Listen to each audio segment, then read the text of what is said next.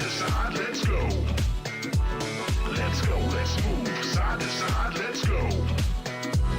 Let's go, let's move, side to side, let's go.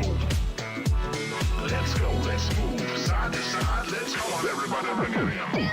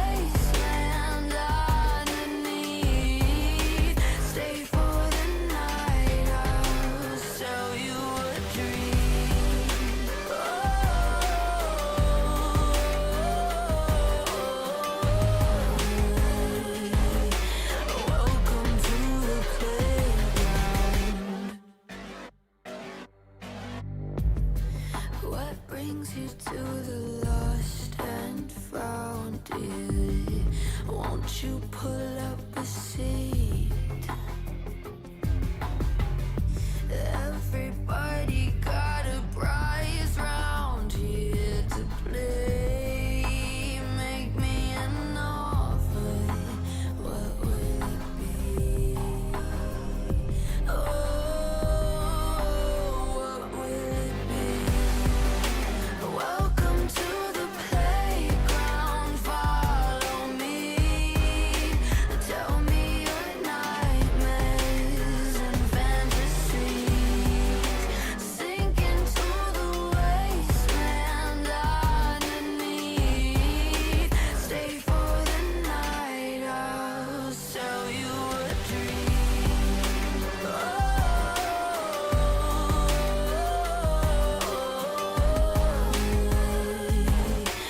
Welcome to the playground.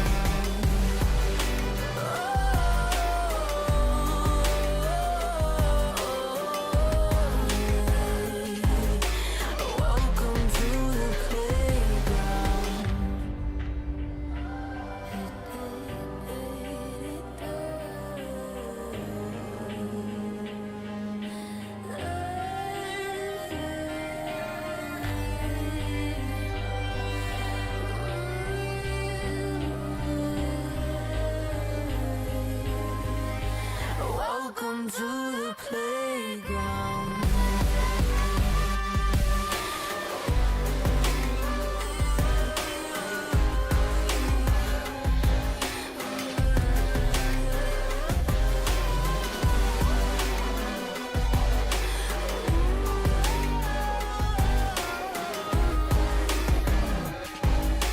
Welcome to the playground. Welcome to the playground.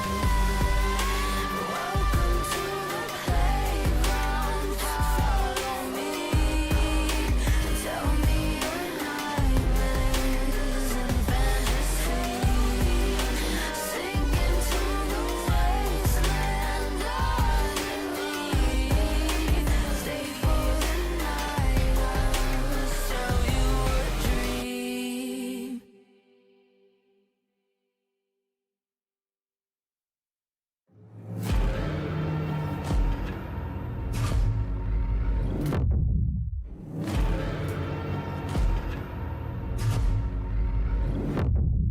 You walk along the edge of danger, and it will change you. Why would you let this voice set in your head? It is meant to destroy you. You summon storms, you play with nature. Now watch it hurt you. Why would you want to shape the world in your hands? You will never make it through.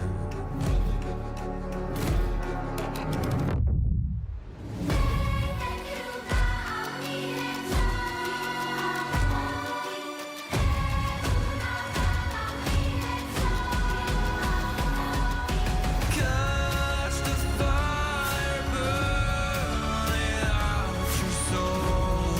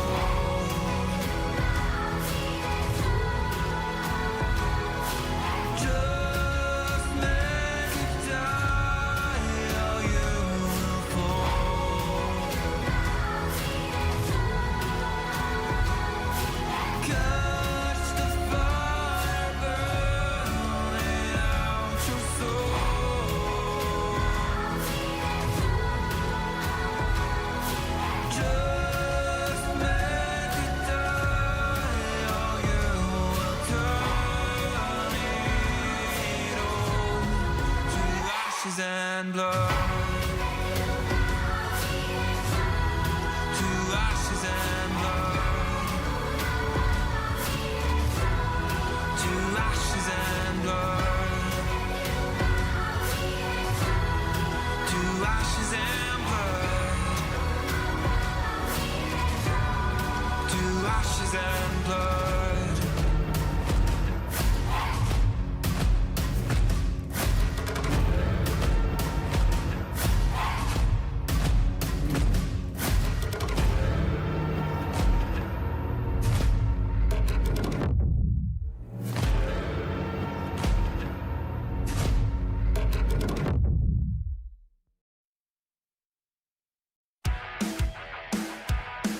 Hey, what? Hey, look up at the sky, it's just a starting line. Waltzing through the storm, feel the vibe align. Radiant rebels in the silent fray. In the pulse of dawn, we embrace the day. We find harmony in mayhem, finding our own beat. Eyes ablaze with laser focus, dancing through the storm. We become the light against the lies. We'll stand and play in this never-ending fray. As alive in the pulse of dawn, we find our beat when the chances take form through the noise. Hey, look down at the tide, it's our warning sign. It's time to rock the wave or get swept aside. Crash through barriers, our destinies untied.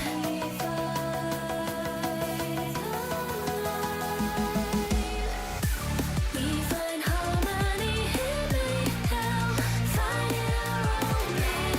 Eyes ablaze with laser focus, dancing through the storm.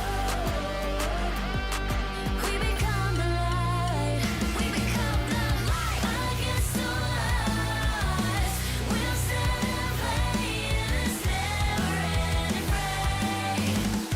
As alive in the pulse of dawn, we find our beat when the chances take form through the noise. Hey, look up at the sky, it's just a starting line. Hey, look up at the sky, it's just a starting line. Radiant rebels in the silent fray. In the pulse of dawn, we embrace the day.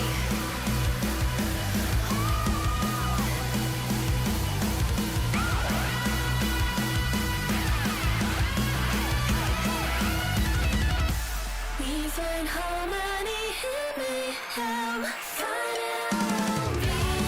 Eyes ablaze with laser focus, dancing through the storm. We become the light.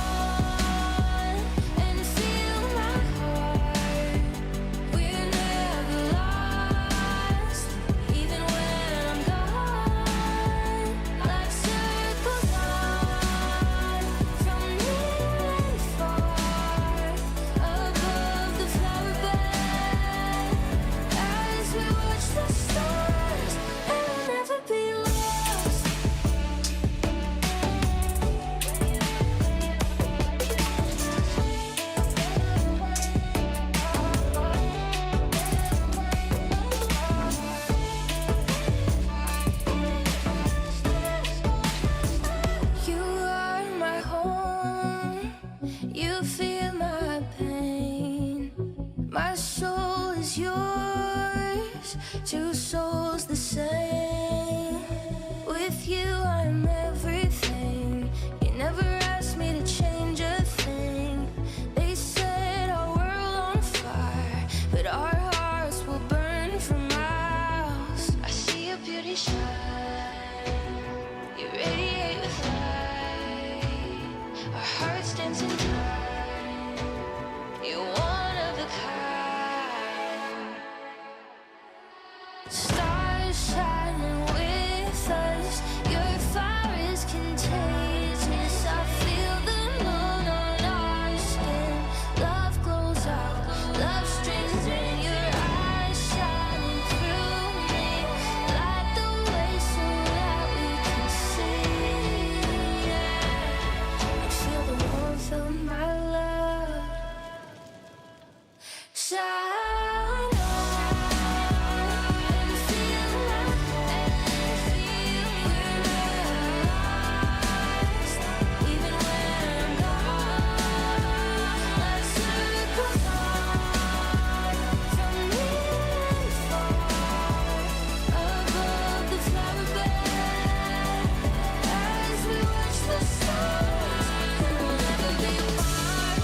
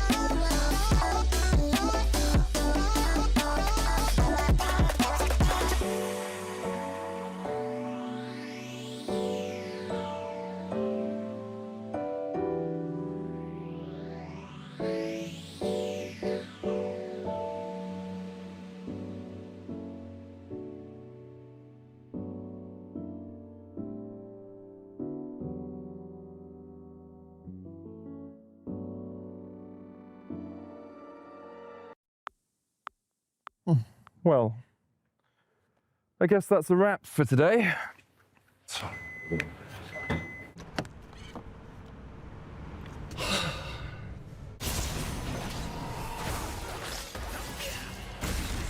Seriously, medic? I thought we were going out for a ride.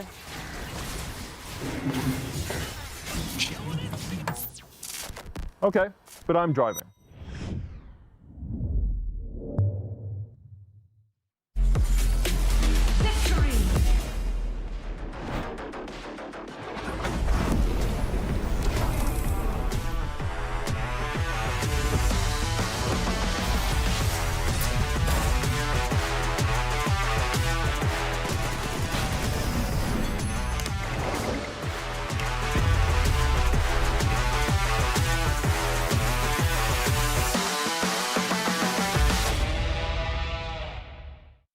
Now approaching the final pick, and what a ride it's been. A moment of hesitation, but we're getting closer to the game changer, and what a legendary journey we've been on. I mean, there's so many excellent options, but one of them has to be a perfect fit. Oh, they're about to lock in.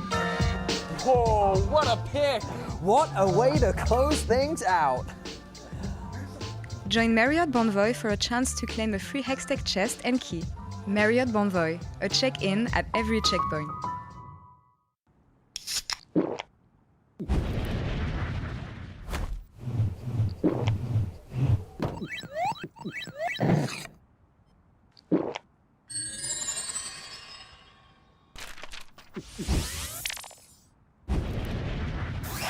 Red Bull gives you wings. No, on to 5! What an ulti! What an incredible play there from Oh, that was incredible! You love to see it. Right, yeah, let's really What get into a move! He's just so good. I mean, the persistence, the patience to find the angle. You just don't see that from rookies. He's got it all. He's got the bad. Have a break. Have a Kit Kat. Ooh, that looks good. Do you want to maybe share a little bit? Yeah. What a move! Want to level up beyond the Rift? Express like a legend and find your fastest server in one tap. Express in game without ISP throttling. Express and shield yourself from DDoS attacks. Express and choose the VPN trusted by gamers everywhere. Express VPN. Experience gaming the Express way. Fast, stable, competitive. It's time to Express. Scan to start your 14-day free trial. Subscribe to unlock free Hextech chests and keys. The human body was built to move. Not trapped at a desk in one singular posture for 12 hours a day. It's time your chair evolved. This is Secret Lab Titan Evo. Ergonomically engineered for you, gamers, hybrid workers, artists, backing your every move.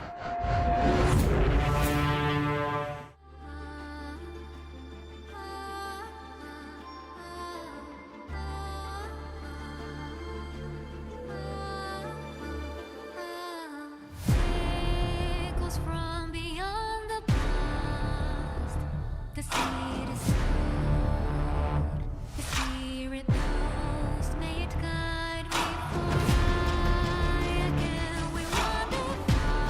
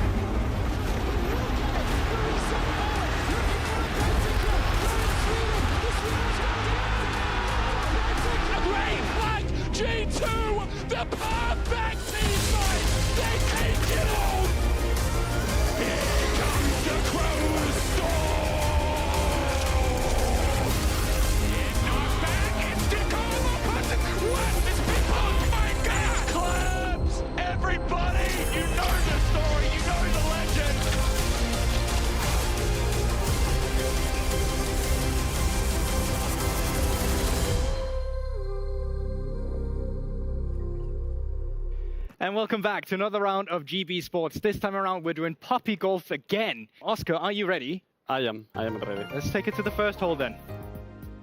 Hole 1. Oh, and he just goes for it. Hey, and that's a hole in one. That's it. That's how we do it here. Too much yapping, he just goes to business, this guy. Oscar, how long did you channel it? I don't know. Half. Half? Half. Okay, that's for real now. Huge. Nah. Oh. What? So that's 1. Mickey? That's embarrassing. You are giving false advice. Test swing for the... No, What? It's a test swing for the boys. Oh my god! That counts! That counts! The test swing has hit the dummy! Oh my god! Please bring it back. Oh my god! 3, 4, 5, 6, 7, 8. Let's move on to the next hole. Let's just say you get 10 on that one. So this one we're saying it was a full swing? Okay. Oh, big. Yeah. Okay, let's see. Oh, that's barely in, but that is a hole in one. Okay, go. Bobby, let's go. What? Bobby! Okay. One. No, don't Put the word. Bobby. Put the word. You need to E. Okay, try. Okay. Not bad. No! But don't ulti. No. Why? What's a test one? Test one. Okay, nice. 3. Okay, I'm ready. Like you guys are distracted. 4. We are distracting him. Yeah, it's like you're whistling at the last 5. moment. Nice. Not bad, Bobby. Nice one, Bobby. Perfect. Hole 2. Possible to get this one in 2. That's the fewest strokes you can do it in. Okay. Okay, Oscar. Oh, and it's actually straight into the bush. Beautiful. Full swing, yeah. Holy, that was disgusting. Okay, you can do it, Elias. Okay, perfect. No! What? It was not perfect. What do you mean that was perfect? Oh. That was This one is half. No. And Yeah, I figured out this one. I think we'll give Upset out of strokes on another 10 and put it on 20. What? Perfect. Perfect! Nice.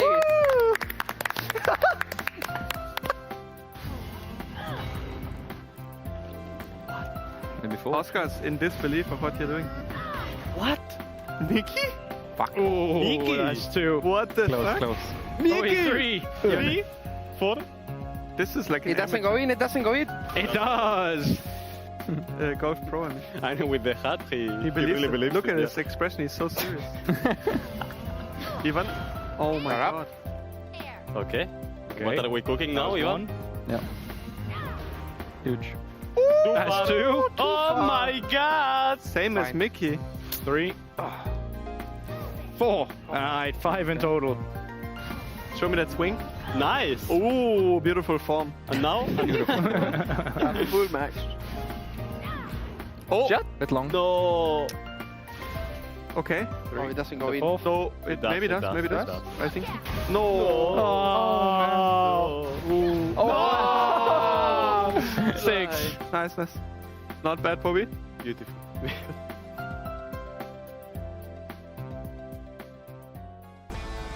You can watch the full episode of Poppy Golf on YouTube after the show because, of course, first of all, welcome back, everybody, to the LEC as we close out round 1 of the upper bracket. Yesterday, G2 Army reigned supreme over the blue wall, qualifying G2 as the LEC's first representatives at Worlds 2025 and guaranteeing themselves a ticket to Madrid.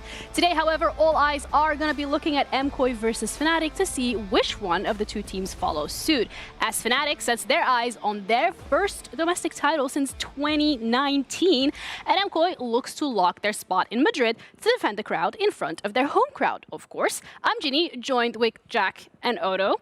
Welcome to both of you. We're going to have another banger today.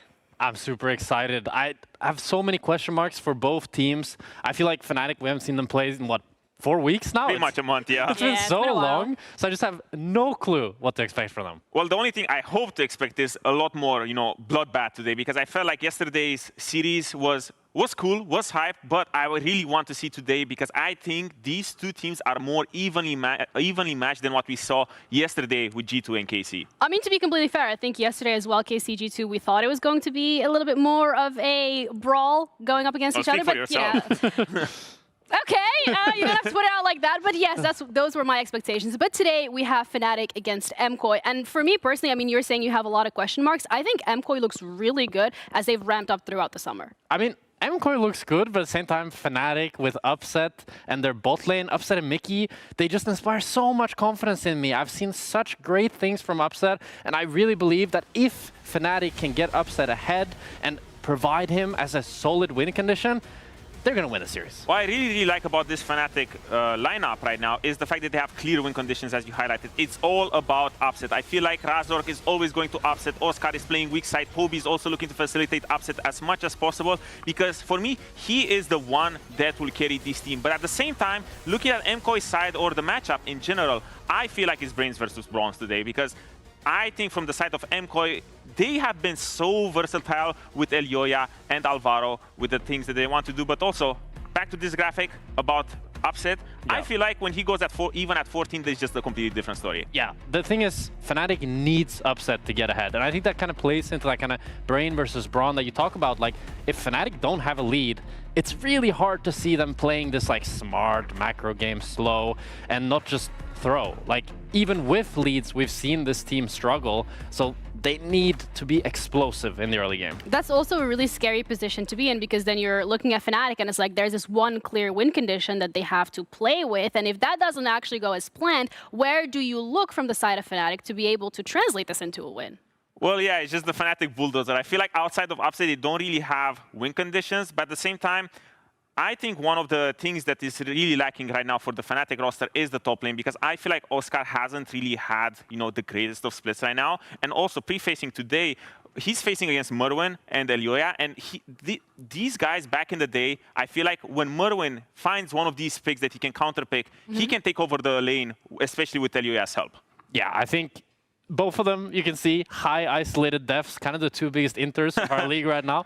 But Oscar is just a lot of question marks for me. And I don't think Merwin has been having a stellar split, but as Odoamna highlighted, like Elyoya and Merwin will make things happen around top lane, where Razork is just not willing to. Yeah, and then we're talking about that bot lane specifically for Fnatic being where they put their attention. You have the opposite side when we're looking at MKOI. And I guess it's just going to really come down to who and what is going to happen. But when we were looking at Merwin specifically was saying, I will show Oscar who daddy is. Like, this guy's confidence coming into this, and you gotta hand it to them. He could translate that. I mean, Merwin is a scary guy, you know, because I feel like if he has these highs and lows, and sometimes, you know, it's the time where, you know, it's this false sense of security where Merwin, maybe he's not the most lane-dominant player again, but then he picks one of his funny counter picks and he completely storms the lane, and especially now into Oscar when he's having a lackluster split, you know, a high number of isolated, there's a lot of unforced errors. He is the one that MKOI is looking to exploit. Yeah, I do want to say though, I'm still super excited for Fnatic. I feel like they really have what it takes,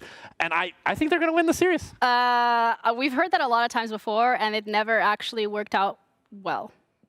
I actually believe in them now. Like, I actually think that they will actually conquer the demons, and they will be able to beat G2 this time around. I think they're the favorites coming into this. I think they're going to continue to play extremely well against G2. I don't think they're going to throw. I think they're going to have mastered their Aracans. I think the early rotations that I'm seeing around drops as well have been phenomenal. You can clearly see the effect that Doffmanning is bringing to this team. And I also just think that when you're looking at the mid to late game, they have some of the best way of gaining leads. So I'm extremely excited to see what Fnatic will do in this game too. But you want to double down? I mean, how is he even wrong though? Like, yes, against G2 was a little bit too much, but Fnatic are a fantastic team. They have Poby now in the mid lane. Some road leads to him. Played under Faker, you know, learned so much from him. And it's a team that has so much potential. And they can just continue improving and being this great team that just has so much going for them. And, you know, unless Oscar has the worst performance of the year, they're going to win. I almost believed you, but not really. Okay, well, even though he's the biggest hype man when it comes to Fnatic, I still feel like MKOI is the favorite, the heavy favorite coming into today. Just because they're so much more versatile, and I feel like their job is so much easier. Supa, he showed many times that he has what it takes to bring the fight to upset as well. Yeah, and also coming through from MSI, I feel like MKOI has leveled up, and they've had that ramp going slowly but surely here on the LEC. But either way, we had Lore catching up backstage with Merwin in our Marriott Bonvoy pre-game check-in. Thank you so much, Jeannie. I'm standing by here with Merwin ahead of today's match. We're standing by the trophy. There's your name here already, but at the end of the day, you could be one step closer to writing it again. Have a ticket to Madrid and a world spot. How do you feel right now?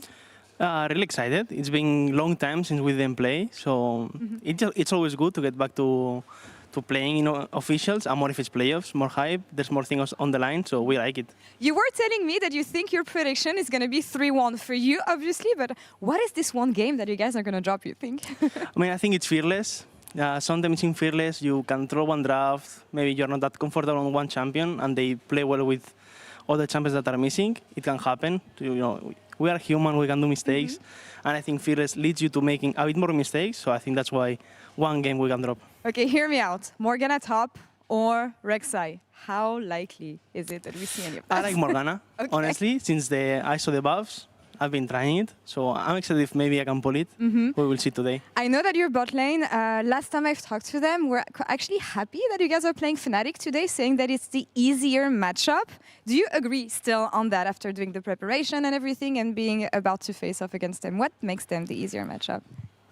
For me, I don't really care about the team we face, honestly, but I'm happy playing into Fnatic. I think I know their weaknesses, so I think it's good for us to face them. I think it's a matchup we like, and yeah. Can you give me something about what makes you a better team than them? I think how we play them up. We played better, yeah. All right, and now on the top lane, of course, it's going to be a Spanish versus Spanish matchup. Actually, you have a lot of Spanish rivals at Fnatic. Do you have any message for them ahead of today? Razor can ask her maybe. I told them already, I'm going to show who Daddy is.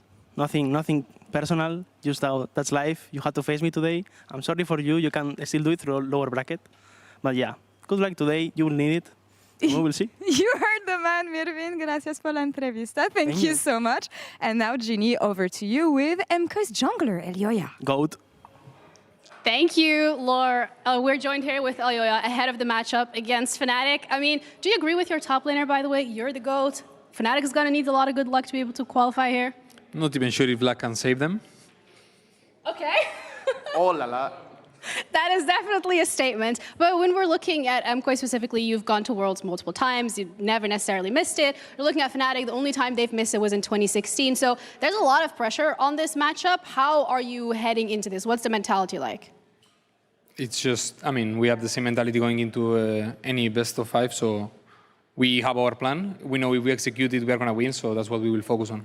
Okay, well, thank you. We're going to be heading over to Lore, who's standing by on the other side with Fnatic. Yeah, because we've heard a lot of MKOI here, but I'm with the black and orange jersey. Guys, with Razor here, we keep on hearing that Fnatic regular season, super good. Usually playoffs, not that much. How do you know for sure that this story is going to be different?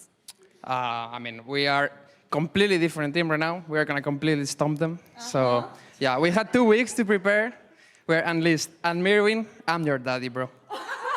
I'm your daddy, bro. We're going to see this on the Rift in just a few minutes. Razork, at the end of the line, a wall spot, qualification in Madrid. How excited are you right now?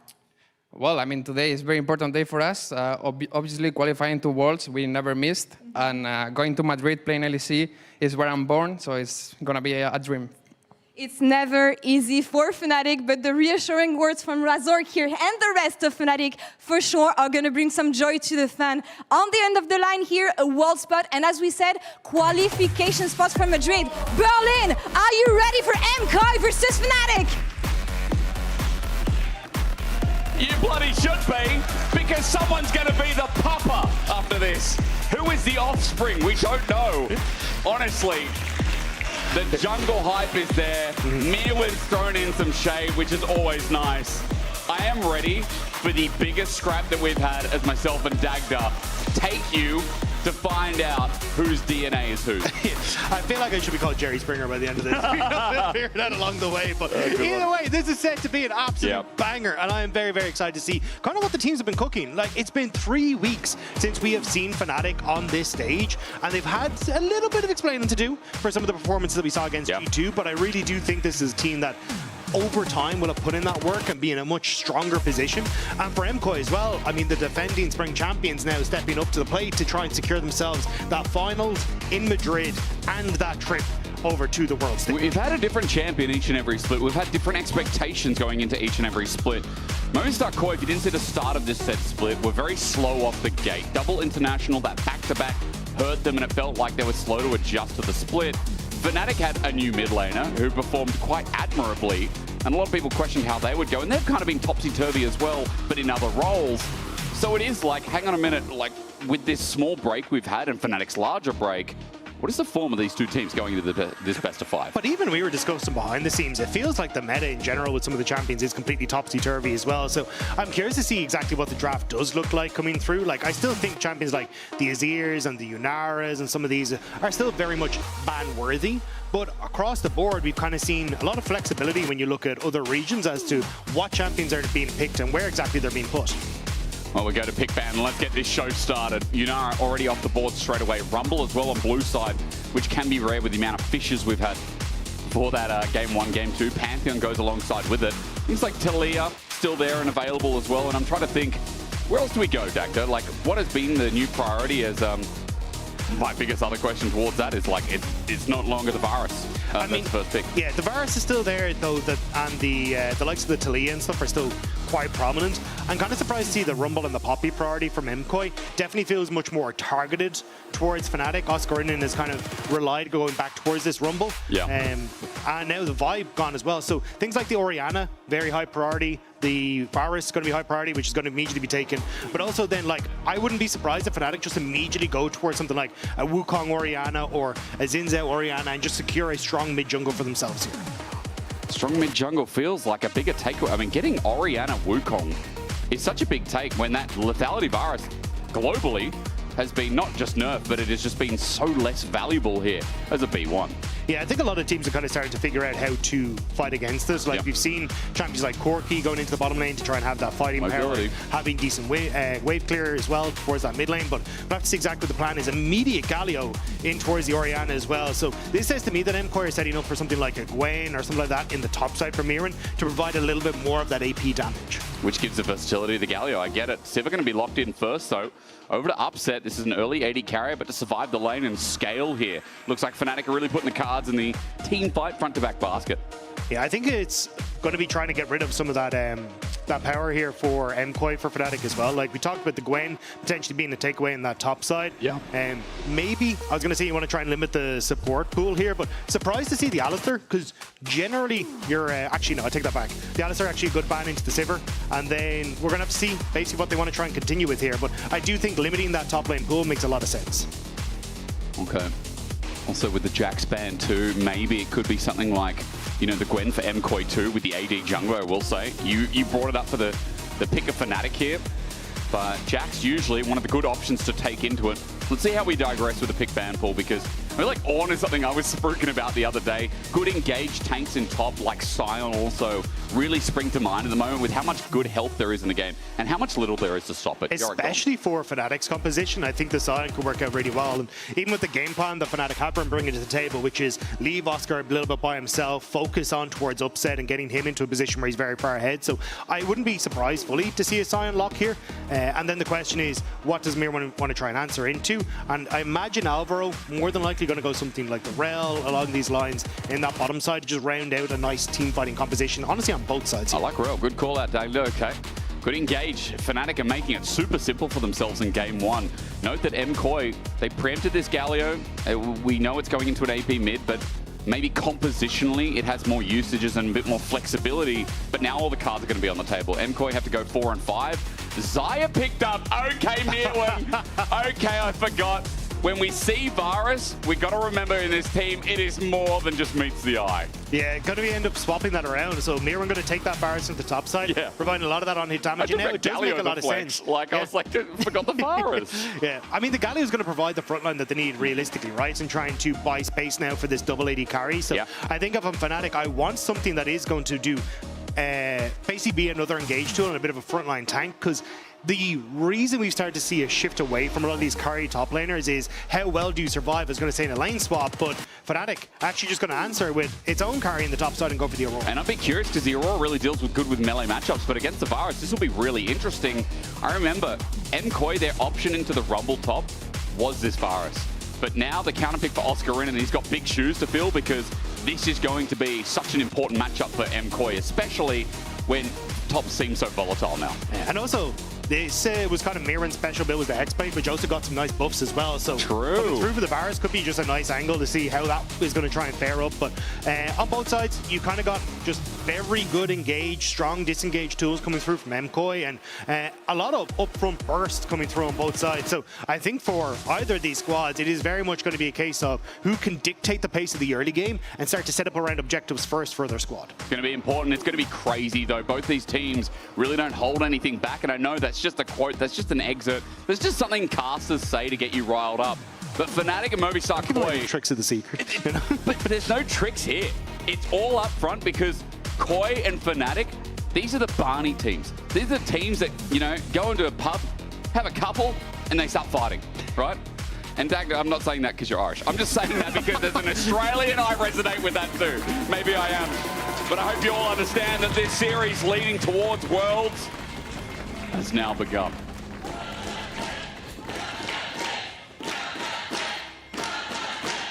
Huge amount on the line for both of these squads.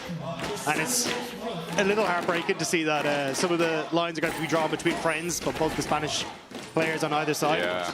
Already, Jojo stepping up here. He's going around the wall. He's going to be found out. Razor just sends the pole at him.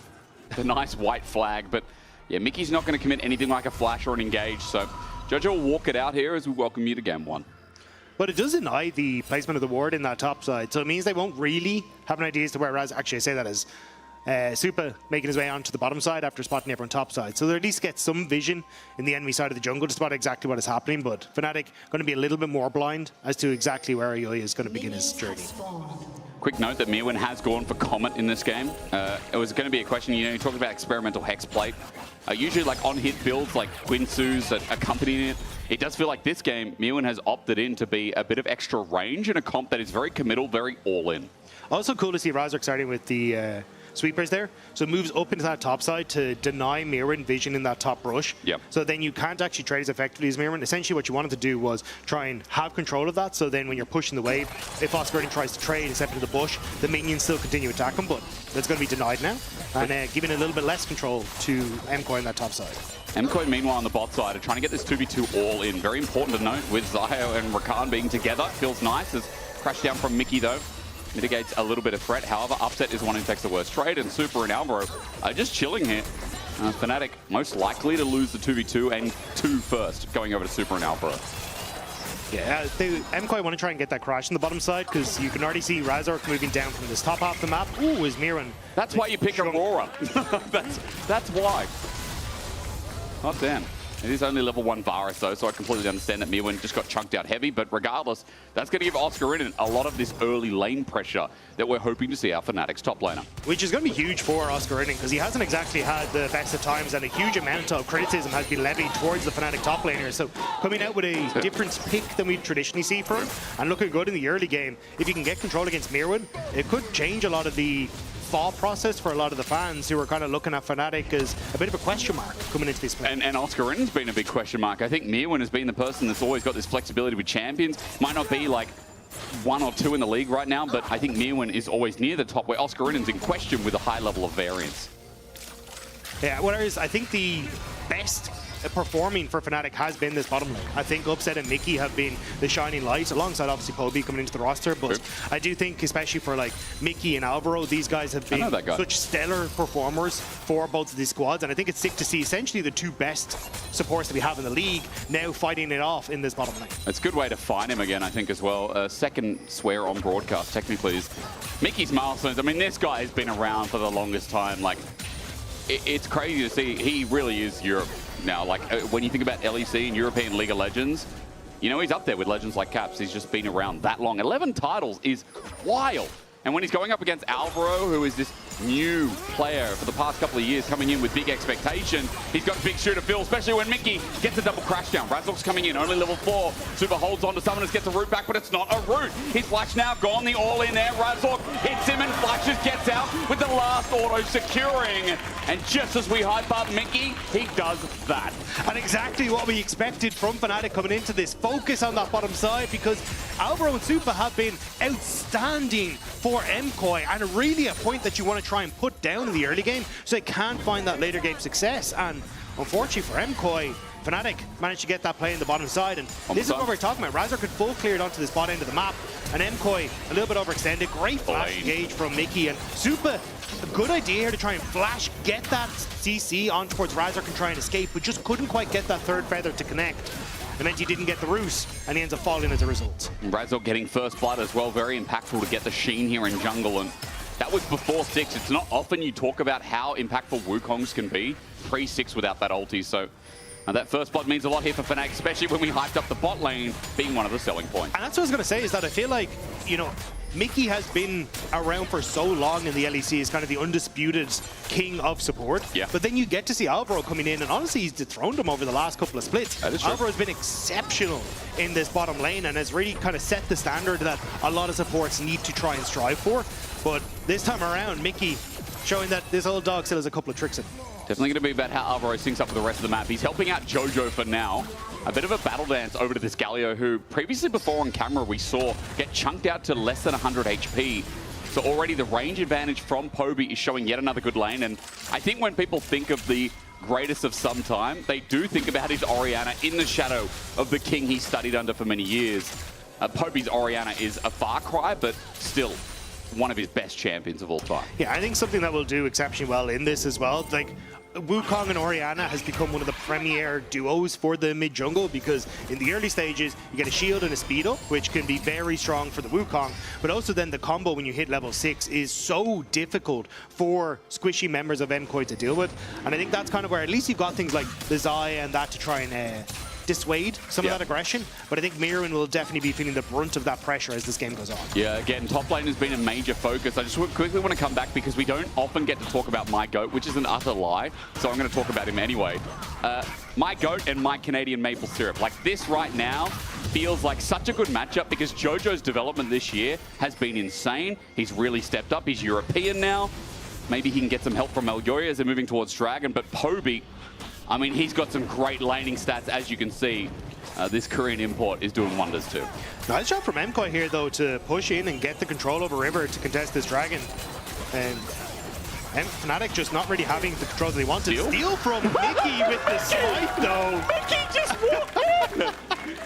Razork didn't even They're press not even his the best junglers on the Rift, is there? That's exactly what John Lennon said, isn't it? Oh, man. That wasn't, like, it's not often we get support steals, but because of the way spellbooks change with Smite, early game is a breeze if you get Smite early enough. I mean, I'm shocked that it's actually still the way, because I think MKOI did a good job of, hey, we're going to move Elyoya in towards mid, force Poby to back off, and then we can re-establish control in River, and it was a great move from MKOI, but Fnatic managing to sneak that one away from underneath their noses. Will give themselves that first Dragon. Now they get the move up on towards this top side as well, so they'll be able to get push. And looking at that, those Void Grubs in 35 seconds should be a decent opportunity for them. And I think when we're talking about Fnatic's comp, the fact that they steal that Dragon away means so much in the grand scheme of things when you have a Sivir, right? Sivir, Orianna, this big scaling, and may I note that, you know, a lot of the time it has been Rod of Ages Orianna. Poby's going a different path, but regardless, it's scaling.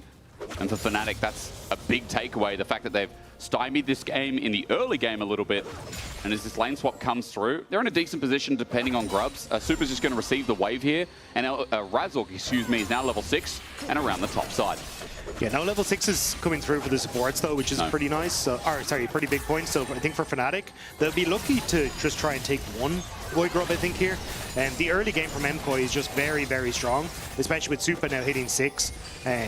I don't know if you're going to be able to fight against like Zinzao with the Galio at the top and the taunts and the CC. So I think if you can get one and maybe walk away, you should be happy enough. That cheeky one smite and then just leave the rest to the enemy team. Well, for MKOI, they're coming in regardless. There's that singular smite. Razork's going to commit for 2, but Elyoya, as you said, over the wall using Galio, who can enter in. Jojo doesn't have much mana, though. Actually, Jojo's mana pool maybe deterred them, as he's on 200, if that. Also the roam from Oscarinin, so he ends up pushing in that bottom wave and moving up, so multiple members of Fnatic in the vicinity, so don't feel comfortable, but here we go. They're going in. Remember that Galio here is then going to be a one-tap in. They're going to find Razor, but it's cancelled. He got cancelled through mid, so only the MR shield as Elyoya brings in the Sun with the Crescent Guard, hits Razork to slow the feathers as well. Monkey run, but Monkey can't go far. Super going to get the root down, the first on the board for MKOI. Nice turnaround from MKOI. Huge interrupt, as you say, from Hobie with that shockwave to stop Jojo Pyun from being able to follow through, because that could have been an absolute game changer for Fnatic in that river. But MKOI get one back and manage to at least get something for those Void Grubs. At least something to the 80 carry as well. So with all 3 Void Grubs going down, a bit more gold in the back pocket here as we crest upon the 10-minute mark. Fnatic are going to get a push in top. Look how late Super's going to be here because they committed deep for that kill. Cannon wave though, so you got to argue it's probably not going to go down, or rather not going to get it. But let's look at the replay regardless as this all-in comes in. Yeah, I mean, great timing there. Alvaro hit 6 off the wave and immediately MKOI look for the play. But this is what we're talking about, the shockwave interrupting the Galio from being able to join in. But it doesn't matter, MKOI, they're just able to chase them down. Nice setup here, and the kill going across the Supa will set him up. And this has been kind of the focal point for a lot of MKOI, is just how good Supa's looked in a lot of these team fights coming into summer, and I think he's now in a decent position to try and follow that through. And we talked a lot about in the back end, like what makes MKOI tick, and there's been conversations about Elyoya, about Alvaro, how they sync up, but I think in the late game, we know the team fighting from Supa has trumped beyond all. And that's what's made him one of the greatest 80 carries of our time in our league, right? And time is speculative. It depends on what timeline we're talking about, but regardless, like, he's got Super in his name and he's got Superstar in his game. That's what we're expecting here in this one, is Xayah alongside the Sivir. That scaling element is also there. Let's not forget, like, Xayah, 4 or 5 items. That carry is also insane. Yeah, the only worry now for MKOI is Dragon is going to be in about 55 seconds. You don't have flash on Alvaro to try and make these big plays, whereas Fnatic now have crested over to level 6 on Mickey. He's going to have a lot of opportunities to try and make these plays happen. And I think that sets up then easier for someone like Razork, who has flashed us as well, to try and make the plays. So I think for MKOI, they're going to have to be a little careful in how they try and approach this Dragon in the next couple of seconds with the lack of summoner spells on some of their key engage tools. Looking now, Elyoya, what's that timer on the flash? 2 minutes 50, so you're dead on. 25 seconds till the Dragon, as you were mentioning. Jojo should have his ulti up in that time. And again, maybe Fnatic just say, well, look, how strong are we feeling right now? Is one item really enough to fight and they forego it? But we're going to find out shortly anyway. Dagger, I just love that in this first game, we've had really fun drafts. It has been a little bit slow in terms of kills, but like, I'm just surprised that the Varus and Aurora top hasn't been more explosive. It's been about thought. What would you expect? Mickey gets a double stun up with the Magnastorm. Alvaro returns as though the feathers fly, and where's the damage? Upset autos, helps out, Super dies, but now here's Elyoya getting a double spear as well. He's have to 1v3. Crescent Guard comes out, but the low mana on Upset, he's just autoing. That's all he can do with lethal tempo, so Elyoya will survive. Alvaro sleeks out in the back of the fight, as well as Jojo and Poby fighting it out. A shockwave brings him in, and with a bit of dissonance, it's close, but Poby also runs out of mana. Elyoya just spotted on the ward, sitting there, and Fnatic saw their opportunity to make the play on bot side, and it's kind of been these small windows where MKOI haven't quite got that wave crashed in onto the bottom side that's opening up for Fnatic to find these quick picks. Elyoya, a bit of a saving grace in the end of the fight, though, and even though a kill goes over to Fnatic, it does still go over to the Monkey King, so Razork is the one succeeding off the early gold. because elsewhere is pretty much even here as we're about 12.5 minutes. But again, Poby's been doing fantastic on matching every roam that's coming through from Jojo to stop him having that ultimate to engage. But we see here Elyoya spot on the ward, and immediately Razork just uses the pink as MKOI are trying to look for the play, and they're just too far overextended. Great call from Mickey as well to go for Supa, because it means that then you separate out the Lovers duo, so you can't get that extended retreat from Alvaro. And Upset then able to not quite finish off Alvaro, but still gets one. And then Alvaro has to run for the hills. It's just too many members of Fnatic still left. Why am I surprised that Fnatic just keep playing through bot? Look, he's here again! Shattering Strike, crash down. Alvaro tries to save the play with the boomerang coming back in. Supa might be dead again. Razork lives here. This is his home. And you can see it there at the bottom of your screen, just how often this man is in the bottom side of the map. It is absolutely absurd. And now Fnatic starting to pick up the pace here. A 1k gold lead, another dragon to their name. And you already kind of highlighted this there. It's not like they don't scale well into the rest of this game either. Yeah. I mean, I see a Sivir. I say scale. Sivir. Scale. Oh, I was meant to say scale. I already messed it up anyway. But you said it. You know, that's where you fill in my... Scale. Yep. Perfect. All right, we are a... Duo? Yeah, we are. See, he reads my... Sandwiches. That's right. Well, meanwhile, Fnatic on bot turret. After Dragon goes down, it's 2 dragons. It's plating for the Sivir. Trying to defend their place of honor as Alvaro sets up. Galio here, his entrance good, and Mickey crashes down his Magnet Storm on his dying breath as the Cyclone kills Supa again, but this time Elyoya is none the wiser. He comes in, trying to fix the play with the Winds of War, and the spear out. It's a double over to the Spanish legend. This time around, Jojo was able to make his way down to the bottom side, and that's the difference maker right there. MKOI getting 2 back for themselves. Unfortunately, it's still a 1-4 for Supa, but at least the team is thriving off of his downfall. I think Razork just wants to increase his stats, but Elyoya is starting to shadow a real good piece of news. As he's got a small gold lead. Mickey has just recovered. He's teleported in, and now he's got to crash down onto Mirwin, who can't move between worlds. Flashes away. The burst is immense as Mirwin tries to send out his ulti. He does so successfully, but Oscar is not in kill range. Alvaro now has to back up as Mirwin almost dies. And now Fnatic going to just try and set up for the pushes that they need to. As Rift Herald is up and available, I think the fact that Mirwin got that final poke back onto Oscarinen meant that there just wasn't as much movement now for Fnatic over towards the objective. That could have been a very different story, but Fnatic now going to take it easy, try and re-establish their lanes. I may honestly, from the looks of it, forego attempting this Rift Herald play. Oftentimes when we get an Orianna, we'll see teams focus more on when she's in a side lane, protecting her, rather than going for the Rift Herald and ensuring that she can get the CS she needs to go toward the later portion of the game. Especially when, by the way, that's the first item there. Blackfire Torch is just showing you for full scaling, not Rod of Ages, but hey, never mind. Poby in a bit of trouble here. Good burst damage from the tank Galio, but that's where it ends for Jojo. He needs another cycle here as Winds of War also goes a little bit shallow. Razork, his bot lane is not there, but he does like bot lane. Yeah, but I think Jojo's already done a good job here. So he's managed to force Poby back just off that initial trade. It's kind of difficult to take down Jojo with how tanky he is at the moment. So you don't get to actually get CS onto Poby, which was the goal for Fnatic, and MKOI get the Rift Herald. So they're just winning on both sides of the map. It is kind of rare to see Gallo in measure with Orianna CS. Yeah, no, he comes back around, I guess. Looking at the minimap, he's just there. Cyclone in, Jojo. Will he find an escape? His ulti not there. Shockwave brings him back in with the Cyclone damage as well. Bonk on the head, it's a kill. Over to Maiko. Jojo thought he got the win and ends up extending too far, and that time around Razork able to sneak in behind him, but once more Mirwin, no It's a between worlds again, and Mickey, they're just repeating it, but this time Mirwin has no escape. Dagda called the flash, and Mirwin goes down in a crash. All right, scrap it. Fnatic would have raided on both sides, but MKOI want to try and win in the mid lane. Immediately place that Rift Herald. Mickey starting to sneak in behind. No ult on both Razork and Mickey will make this a little bit more difficult to follow up, and they're happy to just continue the pressure on the side lanes instead. And although that mid turret goes down, that pressure will amount, and Fnatic getting a turret. So those 2 kills, that, oh sorry, bot turret as well. Dagda, thank you for the clarification. That's a huge win for Fnatic.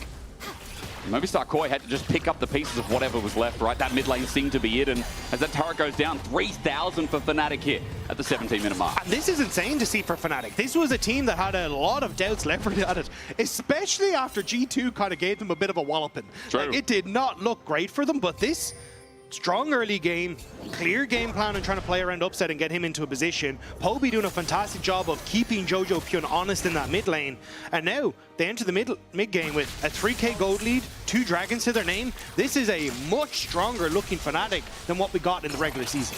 It definitely is. Again, we haven't seen them so long. We talked about it on Des, 3-4 weeks.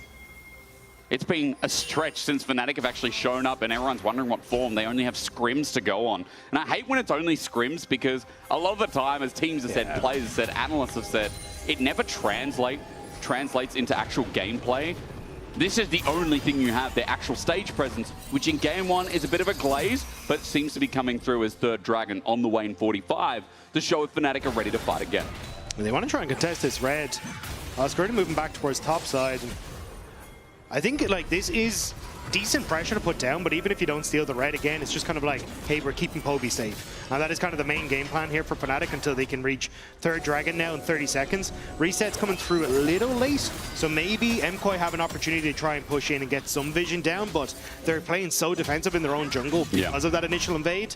I think they'll find it tough to really contest some of this spot. So they need to start grouping up then. Reed contesting the vision is not a one-man job. Alvaro just going to poke his head in, but he drops nothing of his own. Elyoya going to lens. They both do, in fact, and junglers face off across a wall as Dragon now spawns. Both TPs for Fnatic not up though. Oh, quickness comes in. Rather, it's just a cyclone. Razork finds 2, and Super has to kite back yet again. Elyoya is now isolated though, bringing the Galio. He'll survive for now. It's a bait. It's a glorious bait. And now Jojo gets a clean sweep. Mickey a great engage, but his damage is dead.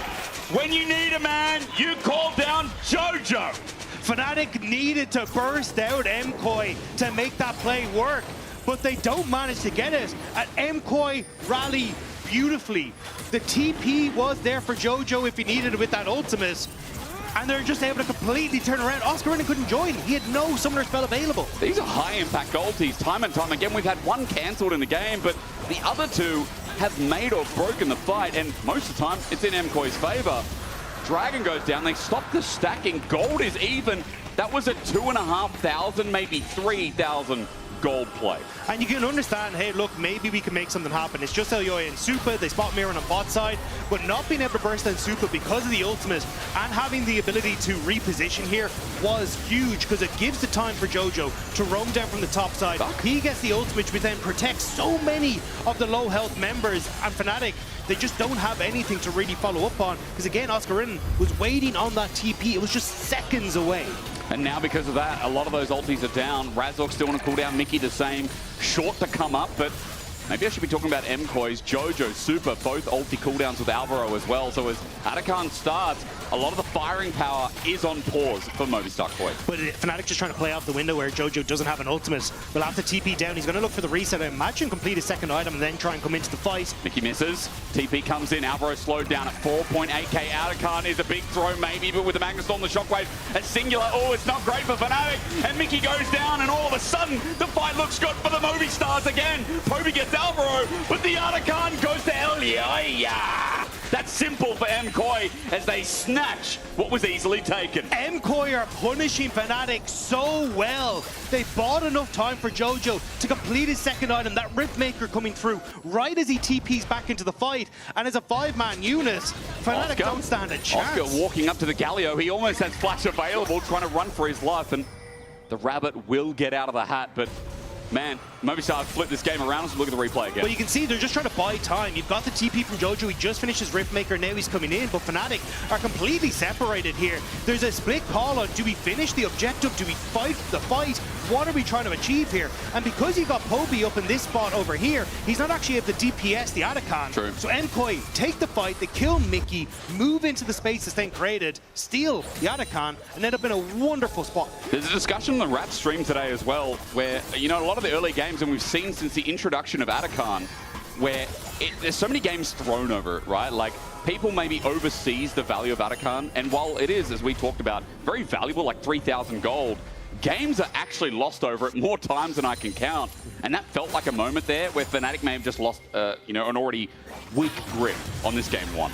I can understand the thought process from Fnatic, which was Jojo Pyun doesn't have ultimate. Yeah. We can use that timing window to take the fight, but the split call on what to do in the middle of the fight is really what tore Fnatic apart. And I think this is where we kind of see the differences between what has been the strength for MKOI, which is them working on that split-second decision-making, coming into fights, understanding exactly what they want to achieve out of it, whereas for Fnatic, a lot more discussion seems to be happening about what the hell are we actually doing. The question for a lot of teams, but I do like that there hopefully will be an answer. In this first game, 1,500 gold lead for MKOI. They've got a Dragon before, and the next one's coming up in 150, but Baron will spawn alongside it. We've got Super almost 3 items on this Xayah with the most sizable lead alongside Elyoya, who in this game, he wasn't the one getting off the initial ganks, but his response, his counter ganks, are really what sees the first 15 minutes of the game from being on the brink of despair. Yeah, I mean, look, it went to crap. Like, Super was 1 of 4. He wasn't having the best of times, but now that he's managed to pick up a bunch of... Oh, hang on. I talked about him. Is he caught out? Double Cyclone with the flash committing onto Mirwin, who has no escape. Chains of Corruption slows down the play, but Mickey matches the flash and pulls the magnet in. Upset will take 1 as MKOI are lured away. The play is done. Yeah, nice job from Fnatic. Should be able to now move back down towards this bottom side, just again punishing the fact that Jojo didn't have a TP, so attacking the part of the map that in theory MKOI thought was stronger. They're really going to lose anything from that, though. I mean, Mirwin did lose his flash, so that's a big deal. Elyoya as well. Razork had to commit his. I'm looking at Mickey. He's sitting on a heal right now that's down with a Hex flash. A couple of ult usage as well, Dagda. What do you think? What's the call on worth him? Yeah, I think they're trying to essentially say, hey, there's 45 seconds until Dragon. We pick off Mirwin, we try and re-establish control over bot and in mid, and then we can use that to come in towards the pressure on the Dragon. But not having ultimates makes this fight significantly more difficult. Luckily, I think they should have most of them back up in that time. They may have to just try and stall this out a little bit until those ultimates come back. A quick side note, progression of items here. I keep putting circles around it because I want people's eyes to see how, I guess, less familiar this item build is. We normally get the gunblade, you know, the belt, the gun, whatever you want to call it. And Rod of Ages has been the go-to recently as well. Yeah, I mean, Horizon Focus got buffed in this patch, so it's nice to try and pick up, and Blackfire Torch still does quite a bit of damage, but... The vision's nice as well for Orianna to poke out. Elyoya just got poked out massively by Poby, by the way. Half HP as Dragon spawn. Yeah, so MKOI fighting off of that mid-wave, trying to make sure they can push it in. Alvaro commit, misses, still has the quickness up. He finds Poby, who has to flash away into the back of the fight between Moles with the shockwave. Catches 3! The greatest of some time might be in time. Elyoya dies from the burst. Fnatic hold on to 4, but MKOI got blown away by the Faker protege. Poby got out of there in the nick of time. Just as the engage comes through, the flash away, the follow-up isn't there, and MKOI overextending for the Fnatic mid laner. Give Fnatic that opportunity to fight back. All those flashes up, held nicely. Fnatic just pull the leverage back with gold. We are at an even game state again as this replay of the shockwave and the commit from MKOI happens.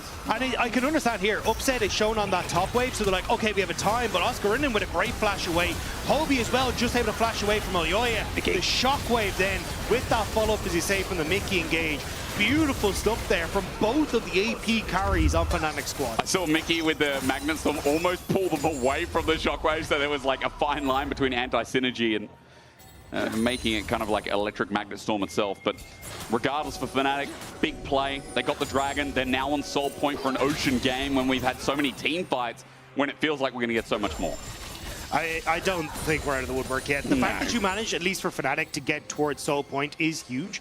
But there's nothing in the goal difference, right? Like, you can see there's a little bit coming through on the top side, which is basically even out in the bottom lane as Supa's managed to pick up a bunch of these kills and starting to get into a position as well. So I think this is where it again comes down to execution, and that time around MKOI thought they had that split second engage, but it was a great flash away from Oscar Inan. But if the next time around they can catch him, that could easily be an MKOI victory. He's having a good game. Baron's not really going to start here, folks. The control ward placed down Elyoya. The Baron was aggroed, but I gotta say, when this guy came under a lot of scrutiny, it does feel like today he's loving League of Legends. He must, because this Aurora game is pretty clean so far. Yeah, and kind of got left on his own, right? He just kind of got to farm up against Mirwin, got that great trade in the early stages that netted him the start of that lead. And then when it comes towards the Mickey having a couple of trips up towards that top side, it's really starting to extend that lead. And here we go. Onto Jojo, a heal as well. A taunt comes through. They're chasing a Galio. That's 3 members down, and On the Hunt is now on pause for Upset. The TP comes through from Mirwin, though. MKOI thought that might have been a bit too far coming through from Fnatic. But I think if you're Fnatic, you're pretty happy with that. You now have the teleport advantage. and can try and play through it. Boy, Hail of Arrows is good though from Mirwin. As you said, that TP advantage is big, but if MKOI makes something of it, it's even bigger for them. Good burst here from Oscar Rinnan, trying to poke through the brushes as MKOI get curious about what lies ahead. The ball out from Poby as well, getting zoned away from mid as Fnatic at 27.5 minutes will finally find their mid lane turret. They should be able to now swiftly move across and start to establish a bit more vision here, but Elyoya going. Elyoya, it's great with the Crescent Guard. He's waiting, but they bring the Galio in yet again onto Mickey only, but it's enough. Poby is down. Elyoya out the back of the pit is trying to force away Razork, and he does that successfully too. Mickey gets low, but Fnatic are left with 4, and MKOI have the advantage. These snap engages from MKOI are starting to pay off now. Again, we said once those flashes are down, you're another target, and it's Poby who's first on the chopping block. Baron now wants to follow. Oscar Rinnan, it's up to him. We highlighted him a second ago. Level 16 here, he can snap it himself, but the engage comes first from Movistar Koi between worlds to get out of there, but Jojo's landing and waiting as Alvaro jumps on in. Razork gets to run for his life as well as Mickey gets to disengage out, but he gets rooted in the process. His Magnet Storm is defensive, but it won't mean crap as MKOI slam down Fnatic again. I don't think MKOI can go for the Baron though. Poby up in a couple of seconds with TP, so it will be Mickey giving his life to stop MKOI taking that Baron away, but still, you can see how quickly MKOI want to try and turn this, because this engage from Elyoya was beautiful, playing off of vision, immediately onto Poby, giving that tunnel into the fight for Alvaro, and then Fnatic just have to run for the hills. They've lost their mid laner, and at least Mickey was able to come back and delay some of it if you're a Fnatic fan, but MKOI showing that they're more than happy to continue to take these fights, and they know that if they can find these picks, they have that chance to take this to a game 1 win. It's not like delaying the Baron here is really all that expensive for them. Super is still scaling out of his mind, like Upset cannot stand up to him. And then Mickey here, a little bit late to the show, gets caught out. So for MKOI, this game 1 is getting more and more interesting. We have had a seesaw of results, but that Baron still stays standing, and Dragon Soul's up in 40 seconds. And those flashes will stay down now for MKOI coming into it, so Elyoya won't have access to it. Who we got? So I'll have to see how that one is going to try and continue forward, but everything almost back up here for Fnatic. I think that's going to make them significantly more threatening. Mirwin trying to get that push onto the top side, and you can see a lot of infrastructure set up on that bottom side to give MKOI the vision that they need. But now GA picked up for Elyoya, so even though he doesn't have his flash, he can still commit and stick around to buy a little bit more time. Worth mentioning here that 80 carries are on towards their 4th item here, is doing a lot of damage. On the hunt, pop by Upset. And the ultimate from Mirwin as well. And he gets burst between worlds. Oscar Rinnan has done a good bit of damage. Going in as Jojo, wins a 4 to complete, but he's already punched his way in. Mirwin is low. He no longer has flash, and Fnatic have control of the Baron side river. So Mirwin immediately popped the ultimate, but Razork cloned back over the wall, so it was only the clone that got hit by the Chains of Corruption. And now they're trying to split the Dragon for the Baron, and Fnatic are calling it. Alvaro needs to get in now at 8k. Even though the Dragon goes down, they have no 80 carry. Fnatic need to rush this before the whole cavalry arrives. Elyoya is zoned out. The enemy jungler can't get anywhere near Fnatic on this. Baron is secure. It is done. Razork gets the smite, gets out, but over the wall. Jojo flashes, finds only one, but it's the most important of them all. A shockwave helps, but it's not enough to complete the kills. Shut down over to Upset. 1 Baron down. Fnatic are just trying to scatter. Poby hiding off in the bush, won't be stopped by Mirwin. Mickey managed to escape into MKOI's jungle, so Upset will fall, but the Baron will go to Fnatic. I feel like Poby Shockwave saved a lot of that play as well from the follow-up, but made it take a little bit longer to kill Upset regardless. One of the raid bosses is down as Look at this replay again, because this was just a rush to secure. But look how much work Mickey's doing, keeping Elyoya out of the play, making sure that nothing can happen. And Alvaro, again, manages to go in and get some decent damage, but MKOI can't really follow up. And at this stage, it's just Fnatic. Everyone run for the hills. Jojo with the taunt over the wall works out perfectly for them. But you see, Poby, he just runs to the bush. No one on MKOI able to get there in time to prevent him. True. And as well, you've also got the escape from Mickey. So one member for that Baron, I think you're happy with that as Fnatic. I think you are too. It is just exciting how Movistar Koi keep finding little things. I mean, some of them being big, but little things in that play to keep this game still very competitive. I want to point out as well, Super on 4 items versus a Sivir who's on 3.5. So Super still has an advantage here, as indicated by the gold. And even though this Baron is taken, I am very curious as to what Fnatic can actually get with it. There are no other neutral objectives. And pushing out into sides right now, as Alvaro shows his face, is what they're trying to do. Trying to get this bot push in Dagda, as they've got inners up on every single lane to acquire some gold. Yeah, I'm kind of surprised that Poby has gone for the Shadow Flame. I thought he would opt in towards the Void Staff at this stage, going up against Jojo with just how much magic resist is there, but Jojo hiding in the bush will spot Poby. But again, we're kind of in a bit of a split map scenario. Mirwin pushing into this top side and Fnatic committing to this bottom lane. Also because of the 40%, a lot of the time the burst goes past it, but I can understand with things like Galio, Xin Zhao too, that Shadow Flame's going to be more valuable for them. Regardless, I think itemization for 4 is going to be my biggest question for Poby.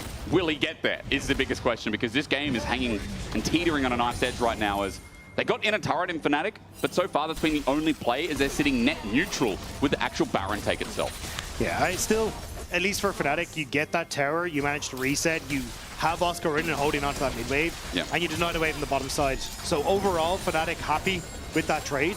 But again, I think that we're just waiting for this 2 minutes. It's try and scramble for as much gold on the map before that Dragon Soul appears once more. And for Fnatic, their Baron buff is about to wear off, so there's no more opportunities for them to play out on the map. They're going to get 1 or 2 more waves in top at the very least. MKOI here to defend, and the great thing is Varus can start poking some of them out, and Mirwin doing exactly that. The hail of arrows come through as well, and this wave is kind of stagnated. Alvaro turns it into an engage, but the shattering strike, Mickey, beautiful! He predicts the engage while a Cyclone comes in, followed up with a shockwave. Elyoya brings the light of the sun into play. Now he backs off. His GA not run away. Razork ran into turret range into Isaiah. That whole sequence of play from him wasn't that great, but he will survive. I was going to say, like, you're fine with how all that ended up operating. You managed to get that pick, or at least deny Elyoya that push on top side, and you could have stuck around with this next wave and maybe look for some pressure on the top tier 2, but now flashless with a minute 20 until that crucial dragon fight, that could have been huge for that, but now it's gone for Fnatic. Fnatic going to use a TP as well. TP from Mickey, okay. Makes a lot more sense as Poby here to receive the wave. Dagny, you talked about Dragon, a minute away. What are these key items? What are we looking at here as Vision tries to approach from Fnatic and River? Yeah, I feel like Upset, there we go, I was about to say, should be very close to his Lord Dominic's regard. Just finished that one off there, so he's going to be very strong in these fights. But MKOI, off of the reset from Fnatic, now pushing in onto this bottom side, going to establish way more vision control, and these choke points for a Chain of Corruption or even a pick could work wonders for MKOI. Oscar Renan is sitting by mid lane right now. MKOI still hovering over bushes, that banana bush and this one adjacent to Dragon. Mickey is just face checking. Razork sits in brush waiting as well. MKOI trying to pick off at least somebody as Alvaro is going to be the first target. Oscar now spotted on Vision as well. Mirwin trying to poke out too, and for a game 1, holy dooly. We are delivering on the precipice of my heart at the very least, and the trepidation, big words need to be used. Elyoya, a slim miss there onto Razork. They have zero vision where MKOI are, though. All these brushes are so dangerous to enter as Fnatic. Oscar, he's in, invisible, pops. Elyoya, good damage. The ball goes out, zones out as well. Mirwin tries to do the same. Dragon sits there waiting. They know that Razork's in the bush, though. I think he was spotted on the wards as he went to go in, so MKOI aware that there we go, that Dragon has started, and it's by the monkey. Elyoya's going to face check. Razork sits there waiting to clone out, but he sits there. Burst! The burst from Oscar! And now going into a GA. It could be Fnatic 5, but Elyoya brings it back. Alvaro sends it in, and Jojo flies as well. 3-man shield to Duran. 1 over to Super. Jojo flashes out. The disengage is good as MKOI have lost their jungler. Mickey is dead in the dumps as well as Oscar at full HP is the burst to look at. Shockwave, 2 members. Fight from Oscar! I'm sorry, I wasn't familiar with your game. Mirwin left isolated as the better top is loving League of Legends today. Who the hell is this man in the top lane for Fnatic? He is popping off on this Aurora and single-handedly denying MKOI access to this Dragon. We've got beautiful shockwaves, but hey, we've got a beautiful man looking out to see if Mirwin's in his way. 500 kills in the LEC, and Oscar and Aurora are lovers made in paradise at this point. Insane performance from Oscar Renan. The burst damage onto Elyoya, the reposition again, even the positioning in these fights from him has been absolutely spectacular. You watch it as he comes in over the wall here, ends up getting a ton of damage onto Elyoya, but as this engage from Alvaro comes through, which was fantastic, but he ends up repositioning up and then to wrap around everyone, which then sets up, as Fnatic want to go for the re-engage, to then start to pick off members over and over. Here you can see Invisible comes through and then just sets up alongside Poby with this shockwave to finish off everyone. So well played by Fnatic. This is one of those games where flashes just mean so much, don't they? Yeah. Man, insane fight. And again, this is only the brink. This is only game 1 to go to Worlds, to go to Madrid. This is only our taster, as at 5K Fnatic now in the lead with a Soul as well. The first meaningful lead in this game has just arrived. And now the push for Fnatic will start on this top side. Ocean Soul to their name, which means poke from Mirwin.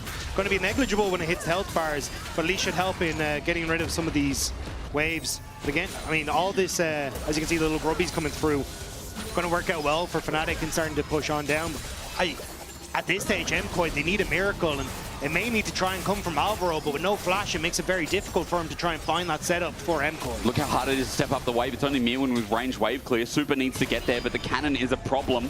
The poke not landing on the cannon means that's going to continue thriving, and Jojo's now looking for mid-wave himself, but as he moves over, maybe MKOI can start a fight with his ulti up and available, but Fnatic are playing it patient. They're not overstepping. Yeah, just trying to put a point of pressure on the map for MKOI is Jojo now going to start to move back. Oscar. But Fnatic, I think they should get this top side. As he goes in, Viz comes out, his auto attacks, the MP, wrong game. The mana scaling, let's call it ability power, that's what it is, to auto attack stack. You know what I'm talking about. I went from MP to mana to ability power. We're there. He does a lot of turret damage, that's the point. And he's got a Magi's. Like, who is this guy? You're right. Look at that. Yeah. And especially now, Fnatic go for the reset, a 2.5k Red Bull Baron power play. This Fnatic side is so set up. I mean, across the board, you're going to see final items starting to be completed. They can start to position now onto towards this bottom side and put this pressure further into the hands of MKOI, and I just don't know how they're supposed to hold. Yeah. Like look at the summoner spells from Alvaro. He knows that he has to try and make some magic happen, but without the flash, it's so much more difficult to try and do that. Super sitting in brush here. Razork's just running at them. Look how confident he is onto Alvaro. Good engage. And the burst from Super actually meaningful too. But remember, with Ocean Soul and being in a jungle, Razork will be fine, especially taking away the red buff here, which is more jungle resources negated. That Red Bull Baron power play is 15 seconds off depleting. So the game won't end yet. MKOI are not out of this yet. It is just a very hard game to play for Soul here, as it definitely feels like that's going to be where we land. Yeah, Fnatic, once more resetting. I thought they were trying to synchronize their waves there with the large minion wave that's coming in on the top side with the super minions. That will end up as a double super minion lane. So I think you could try and look for it, but now they've looked for the reset. MKOI can kind of deal with that separately.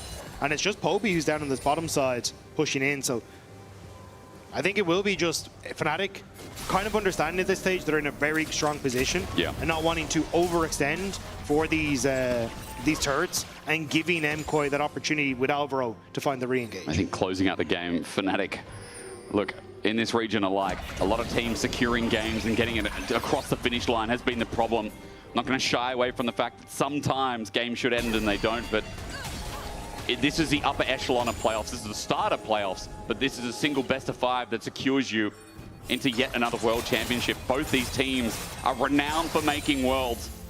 Movistar Koi in the past, Mad Lions were just always there. And people didn't like it all the time, but they made it. They were the ones who got across the finish line. Fnatic, the same as well. You can count on them as...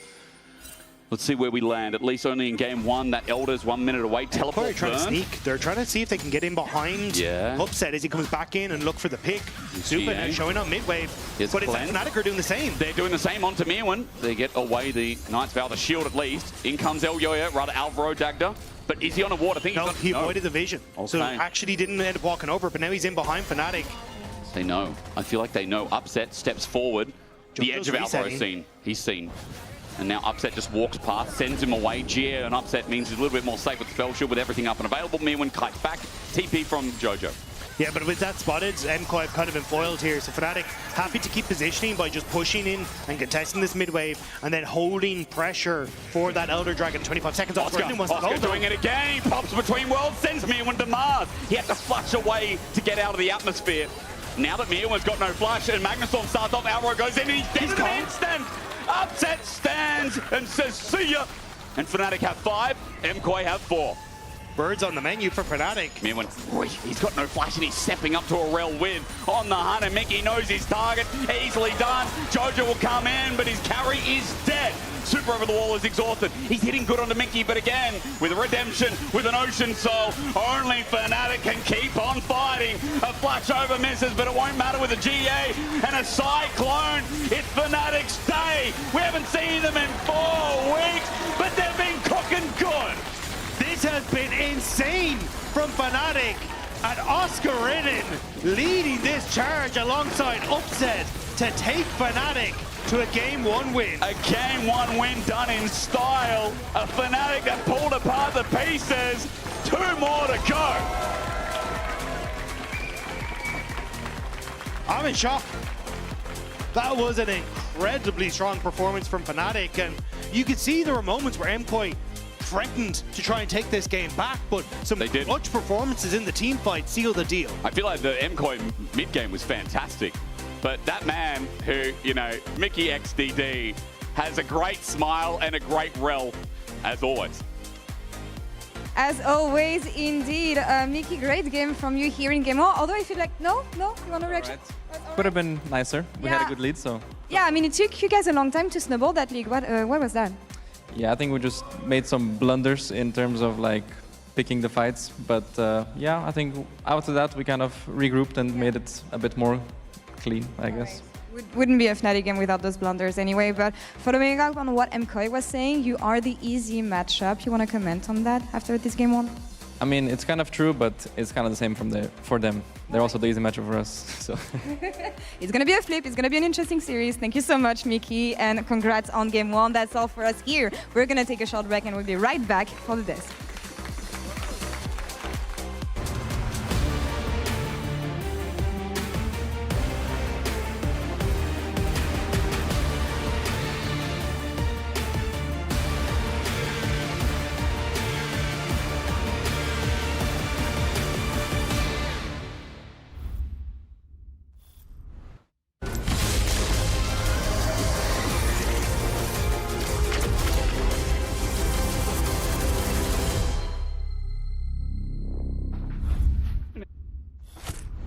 We need a map.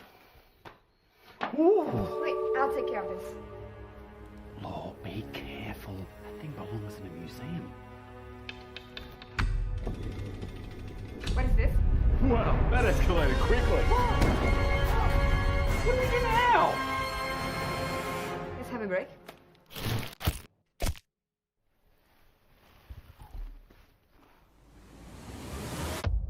Have a break.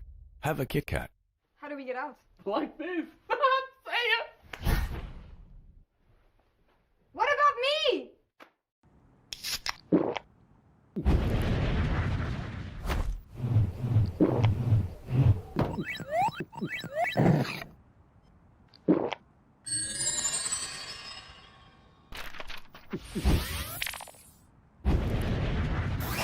Red Bull gives you wings.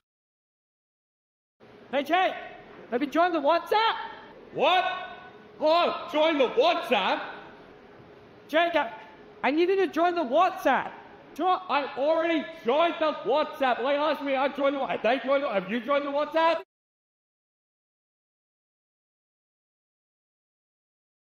We're now approaching the final pick, and what a ride it's been. A moment of hesitation, but we're getting closer to the game changer, and what a legendary journey we've been on. I mean, there's so many excellent options, but one of them has to be a perfect fit. Oh, they're about to lock in. Whoa, what a pick! What a way to close things out. Join Marriott Bonvoy for a chance to claim a free Hextech chest and key. Marriott Bonvoy, a check-in at every checkpoint. Want to level up beyond the rift? Express like a legend and find your fastest server in one tap. Express in game without ISP throttling. Express and shield yourself from DDoS attacks. Express and choose the VPN trusted by gamers everywhere. Express VPN. Experience gaming the Express way. Fast, stable, competitive. It's time to Express. Scan to start your 14-day free trial. Subscribe to unlock free Hextech chests and keys.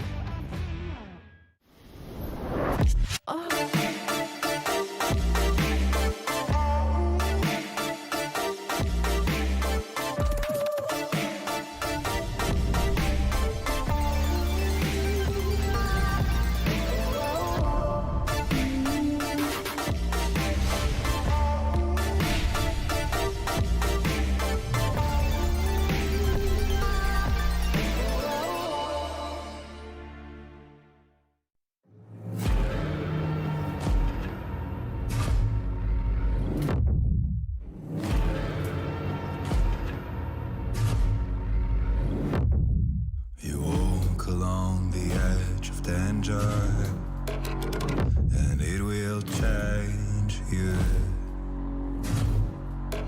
Why would you let this voice set in your head?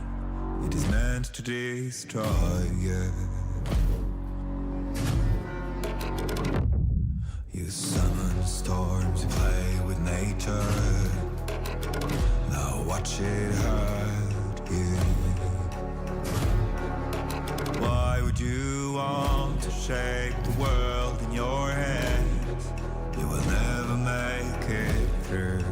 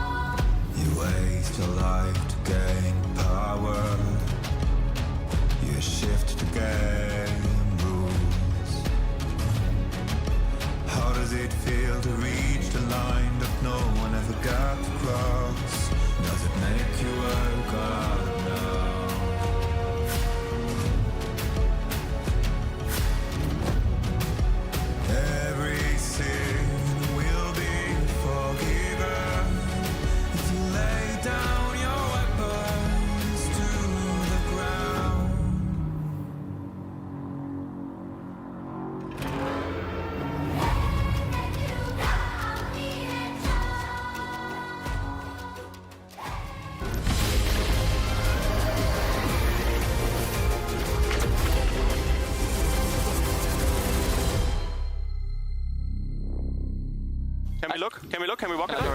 Look. Okay, I'm looking. Here. Yeah. Galio starting No down. flash, no flash, no flash. Do I need to flash? No. They're gonna. They're engaging. I'm coming into you guys. I'm in orange soon up here. I'm in orange soon. I'm ulting. I hit Sivir as well. As Oscar at full HP is the burst to look at. Shockwave, 2 members, fight from Oscar! I'm sorry, I wasn't familiar with your game!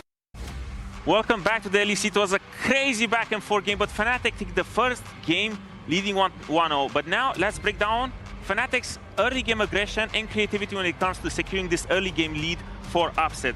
So now at the beginning of the clip, we can see that both Elyoya and Razork are in this both side quadrant of the map, but Razork is just a little bit closer to the bot lane. So if we can roll the clip out right now, it ends up being a huge 3-for-3 in the bot side.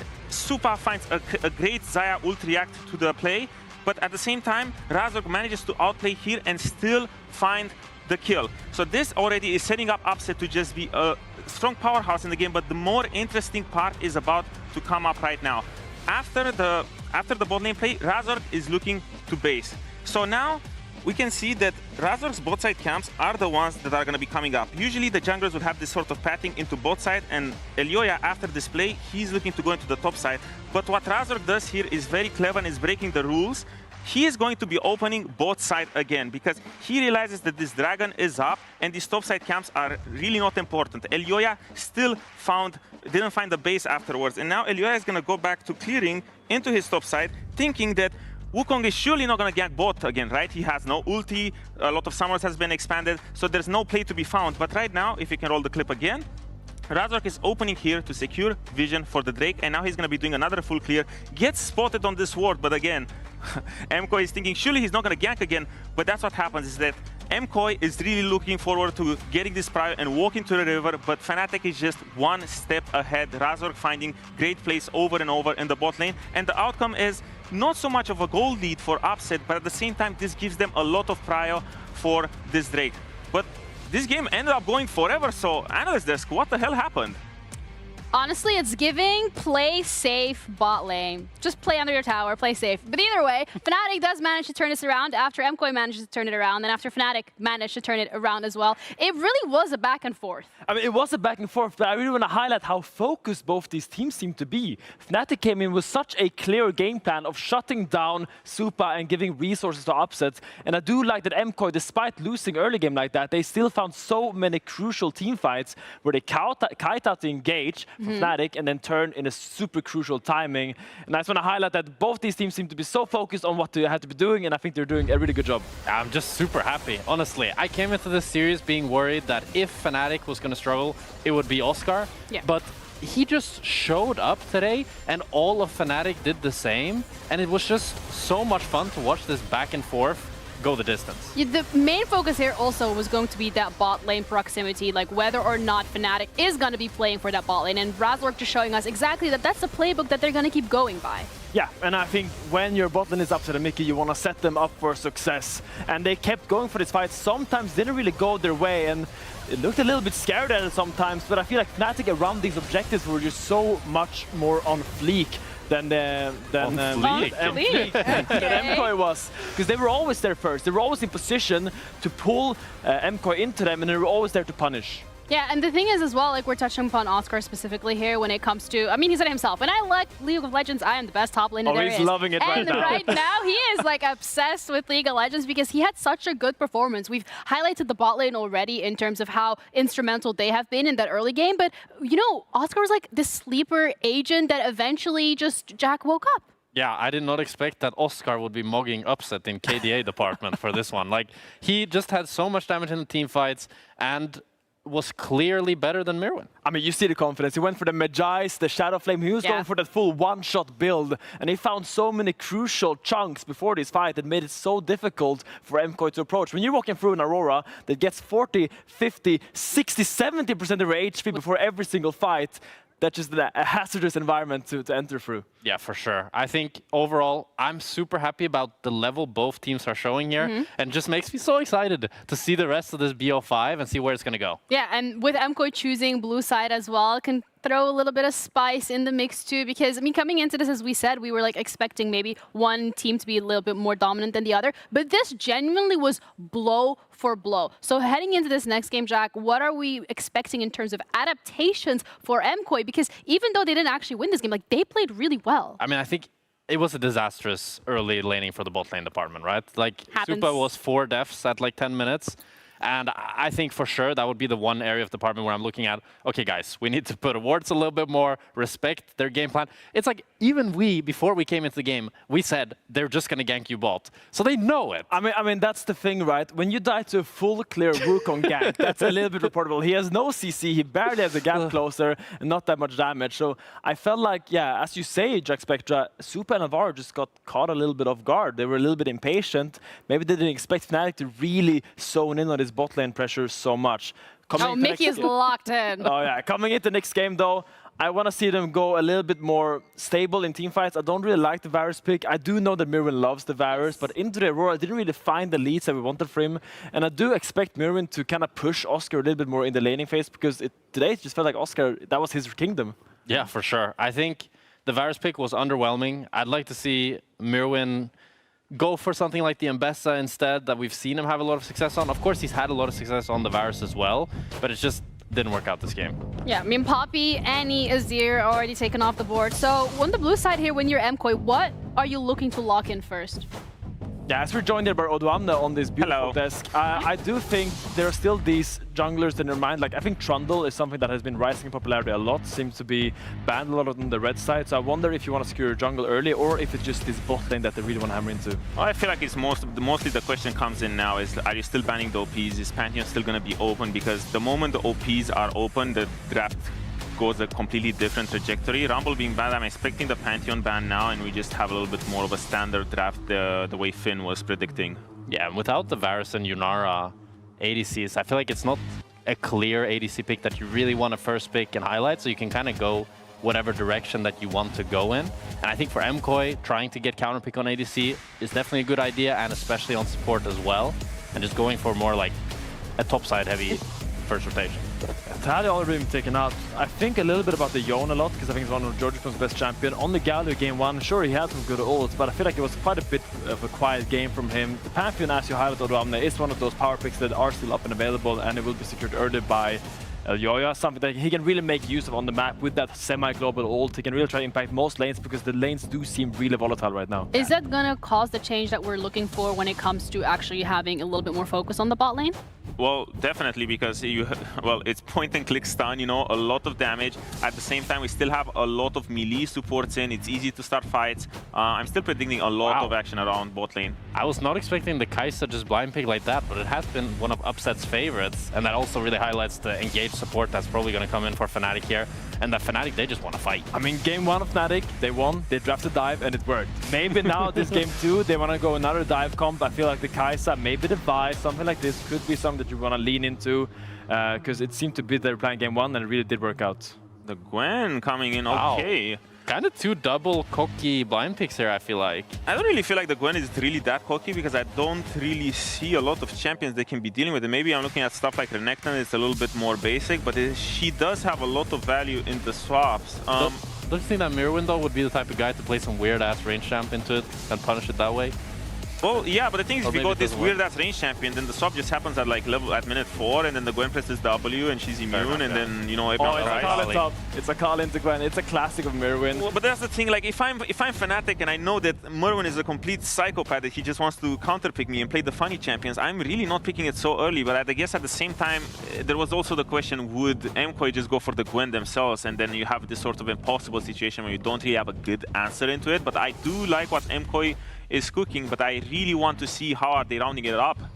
I mean, this is a scary top side for MKOI here. These are the three It's scary for both teams, to be honest. Well, okay, never mind. Now it's a little bit more normal, because if you had a Kali Yone Pantheon, I'm scared even if I'm playing it, you know? Because there's a lot of it goes variance in that everywhere. draft, Okay. A little bit of Tristan locked in. I assume that's gonna go mid, but it could also be AD carry into the Kai'Sa. I think ADC into Kai'Sa. Yeah, I quite like the matchup, and especially if they end up going the Vi as well. It's just really easy to survive those bot ganks. You have a lot of safety while also having the all-in threat. And overall, just kind of an underrated ADC. Yeah, and I also do think about this top lane matchup, at least for the Akali, you don't really need to put a lot of resources into the Akali. Yeah. She's kind of self-sufficient in that lane. She will just be slowly winning out against the Gwen, and it allows Elyoya to have a little bit more free time to secure Joji and for sure help Supa and Alvaro, because that seems to be the battlefield this series, and that's really where you gotta hone in. Yeah, I'm looking at top lane. I feel like it's gonna bleed out slowly, so I'm predicting a little bit of a swap action, a little bit non-interactive in that sense. But right now, it's all about what's getting banned in this 4-5, because we are in the situation where the melee supports are still open. They're both dropping to 4-5. Fnatic can close the door or make sure that Miki is having a great champion, because I think that a lot of Fnatic's power will come from the support counterpick. Yeah, I think you're just looking for Nautilus on 4 here. Maybe with the Braum ban as well. Yeah, Nautilus, Alistar. Even Leona is like kind of the last one you'd go for, I think, as the Nautilus gets banned out here. And both bot lanes have such like explosive trades. I can't wait to see what both Razork and Elyoya can cook here. Yeah, but it's also going to be careful here for MKOI. If you ban too many of the engaged supports, you might not get one of them yourself, so you kind of have to go for that Enchanter or something like a Nico is still up and available, something that has been powerful for both of these teams. I think both Alvaro and Mickey being great on that champion. I would like to see it get picked here. We might see a handshake here in the bottom lane, because right now with Alistar and Nico, they both feel the same type of champion that they're looking for, this sort of, you know, frontline engage, utility kind of support. So now everything is decided by this, because you do run the risk that if you ban the Alistar, you're getting last pick there. Exactly, they're probably going to handshake the Alistar for the Nico or something along those lines. Interesting that they decided to ban the Aphelios, thinking that Tristana is still a flex. As you said, they're going to get that Nico and probably just Alistar too.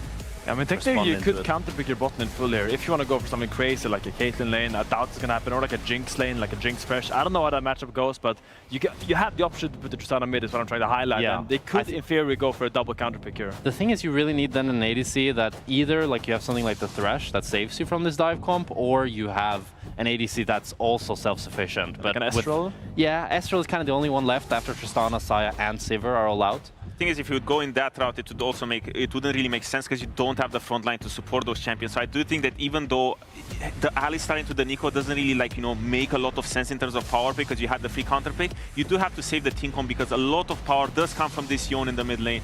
does come from this Akali in the top lane. So I do think it's one of those necessary evils. Is this MKOI's composition going to be enough to negate the damage, or just the focus that we're going to see from Razork on the bot lane either way? Oh man, I mean, this composition is a bloodbath from both sides. It's, you know, usually we look at these comps and we're like, oh wow, they're gonna front to back at an objective. These guys are gonna fist fight like there's no tomorrow. Yeah, I mean, they're playing side, left, up, right, and center in these objective fights. They're gonna try to play from so many different angles, and Alvar is gonna flank, Miriam is gonna flank, and Yoya might join the flank with his ult. I think there's gonna be very creative maneuvers around these objectives that they really have to pay attention to. But the really cool part about this is that I feel like this is one of those games where the early game actually matters. I feel like the first 5-10 minutes are very, very important for either side, because I do feel like if, you know, whichever team gets the lead here can dictate the pace for the rest of the game. I mean, I love the MKOI draft. I think that top side as an ADC, super scary. They're going to take it. I mean, we did say it was going to be Brain versus Braun, but it feels like at this time both teams just want to go at it in the second game of this series, where Fnatic so far is finding themselves in the lead. Can MKOI equalize it? Let's find out with our casters,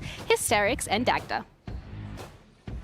They are interesting drafts, and I like that, you know, Jack kind of spoke like that top side looks insane for MKOI, and especially since it's very innovative. It's not your usual responses to something like the Gwen, right? Where you'd expect the Jax or the Renekton. This feels like, again, is just playing on the fact that Mirwin has such an interesting champion pool. Yeah, and he said in interviews, hey, look, I think it was with Cheap Esports where it was, I'm getting the practice in the Rek'Sai.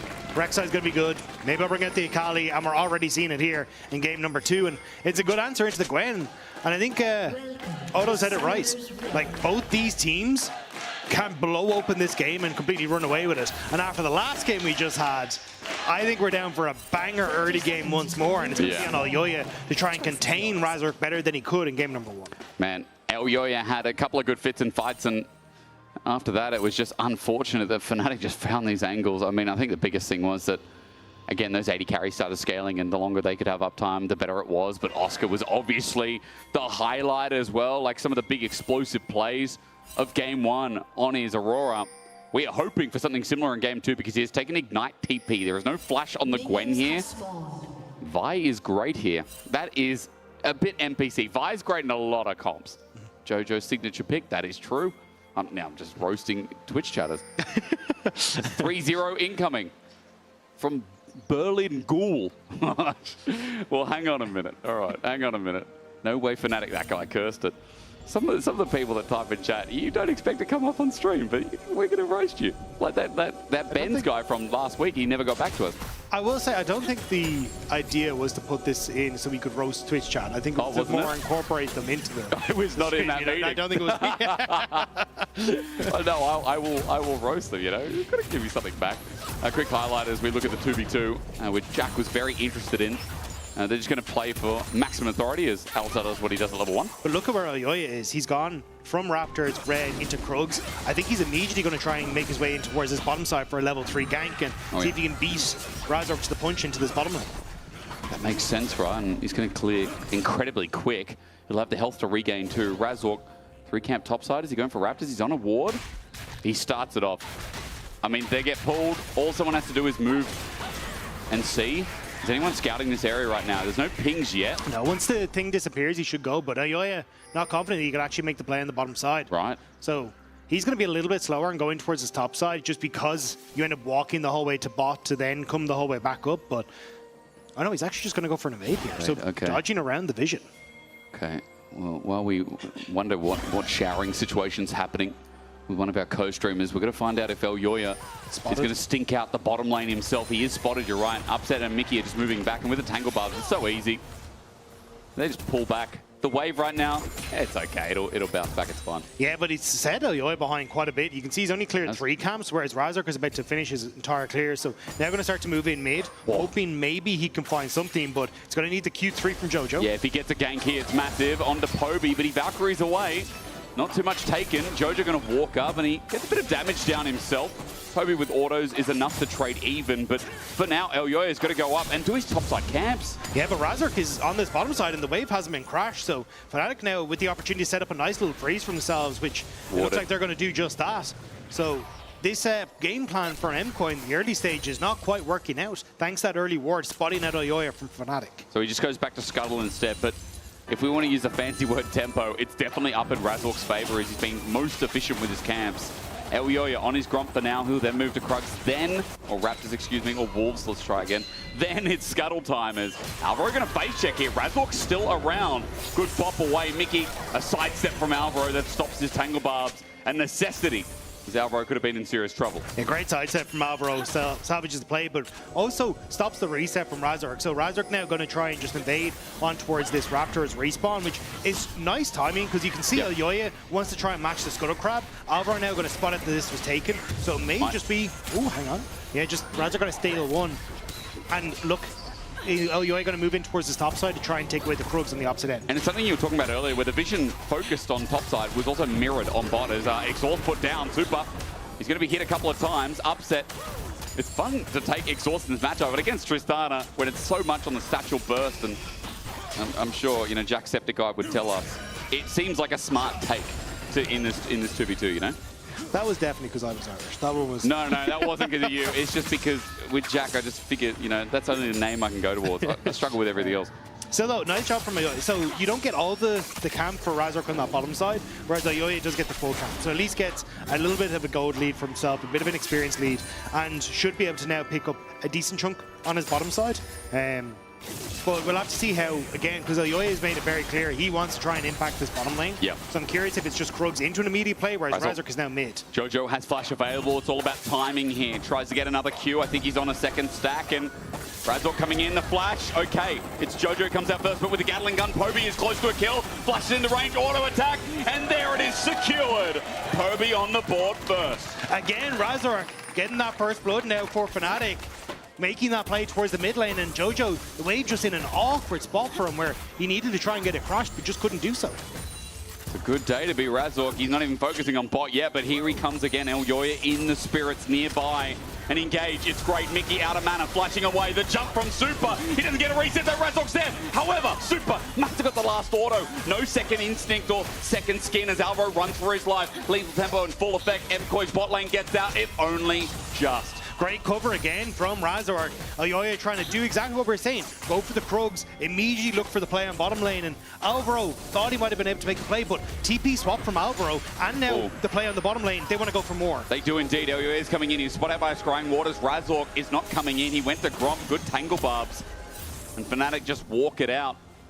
In that play, I'm surprised Super got the last auto because that was so damn close. Yeah, but Alvaro with the TP able to hold the wave here, so you don't actually end up losing out on a huge amount for MKOI. Yeah. Mirwin now with the swap onto the bottom lane, and Super actually going to get that first rotation up towards the top side, but you can see in the experience, it's about a half a level for upset thanks to all these plays that have been happening on the bottom end of the map, which is very nice for the Fnatic side. Look at where Oscar is, though. He didn't actually TP to bot. He didn't have it. Needlework is out onto Alvaro. Doesn't have his own ultimate. Oscarin's going to follow this up with a snip again.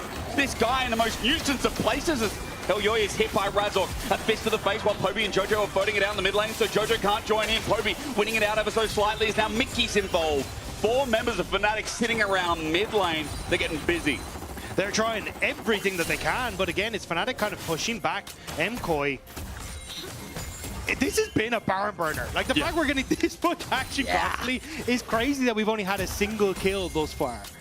And I've never been in a barn, Dagda, but I assume this is how it would happen. In a barn. Oh, okay. I've been to that barn. It wasn't really a barn. It was too fancy of a barn. I'm talking hay, horses, cows, milk, everything. Like, that's what happens in barns. I've never been in one of those experiences.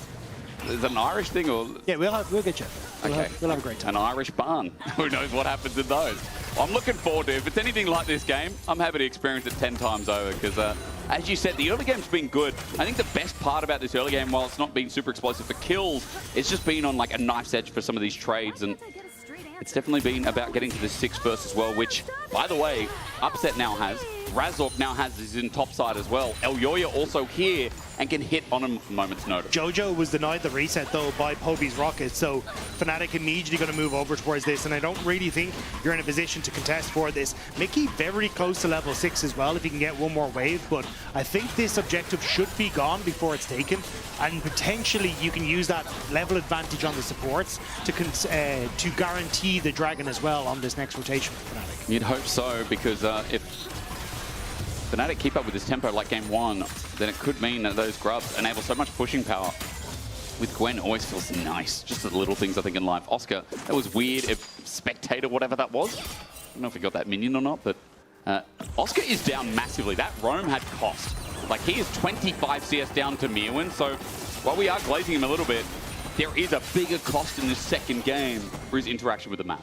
Yeah, it was basically a trade-off of... Ooh, hang on. And now Elyoy is here as well. Oscar's in a bit of bad luck. With the perfect execution, Mirwin right on top of him, sends it out. The 5-point strike fans him down into the ground. Big win for MKOI. We just said, look, you're going to have this little advantage for Mickey. Maybe Fnatic can use it. And they will look to try and burn it in the top side as Elyoy was put on the bot lane. Razork with that ulti, ready to pull the trigger. Big wave coming in, or at least 1.5 times. Alvaro sticks around without ulti. Super level 6 now as well. He can buster shot someone away. Great buffer on the Vi. Super gets out, and Fnatic run away too. Yeah, you're able to reset and get in towards this top side, so Fnatic not feeling comfortable enough to continue the chase down.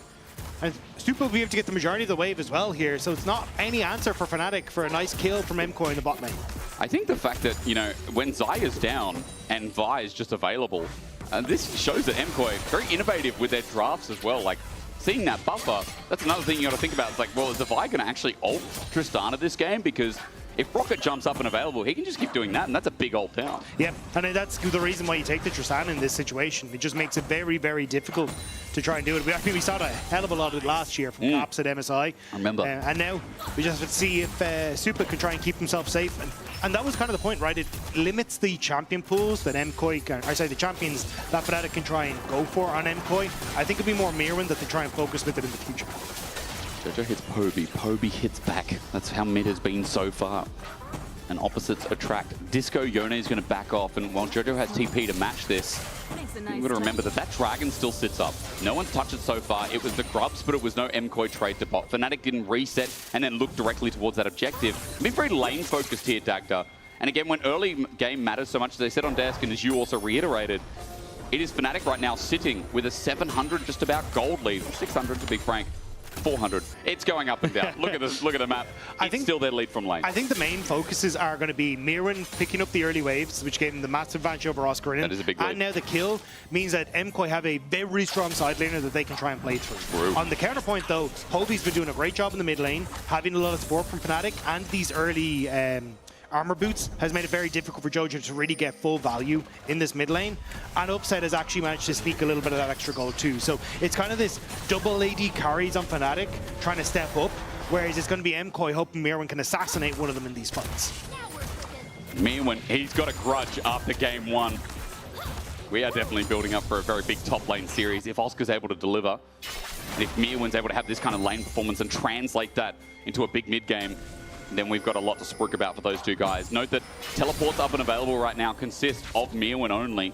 I'm looking across the board. Supports have Unsealed Spellbook. Well, actually only Alvaro does, so that could be another. But regardless, Mirwin has the advantage there if we start talking about how they can move across map. But for now, extended lanes, mid lane is a top, bot lane is a mid, top lane is a bot. It's just a party and everyone's invited. Go pick your lane. Yeah, no, you always go for Dragon. The push that Mirwin has on the bottom side and the push you have with Super in the mid lane, they're feeling comfortable enough to try and go for this play, and there's not really a response from Fnatic. They're trying to go for Jojo, but look where Alvaro is, reading this really well to make sure that he's in a position to cover for this dive. Alvaro at 6 as well. A bit more longevity if he can go for the anti-dive. Jojo gets poked out, and then some of the range that comes from Mickey and Poby as Dragon goes to MKOI. Okay, opening objective is good. However, delayed. And it gives them a bit of slow resist and bonus move speed. That's kind of nice, especially when they have a lot of dive, a lot of committal that wants to send it. Yeah, a lot of defensive vision for MKOI to try and spot out exactly where Razork is. You can kind of see it on the minimap. Like, we've got a ton invested all across here. We've got this one here to make sure you're fine on the bottom side. And even if you try and enter in towards this top side, there's more vision there as well. And it's kind of making it difficult for Razork to really make any of these plays, because every time he tries to step into a position, he's getting spotted by MKOI. And I think this is the adaptation that they needed to just enable their side laners to continue to scale into the later portion. And it's ever relevant now because that bot wave has now just been unfrozen. It's a slow push from Oscar in, and so as that wave pushes out, if Oscar tries to come in and set up for something like a dive or a recurrence of something in bot, then Elyoy has perfect vision to make the counterplay as well. That vision now taken away as Razork just going up through river, and Mickey trying to find an angle for a gank. I think that cannon minion is done. Pop Blossom on the super, okay. Mickey, that one was a little bit much, you know? Look, it was an up-roll. Super ended up throwing it, you know, it was a zoning ultimate. Yeah, okay. What a... Go again. Super. He did get Tangle Barbs down. Alvaro's here. He just bobas a little bit and walks away. Yeah, still though, like, I think these are the moments whenever like you spot Razork on vision like we saw on bot side, this is where everyone's on Fnatic, their hairs have to go up on their neck because Elyoya could be anywhere at any point in time thanks to this ultimate. And if you're Poby, you can't really overextend this top side because you will get chased down very easily thanks to this duo on MKOI. And it's kind of a similar story for Oscar, and we already saw how quickly he could fall to Mirwin and Elyoya. Yeah, Poby's going to have a bit of rough time. Like, he might be ahead, but there's a lot of chase. There's a lot of instant gap close. It's very hard to react to. So Poby's flash is going to have a lot of relevancy in this game. I think Poby's going to have a very relevant game if he can play well. Jojo also on his Yone side note. I mean, he might be down in gold, but he's about to pick up his Blade of the Ruined King. And he's been stuck in the weak side of the map consistently in this game. His Yone, though, historically in the LEC has been great this year. As we're going to start a fight in the meantime. Razork bumps away with Elyoya. And that Yone I was talking about, almost level 11, is trying to contribute something here before he gets his first item. It's only really Jackies and Jojo that continue to take this pick and really shine on it. And I think it has become a bit more synonymous with Jojo because he has had spectacular games on it. And once he gets that later part of the game, he's going to be so deadly, as you already alluded to. But at the moment, with Riptail there, no team really feeling confident enough to take that fight. No, Poby just out of range. He shakes his butt at him. Okay, nicely done. Poby, 1.6k gold lead thanks to the turret as well. And while I was talking up Jojo's Yone, I mean, that counterplay, that sneaky play from Fnatic was interesting. Sure, flip taken onto Oscar Ren, and there we go. The all-out's going to be a perfect execution. Mirwin at max range. Solo bolo. Now, Razork's going to bring it back in. Poby's going to teleport in. He misses, though, and Mirwin is going to die in the end. But it requires a TP from Poby. A full commitment bot means that MKOI would just go towards the Rift Herald. Mirwin trades 1-for-1 off the back of it, and MKOI going to be very happy with that. With the fact that, again, Mirwin just styling on Oscar Rinnan.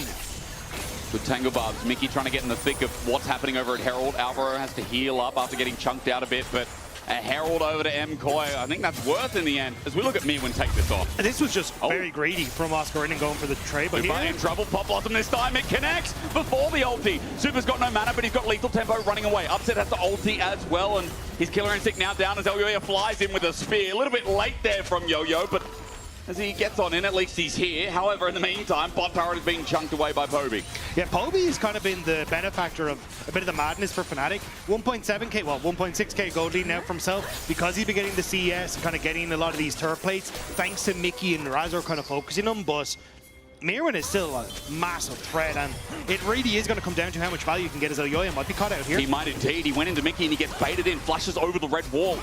He's now out and he's going to keep clearing his jungle camps, but again, Fnatic are just so proactive, and MKOI, while we're glazing them for the cross-map play, this overcommitment from Poby is now turned into a good thing with the push, with a return that's going to probably get into a mana mute. But it's also just the amount of vision you've now got on this bottom side for Fnatic because of it. So I think they're going to be very happy with it, but we're going to get the replay here of, again, like you overextended for just a little bit to try and set that up to get the flower, and it means that then immediately you get the TP in to cover. Oh, Mirwin in the end gets clapped around a little bit. Good boy! Oh, wow. Covering your... Now, maybe we censored that. Covering your top, okay. Alvaro is here, good boy too. Well, he flashes away. And the pet cow is now out of there, but Super getting ganked again. Oscar Rinnan and Elyoya beefing around a little bit, but Oscar doesn't mind that too much. The Gwen absorbs and Fnatic move back around mid. Note the dragon is up. And because of that vision you're talking about before the replay, Dagda, Fnatic have all the coverage in the world towards bot, while Mirwin doesn't have grubs, and he's a Kali split pushing a lane. And there's not an answer. Elyoya has the opportunity to cover for him in that top side if you want to. Jojo getting a little bit of heat from Poby, actually. So with that trade, maybe there is going to be an answer back from Fnatic on this bottom side. Jojo with Alvaro, going to see if they can catch Razor. Razor, is it greedy? He went back in. Jojo's going to whop him for a little bit. Remember, Blade of the Ruined King now picked up, so Jojo gets a knock up Razor with Redemption at half HP. But Poby gets bot turret because they lured Jojo away with the invade, and Razor tries again. There is a Raptor moving towards the top side, though, is there? So we need to be careful. Bird chicken. Let's he can go. flash over the wall here, has the heal. He can. That is the most conspicuous chicken. Oscar, the bait, it won't work out. He's dead. Mirwin gets ignited, and he's running for his life. Mickey doesn't have a flash. Ashura can flip out, and Mirwin call him a good boy again. The plays from Mirwin coming out for Razork has the ultimate, but there's Elyoya. Elyoya here to save the day. What a superhero. Elyoya, as he flies in, is still on the hunt. Razork gets the chilling spike for the slow. Needs a vault breaker out. Sidestep is nice, but in the way is Jojo. The knock up, the knock down. Movistar Koi continue to surprise, but now Alvaro's caught out with an unbreakable will. He too will die, and we walk into the thick of it here with Fnatic getting one to leverage us out. What is going on? Everyone's fighting everywhere on the map, and now Mickey pretending to be a dead Razork. Gets Tangle Barbs in. Mickey's going to find him. The ult used onto Upset instead because Mickey doesn't have his own ult. Very smart ult from Super, keeps him alive. I wasn't sure if Upset just wanted to commit, but with the barrier for Super, doesn't want to overextend. Still though, MKOI get the play on top, getting some gold in towards Jojo, which is much needed, but now Oscar Rinnan's here. Okay. Does he have the support? I don't think so. Can Oscar deal with that's a Rod of Ages Gwen. And it's a level 11 versus a level 13 Yone. So again, this is kind of where it's all starting to come back. Yeah. We scaling. Yeah, well look, I think the Rod of Ages is basically because of the matchup. Mirwin is in a great spot. He's going to be able to burst you out. And essentially your goal is to try and survive on the front line for Oscar. And the big problem though is that he's now 2 levels down as he's about to tick over to level 12 on Mirwin. A level and a half down on Jojo Pyun. And you're just in a position where you just can't really follow onto anything. I'm just looking at solo queue. I do not see Rod of Ages Gwen anywhere. We can talk about that a little bit later because in this solo queue, you talk about being tanky. For now, it's not enough because Mirwin is so far ahead. And he's also styling a bit in this game to equal up the top lane ego trade. Oh, Alvaro caught out again, but his knockup might have set something up. Upset almost there for the Pop Blossom. It's a 2-man. It'll take down Jungle as well. Delio has to bring back the fight. Mickey kiting away. He gets through from Mirwin. Poby here to save the day. Jojo ulties into thin air, but he finds it with a flash in the end. Movistar Koi trying to bring the fight back as the knockouts galore from the Herald. Mirwin found his own CC, but as he runs out of the Herald, he goes back in to die. Fnatic were born in this silliness. Movistar Koi have to step it up. It is everywhere, everything, all at once. And oh my God, the beef 2-for-1 special. Yeah, like Alvaro getting caught out, and it just looks like MKOI scramble to try and make the fight happen. We get to see now as we come out of the replay. So on a pink, doesn't realize everyone's there. They immediately turn onto the cow. The inconspicuous Raptor coming through as well. But the ultimate from Mickey actually keeps Mirwin out of the play, which buys the space for Fnatic to try and retreat into the backline. The fact Mickey survived for so long is absolutely insane as well. But then as the Akali goes in, tries to use the knockup to save Elyoya, but only ends up putting himself in danger as Mirwin then gets focused down by Fnatic. But yeah, I think the fact that Jojo ended up using his ultimate to try and get onto Mickey means that he's not able to follow up on the play, and maybe that could have changed some things for MKOI. Now, we're going to do it again. This is where they lost a lot of their gold in game 1. Fnatic made a big error around Atakan, but they're healthier this time. Teleport from Poby as well, and Dagda. I see a Gwintu's on a Kai'Sa. Fnatic ready to turn. Yeah, but the TP now from Mirwin has that ultimate up and available. Fnatic, can they just go through this? He's so close to being available for upset. All it takes is perfect execution, a clone use. Mickey getting in. There's the ult from Elyoya. He joins the fray at 5k. Mirwin over the wall. The level 14 Akali. As Atakan's going to reset, fishing over a wall. Weirdly enough, onto Oscar. Mirwin, great damage. So much damage. And Oscar's sent packing. And now that's just the setup for MKOI. Oscar Rinnen has to go, and Fnatic have given up their position on this objective. MKOI are going to just try and burst it down. Razork has been zoned away by Mirwin. If Oscar TPs, you know that Fnatic want to go back in. At 8k, there's still time. The TP in mind.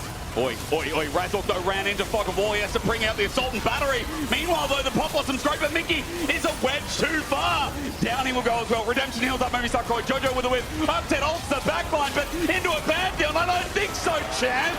Super Goomba stomps in for a 1-up. Meanwhile, the knockup's galore on Oscar Rinnen. He can't move for the time being, and Fnatic are dying one by one to the movie stars of the screen. It's the second game in a row Fnatic have gone towards this objective. They don't and learn. The second game in a row that has come back to bite them.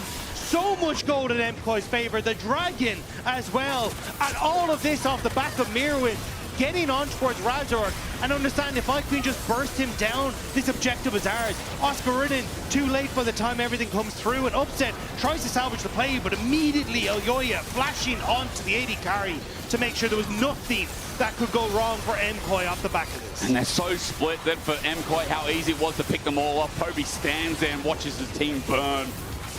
MKOI, now, how do they keep moving this pace forward? Because it's a different game state to game one, right? 2 Dragons, 4K gold lead, and Akali who is destroying Oscarinin.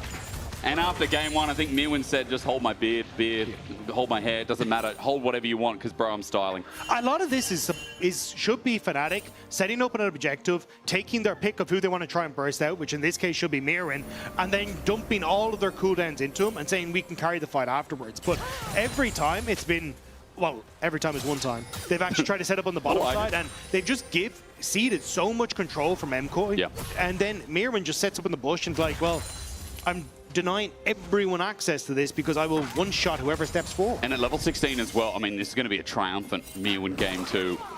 Like, he's got Leandri, he's a bit of health tank himself. He's also going to have a Zhonya's Hourglass, so he'll be able to jump in and make it that much harder to be able to cohesively find a moment in the fight. Fnatic are in dire straits in this game, but Movistar Koi, 2 games in a row around Atakan, their positioning, their decision-making has been great.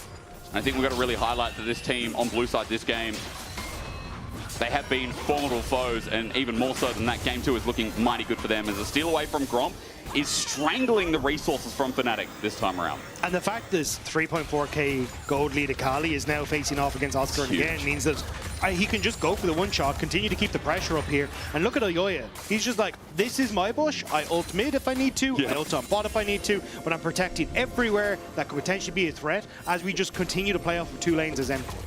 Lucky for Oscar, there's only 2 minions here, so there's not much threat from Movistar Koi finding a dive. 4 members in total with Mirwin in his lane are just hovering between mid and bot for the time being. Jojo playing the weak side, just absorbing what he can in that top lane, and Baron's now up. Dragons a far cry away from being in conversation again.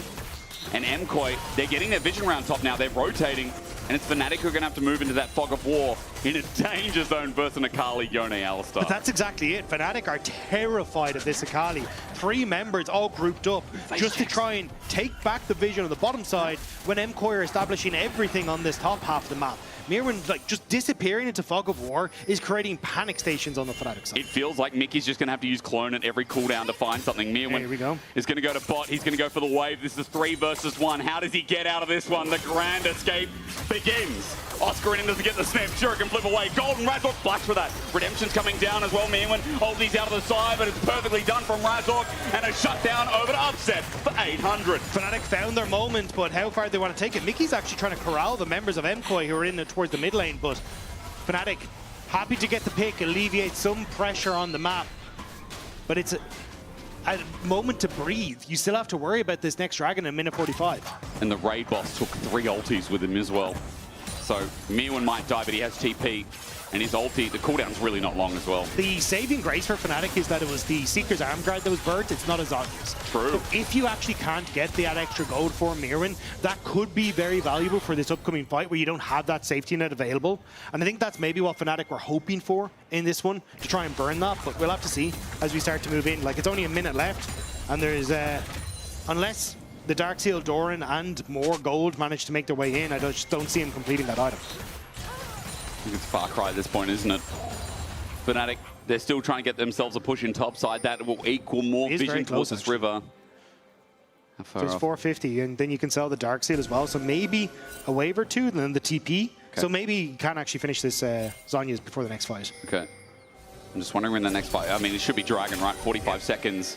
I will note as well, Super just picked up his Immortal Shield Bow. So with Infinity Edge and Yuntal, Super has just scaled massively. And the beautiful thing, because Tristana Q, you don't need attack speed items. You just need raw damage to send out. Alvaro caught out, flushes, turns it into something magical. Upset ulti straight away with a Redemption. Elyoya flushing in. It turns into an MKOI masterclass. Mickey with a Pop Blossom on 3, but is it enough? The ult, the fate, sealed fates, nothing, but still a knockup comes in afterwards. Oscar lucky to be alive until the spear pierces the heart of Fnatic faithful. MKOI find the comeback. A second, MKOI Fnatic try to find that pick on top row. He's like, great, I'll take it. Booting upset into the middle of the team. And no matter how much he tries to escape, there's just too many members of the Avengers who are there to smite him down. It's just a good thing turned south. Fnatic thought they had the pick as Dragon number 3 will lead to Seoul. 5,000, it's growing as Poby's walking down. This could be his funeral though. The Korean import with his burst split is gonna get a taste of a Spaniard from hell. A 1v2, he comes close. LEC holds these in just in case. It's a disaster for Fnatic, but MKOI are playing this fantastically. Jojo is out. He's fine. He's going to queue this. The TP burned, and I think Fnatic are just trying to grasp at whatever straw they can sip through. Yeah, I don't know if they're trying to like quickly force a Baron or something, but MKOI now on mid-wave, zoning out everyone on Fnatic. Mickey trying to get in behind them. The ultimate's nearly there. Good poke from Mickey. Alvaro's already popped the ulti. Razork thinking about going in. He has a cease and desist up and available. Upset's coming in to pincer them, to choke them, but Mirwin on the way. Fnatic are not going to commit to this. It's just too dangerous with an Akali nearby. And the ultimate of backup for Mirwin as well. A super short cooldown on that, so they're just going to try and back away. Fnatic trying to play off the fog of war here. Razork's trying with a Vault Breaker, but meanwhile Mirwin gets bot turret, so it's already a big win for Movistar KOI again.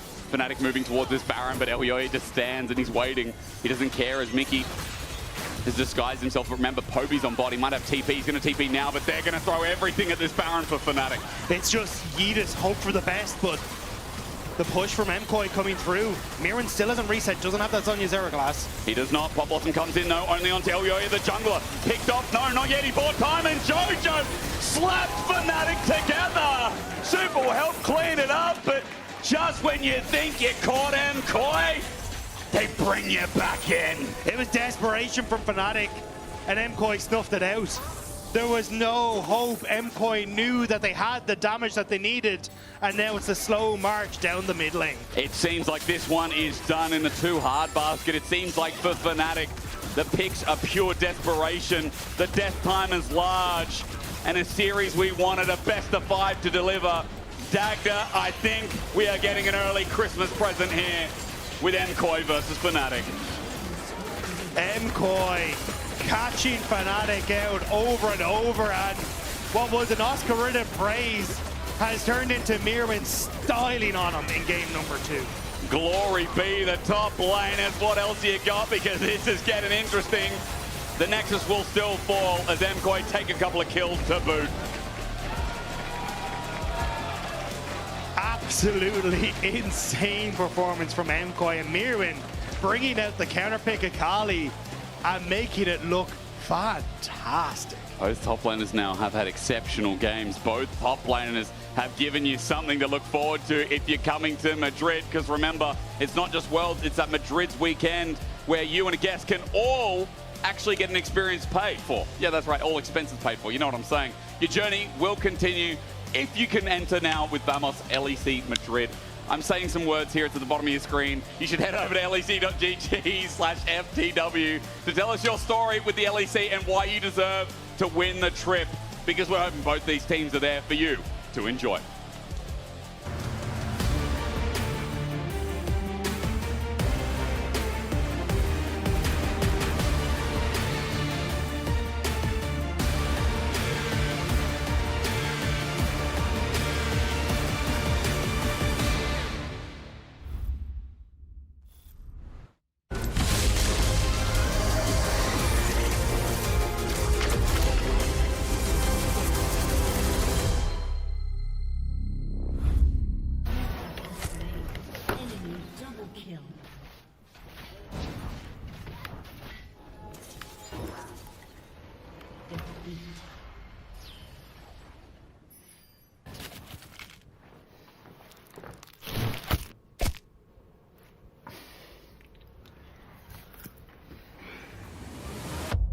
Have a break. Have a Kit Kat.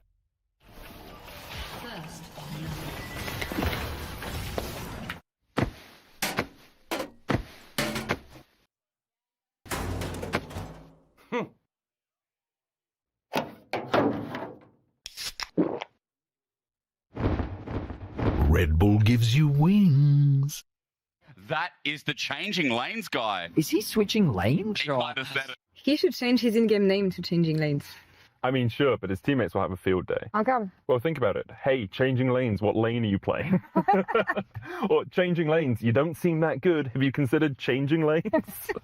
Okay, I have a good one. Hey, Changing Lanes, have we considered changing games? That's kind of rude. But it's League of Legends, isn't it?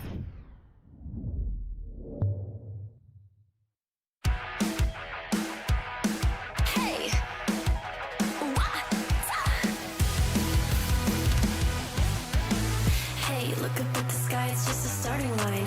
Waltzing through the storm, feel the vibe align. Radiant rebels in the silent fray. In the pulse of dawn, we embrace the day. We find harmony in mayhem, finding our own beat. Eyes ablaze, we're laser focused. Dancing through the storm, we become the light. Against the light, we'll set a flame in this never-ending fray. Eyes alive in the pulse of dawn, we find our beat when the chances take form through the noise. Hey, look down at the tide, it's our warning sign. It's time to rock the wave or get swept aside. Crash through barriers, our destinies untied.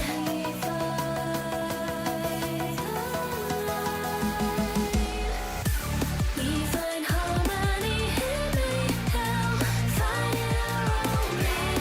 Eyes ablaze, we're laser focused.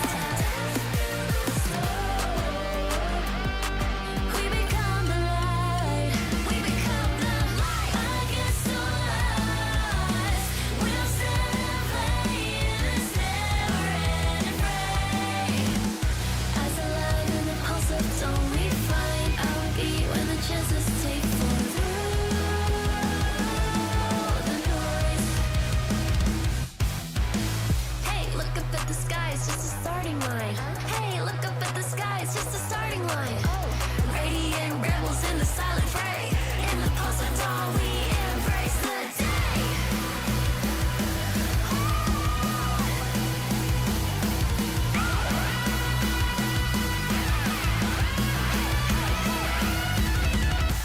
We find harmony in mayhem, finding our own beat. Eyes ablaze, we're laser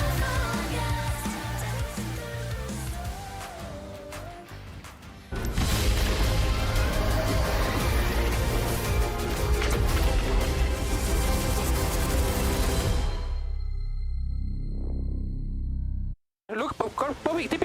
Alisson can be here. Yeah, I TP bot. Holy You can ulti? Yeah, I will. Yeah. I can defend the mid tower. Just you kill him. Maybe you can ulti when I'm close. Yeah, you can kill him. Yeah, Alisson bot as well. Guys, no flash. Kill Nico. Guys, no flash, okay? One behind. Go no flash, okay? Please, oh. Okay. Guys, no flash. Masterclass, Mickey with a pop bottom on 3, but is it enough? The ult, the fake seal, fakes nothing, but still a knockup comes in afterwards. Oscar lucky to be alive until the spear pierces the heart of Fnatic faithful. Welcome back to the LEC, where MKOI equalizes things as they secure game number 2. I'm Ginny, joined with former pro players Odo and Finn, and because this is their final or one of their last chances to actually get to play in the LEC studio, they thought that they would show us why this matchup is so important and so skill-driven. Starting off with Odo on the Gwen. Yeah, so we're talking about the Gwen versus Akali matchup because it ended up being the most important matchup of the game. Merwin completely took over, and we saw a little bit of the laning phase, but I really want to talk about what I would have liked as Oscarinin to have as the Gwen going into this matchup, because it's an extremely difficult matchup, but what I'm looking for is to make it volatile early game and not give Akali a lot of time to stabilize. Yeah, Akali in this matchup, she is the strongest when the wave is coming back into the Gwen, and she can kind of deny her from getting her Q passive stacks to make the trading really difficult. So level 1, it's going to be quite difficult for me to contest her. She's probably going to look to play really aggressive here. Yeah, and as I'm looking to make it extremely volatile and use my HP a lot more aggressively, because I do have Grasp, I do have Cookies, I do have Door and Shield, but at the same time, I need to make sure that I get level 2 quickly. So all of these trades that I'm taking are not really the worst for me. It's just I need to make sure that I get it first. And now it's already getting a little bit difficult, but now I need to make a lot of space. And this sort of all-in is good for the Gwen. Yeah, he's all-in like this. I'm going to pop my Ignite, try to fight him back a little bit. It's really volatile as you see this matchup. Whoever gets level 2 first is going to be able to take more space. So here I get level 2 first. Now I can push him off a little bit and make it a little bit difficult. And this is the goal of Akali.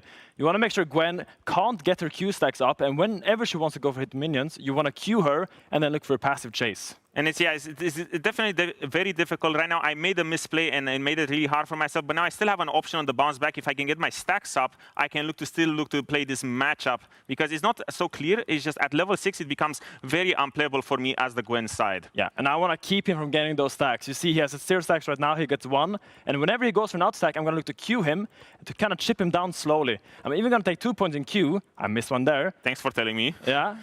So I don't even care about my E ability because it's more important that I make him suffer for every single minion right now. At the same time, it's not really the end of the world here because for me, as I have Doran Shield, cookies, and all of this, so this is pretty much the breakdown of the early game. So right now, if you can go to base Finn really quick, let's get ourselves to level 6, buy a bit of items, and just see how difficult it becomes for the... What are you buying, Odo? What items are you buying? Are you buying a Death Cap? I'm going to buy 2 Ruby Crystals. Okay, I'm going to get 2 Amtoms then to kind of highlight why Oscar did what he did. So now we're back in the lane. So now it's a bit harder because I feel like every time I'm going to get all-in, I don't have a lot of options except to just kind of run. And I need to look for a sort of all-in like this because right now I'm always going to be exposed to lethal. I'm finding my all-in now. So I'm trying to keep him out. Wait out that spell. And now it's an easy execute for me. Yeah, from this is pretty much, well, you're almost up. I get my... Boom! Oof!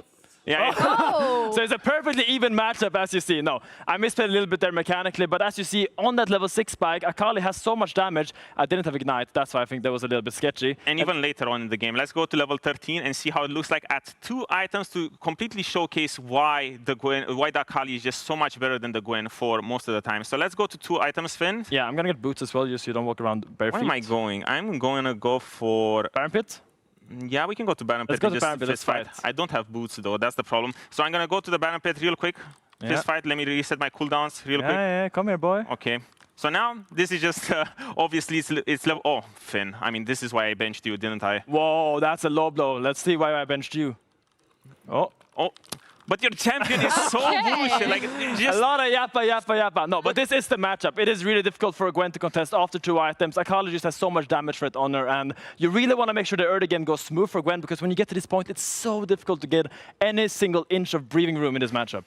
And with that, we also are ready to check in with Lore, who actually had a conversation with MKOI Zef during their game in our Marriott Bonvoy pre-game lobby to see everything about this draft. We are 10 minutes into Game 2 right now, and I have Zef with me from MKOI to talk about what has been happening so far. Anything caught you off guard with Fnatic when you think about Game 1? I mean, you know, Fnatic is good at one thing, is engaging, and we were not ready to fight when they were ready to fight, so we lost the game, you know? Like, basically, the feedback is Razork has been going bot on cooldown, as you guys pointed out in the thing. And yeah, they are ready to engage, so if we're ready to fight and we're holding the spot, it should be going well. A lot of dive compositions, when I think about it, especially when I look at what's happening in this game, it's making you laugh, so maybe expected, but how do you fight this? I mean, you dive as well, you know? You're ready to receive the dive. I mean, both teams wants to play this kind of composition, so it's expected. And it's going to be coming down to who fights the best, basically. Confidence? Yeah, I mean, I think with the corner pick we got and the champion we got, I'm pretty happy. They got a solid draft as well, but I think we should be going on top on this one. Zef, thank you so much. Ginny, over to you. Well, if you can't beat them, join them. And it seems that that is exactly the philosophy that is working for MKOI. Yeah, and it worked brilliantly. I mean, Fnatic, you can see that they only have one mode. They're going in. Even when they were losing this game, they start up the Nash, and they say, either we're going to win the game here or we're going to lose the game here. We're going to send it. Okay, with Fnatic then as well, they now have the blue side, and we're seeing this very one-sided dimensional play from Fnatic, where it's just full send, go in, focus on that bot lane, try to get as many picks as you can, be early at the objectives. Are we expecting them to change anything now that they're on the blue side? Man, I think the Kai'Sa plus Gwen blind pick, we talked a bit about it, right? But it was a bit cocky. You know, they ended up with both kind of losing matchups in bot and in top. And Oscar, right, he's not going to be very good in the losing matchup, I think, because Mirwin had his number this game. I really want to see that Oscar just on a safer blind pick and upset on an ADC that can leverage more pressure, so that it's easier for Razork to do his job, because they're going to continue sending it down bot lane. What about that mid lane, though? Because there was low-key like a solo bolo-ish, kind of, not really. Yeah, there was nearly a... I mean, it was a solo bolo with a bit of help, cheerleading from Razork. And I mean, Poby's laning phase has been brilliant. So I think trying to set him up for success as well makes a lot of sense. And just having a more safe blind pick for Oscar, and then you can play mid-bot and try to let Fnatic carries do their thing. Okay, safe blind pick for Oscar, play through the bot lane, let the carry in the mid lane do this job. Seems like a pretty straightforward plan for Fnatic to be able to get another one on their belt, but MKOI seems to have their number. Will they let them? Let's find out in the third game of the series with Hysterics and Dagda. Jack, I don't know who you are, but I don't want a safe blind. That's some like, no, no, come over here and say that. I want extremes in top. That's what we got. Gwen to me, Aurora to me, maybe like on the safer side of extremes, but we want skill matchups. We want blood. And I tell you what, so far from Fnatic and MKOI, this has been one hell of a start of a series. Let's ramp it up a little bit as we get into pick ban for game 3. Naught Talia already taken away. I see a Lucian gone. As the rise of Lucian Nami, Lucian Brom has started rising in the east again. But what have we got left? Yeah, but that's the point, right? As you start to teeter into game 3, this is where the drafts start to get a little bit funky, because you still will get your usual suspects when it comes towards the bans, but so many of these picks have now been taken off the board. So I am curious what the priority is for some of these sides. I'm looking at probably a jungle here to come through for Fnatic. But so the other thing you got to be careful of is because you end up, you know already that Mirwin is kind of touting the fact that he has this Rek'Sai. That can definitely change a lot of those topside matchups. So now that Fnatic can move to the blue side, a lot of those like safe tankier top laners that you would have liked to go for may not have the best of times against this Rek'Sai. Yeah, right, and I love that, again, that's in the conversation. Ezreal's the first pick here, though. AD carry's getting quite short, and in fact, we've done Kai'Sa, we've done Xayah already as well. Might go to some of the more hyper carries. As Jojo back on his rise. Okay. Feel very confident with that. I feel like his spacing's been quite nice. We have some decent rises here in the LEC. I think the early Ezreal pick kind of takes away from a lot of those junglers that could work quite well with the rise, like Trundle, a little bit less valuable because the pillar doesn't really work as well with the Ezreal. Same when you look towards like a Jarvan, which I think has risen up in a priority in a lot of regions. So I think the early Ezreal pick kind of making things difficult here, but looks like it's going to be Aphelios. So they're just going to lock in on the opposite side. I think though for Razork, like, I'd honestly look at a Jarvan here for Razork and just set yourselves up for a strong team fight. I agree as well. Against Ryze, against Aphelios, that's a Jarvan angle. You don't have the Orianna pairing for it, but even though Talia's not there, surely you can come up with something else. Annie would still be good. Annie is a good call out, actually. That facilitates some of your AP as well, and then you have options for top. Yeah, and I think for Poby, Annie has been a great pick for him. I think he's looked spectacular on it, and I think it's kind of been a rally cry for Fnatic in some of their games to try and use this Annie as their main engage tool. So does the Jarvan go with it straight away? Because again, if you take Jarvan, it's not like that MKOI we're going to take it anyway, but you're probably going to get it banned away if you don't, because it feels like the most reasonable jungler here for Razork to abuse. The only other thing I'd consider is, do you just go for the Trundle and say, hey, you can't go for Sejuani or MKOI, and then you've already got issues on the opposite side. Poppy. Okay, I'm surprised that, to be honest, because I thought we'd see Poppy when there's a few more dashes in the game, like you see a Jarvan on the opposite side or something along these lines to try and limit it, but just it looks like trying to limit the frontline options for MKOI because they're about to get hammered away. Let's see what this 3 is. It's not that, okay, guys? It'll never be that. Thresh is an interesting pairing. I mean, it is the pairing, isn't it? Or even Lulu, to be honest. Like, the Thresh into things like the Ezreal can make it a little bit difficult. It can indeed. I think oh, never mind, okay. It's going to be a Nocturne. Okay, so Nocturne gets locked in with the Rise. Not the most common, but the Orianna's usually there. However, again, I keep mentioning the Orianna for good reason. Nocturne versus a Poppy will be fun. Okay, interface broken. Yeah, we'll be back in just half a second, but yeah, I think the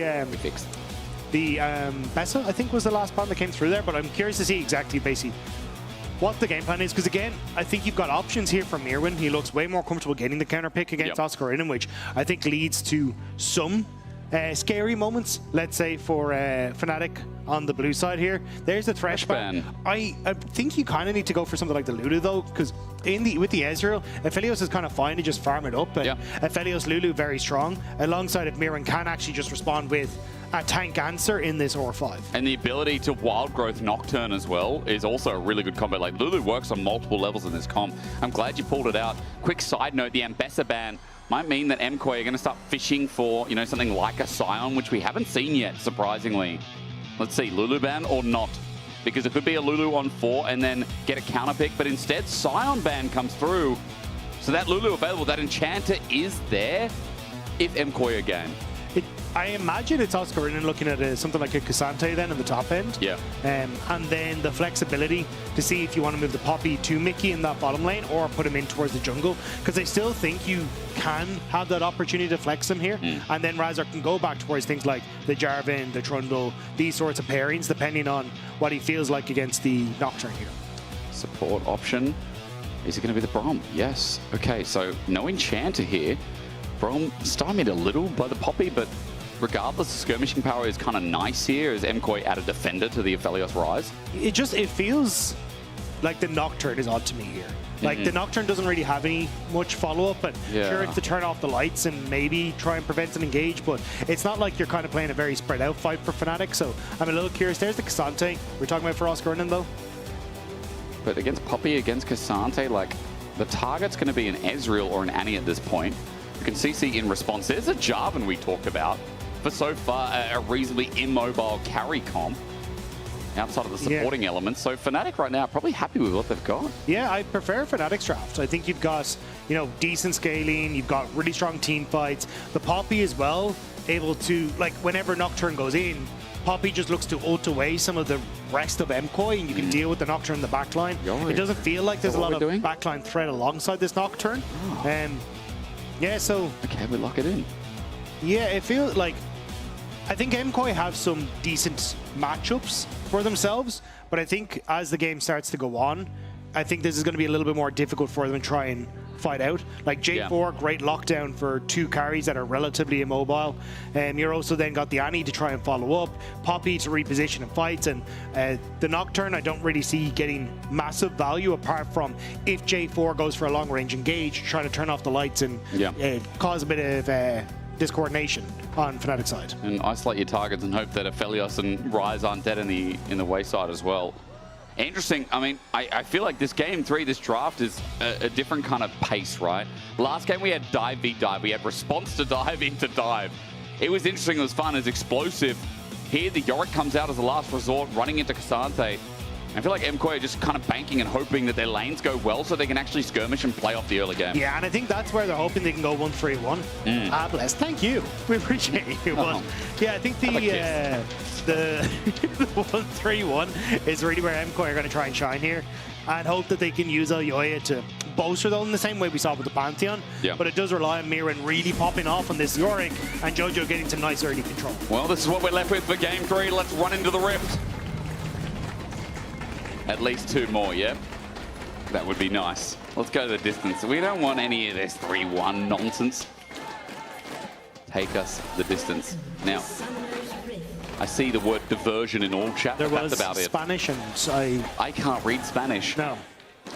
And, you know, that's a problem. I saw the word sí. Yeah. So they did say yes, and then I saw diversion. That's what you get from all chat. However, I can't really vent it because, again, I'm not fluent, nor do I know any words. I saw good luck from Oscar Rinnan. That's English.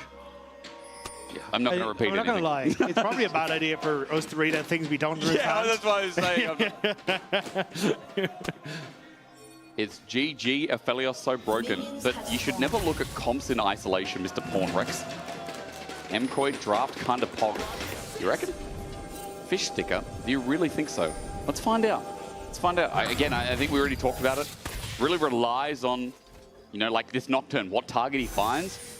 Bit of scaling for Super and Jojo, of course. And you talked about it. 1-3-1 is really nice. You have a Rise, you have a Yorick. But I think setting up for this game is going to be difficult if they don't come out of lane with a decent advantages. Starting early is good. Nocturne invade from Elyoya. He's busy with the Raptors.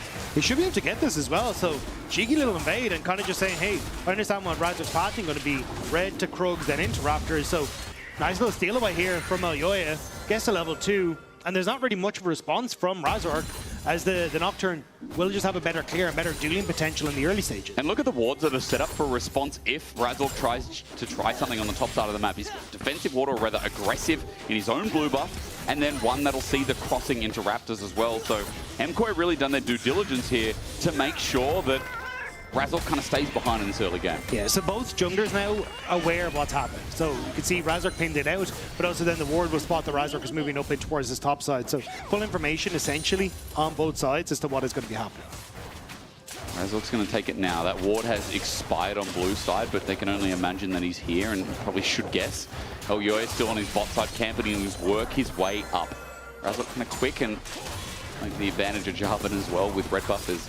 With an attack speed steroid, as well as that passive that gives you the extra oomph on those auto attacks. Really not hard to clear in the early game here. It's more of a question of how does Razork try and spend his time now, because you have this little window where your Scuttlecrop hasn't spawned, and there is a potential to maybe go for the top side if Mirman doesn't crash this wave. I can't quite see exactly where the wave is, but I think you're kind of just now in no man's land, waiting until these Scuttlecrabs spawn with no real access to the lanes. As you can see LEC moving in here to spot exactly what Razork was up to. And while we're having a slow early game, it's time to talk turkey. And I think for Americans, it's like a month away or so. I don't really follow Thanksgiving. We did talk a lot about what happens with junglers here, what happens with like the bot lane, especially with the focus. I'm going to pause on that. Upset is holding my breath. Mickey's walking up. Razork is doing the thing, though. Mickey takes a chunk of damage with the flag and drag onto Super. Doesn't pull his flash out, but there's a flash from Mickey! What an engage at low HP. Avro in a little bit of trouble, but it's Razork again, playing to his home crowd. Super was hoping that he could hold on to that flash, but ends up costing him in the end. Great kill from Razork, and we asked how he was going to spend that time. He got spotted by LEC walking from that top side to the bottom lane, but Razork still makes it work. These guys have been the cornerstone of some of the success. We talked heavily about top last game, and both games really, but Razork versus LEC, how they spent their time in the bot lane throughout this series has been important. Oscarina getting hit by a bunch of cats. Panda Cat with the shovel down. Mirwin has flash available, doesn't pull the trigger, but LEC is here. Darkness. Yeah, Oscarina, I think you're in a little bit of trouble. I think Biscuits are broken though. What is that health bar? He's fine. Everyone. What? He just got like 300 HP back, flipping to the turret. That was the auto Q that I expected Mirror to go for, and they just kill him under tower, but not willing to go for it. Maybe they were unsure of exactly if Razork had reset and was then moving top to try and cover, so they decided to pull off the play, but still, Oscarina kind of got away with murder there. I mean, I play this game. I play it heavily, and I play with Biscuits. But it's just until you see it on the screen, you're like, wait, why did that just give 1,000 HP or whatever nuisance amount it was? Oscarina's going to be just fine. Razork probably annoyed at that. Still a CS lead in top. There's super good trades here. Winter's Bite helps out as well, but Super gets chunked after a good Q from Upset. And what continues to be interesting is Mickey has just taken all the upfront damage. Both junglers kind of moving back in towards their own side. The Razork has been set behind thanks to the early plays from LEC when it comes towards experience, but obviously that assist on the bottom side doing wonders. Unfortunate that it went to Mickey on the play, as that could have been a very nice pickup for Upset to just set him up with Tier, Cull, and then a little bit extra on top. But the real focus is going to be looking at things like Dragon and the Void Grubbers in the next couple of minutes. Upset just cleansed away, by the way. Tippers comes out. It's just a mighty chunk. Joe just going to stand and clear the rest of the minion wave as much as he can. Running away from Tippers as he gets Realm Warp in the process. Tippers Angry Bear with a scarf, and in the Frozen Wasteland, Tippers is just going to follow out Jojo Pure. And meanwhile, Razork goes top and gets a bit of revenge back on the camps, while Dragon is being started, taken, and delivered by LEC. You see LEC actually pinging that he was expecting Razork to be on towards his Raptors. Sees him in mid though, which means that LEC would know that his Raptors is still up and available. But Poby just getting nice control over mid. This is kind of what we see a lot with Annie, is, hey, I hit 6, I'm going to hit you with a giant teddy bear. And the idea is more, I will just auto-win the lane, and it makes it hard to go for objectives. But with the control MKOI had on bot side, they're perfectly fine to take that first Dragon. And it's not the lengthiest cooldown, it's not the worst really in the game either. Like, Poby will have that up soon enough too. Dragon goes down, and Grub's the only thing you'd think about Poby contributing to. That's what's coming up next. Mickey just steps up and just takes what he can in this lane. That's still going well enough for Movistar Koi. And that is a pushing lane as well, so Super has a bit of a CS lead if he can capture all that. The cats are out. Oscar, you can't path make a Mirwin into the wall, unfortunately. You know, the most annoying Cassante change was the fact that W can't shift gears. You can't move it anymore. Like, that felt like it hurt so much. But to be fair, that champion, no one should ever complain about nerfs to him, because I think he's been strong. He's back in the meta again. Like, he got nerfed. That guy went to Timbuktu when he came back. I had no clue how Cassante is just still relevant. By the way, lane swap. What a surprise. Oh, whoa. New game. No, it's normal. So, grubs are up, 35 seconds. Hold on to your horse. That's what's coming up next. I will say, though, the timing a little bit off, so Oscarin doesn't end up picking up this fairly sizable wave that's now crashed in onto the bottom side. I mean, he's already struggling against Mirwin. This gold on the top side is going to start to balloon once more. And it's, again, Fnatic kind of putting the eggs in the upset basket, hoping that he can get a little bit of an advantage here on the movement, especially towards Void Grubs. Yep. But Oscarin definitely going to continue to struggle in this matchup as we go on. Now dagged up, all in from Razork. Jojo's just a bit wide of it, and the white flag goes up, but yeah, Razork doesn't pull out the Cataclysm.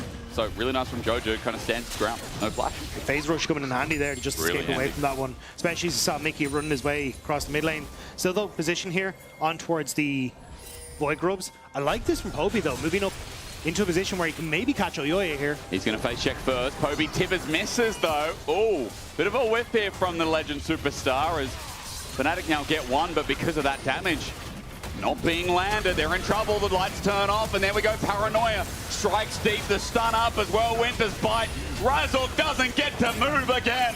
Alvaro picks up the kill. Now grubs a free taking, but a route into the wall. True shot barrage. Alvaro almost executed. Tibbers close to doing it for him. That's one grub as a realm warp gets him out of dodge. Alvaro got low, and MKOI had to go. Fnatic kind of messing everything up there, to be honest. Poby missing this ult, Razork not getting a chance to use his, and now he's deep. Mickey has flash as well. There's a wall inside, but he's a bit far from it. Mystic Shot connects and upsets, looking for the damage. Super, Calibrum dodge, Alvaro comes back in. Right, nice edge, quite literally here. Upset low on mana. Mickey doesn't get the hammer shock down, that's crucial damages. Elioe doesn't have ulti, but he is nearby. Alvaro doesn't have his flash, and Razork's here though. Mickey can flash this into a wall. Alvaro could be in trouble. Wait for the steadfast presence, but I think he's also low on mana. Jarvan flags away, and I think that's the end of the play. So in the grand scheme of things, it's MKOI who end up getting at least the advantage off the back of pushing Fnatic out, but Fnatic end up getting the... Oh, hang on. Yeah, this is maybe greedy. There's the wall. Alvaro stood his ground, and he pays the iron price. A good flee with the Caliber multi up from Razork. Might be a trade super though. He's going to die to a splash from Upset. Now Oyoye is here setting out his presence too. Runs back in, but Upset will take him down. MKOI wanted to be greedy, but Fnatic just saw it first. MKOI wanted to make that work so badly, but now it's feats of war and all the kills going across the Upset. TP from Alvaro, a little bit less threatening than anyone else. Still though, Fnatic with 4-2 now, and what was a 1.3k gold lead is now completely dwindled. It has. I mean, we've seen so many plays like this, but this one seems the messiest as Super wanted inside of Alvaro. Yeah, again, Alvaro trying to make that play work, but we said he had no flash. Razork, he didn't get a chance to use his ultimate in the last engagement. Boy. So you're able to follow through here, Upset flashing forward to finish off Super. And then Oyoye knew his time was done, was hoping maybe he could get something back on towards Mickey. Upset just got 2 kills on Ezreal. As you said, the gold was dwindled from MKOI having a bit of an early game lead, which they really wanted. Into 2 grubs given over into the kills after the fact. They stuck around a little bit too long. And that lack of patience, that willingness of greed has hurt them deeply now. Onto this Ezreal, they're going to try again. Elioe turns off the lights in a 1v2. Arcane Shift, not possible, but under turret, Elioe runs out. Oh, only just.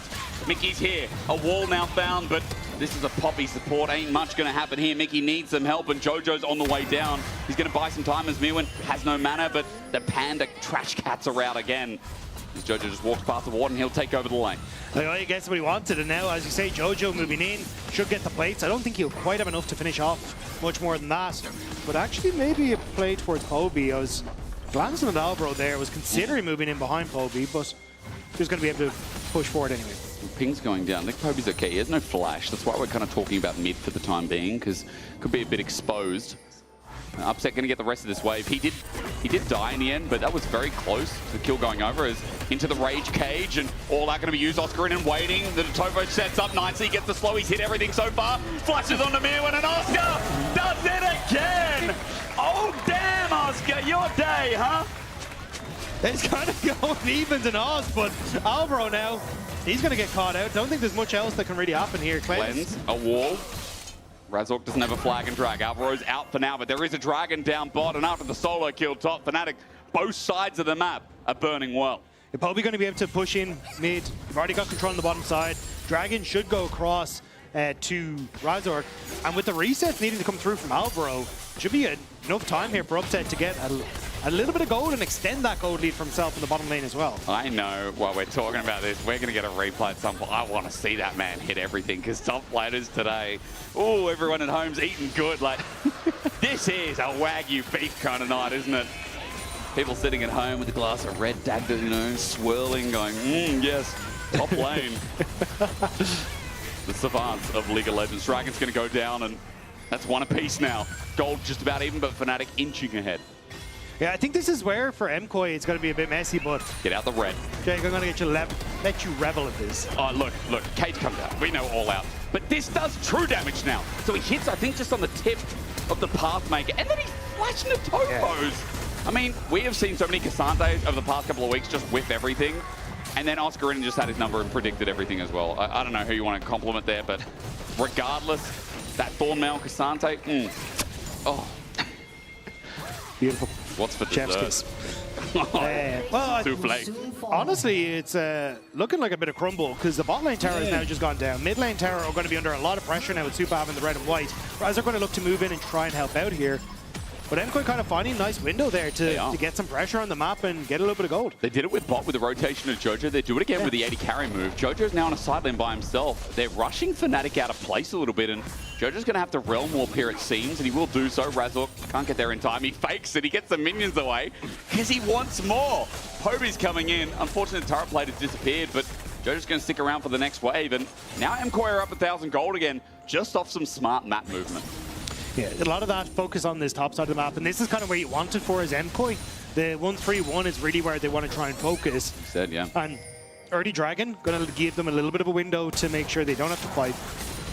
Rift Herald would be huge for them, but I don't know if they're really in a position to try and fight for that. You can see a lot of Mickey trying to put a ton of pressure on towards his top side with some vision and threatening to come in behind Jojo, but they don't really want to go much further. I feel like for MKOI, the game is in an okay spot though, right? We're talking about it from their angle because we came in the draft mentioning how, okay, well, there wasn't really strong layering engaged with the Nocturne, or more so synergy that came through. It was all about this 1-3-1. It was all about how Elyoya can float to other lanes. Now you might have to float up towards top as Alvaro is the target, but slowed down with a good Winter's Bite, and the fact that Elyoya is in the vicinity is what we're talking about. MKOI setting up the dots before they're crossing the T's. Do you work with that? I'm just trying to keep my eyes on... It's a German T. Ah, okay. I think, which they don't, with the umlaut, you know? Except gotcha. I've never seen it before. I don't think they have that. It's not a vowel.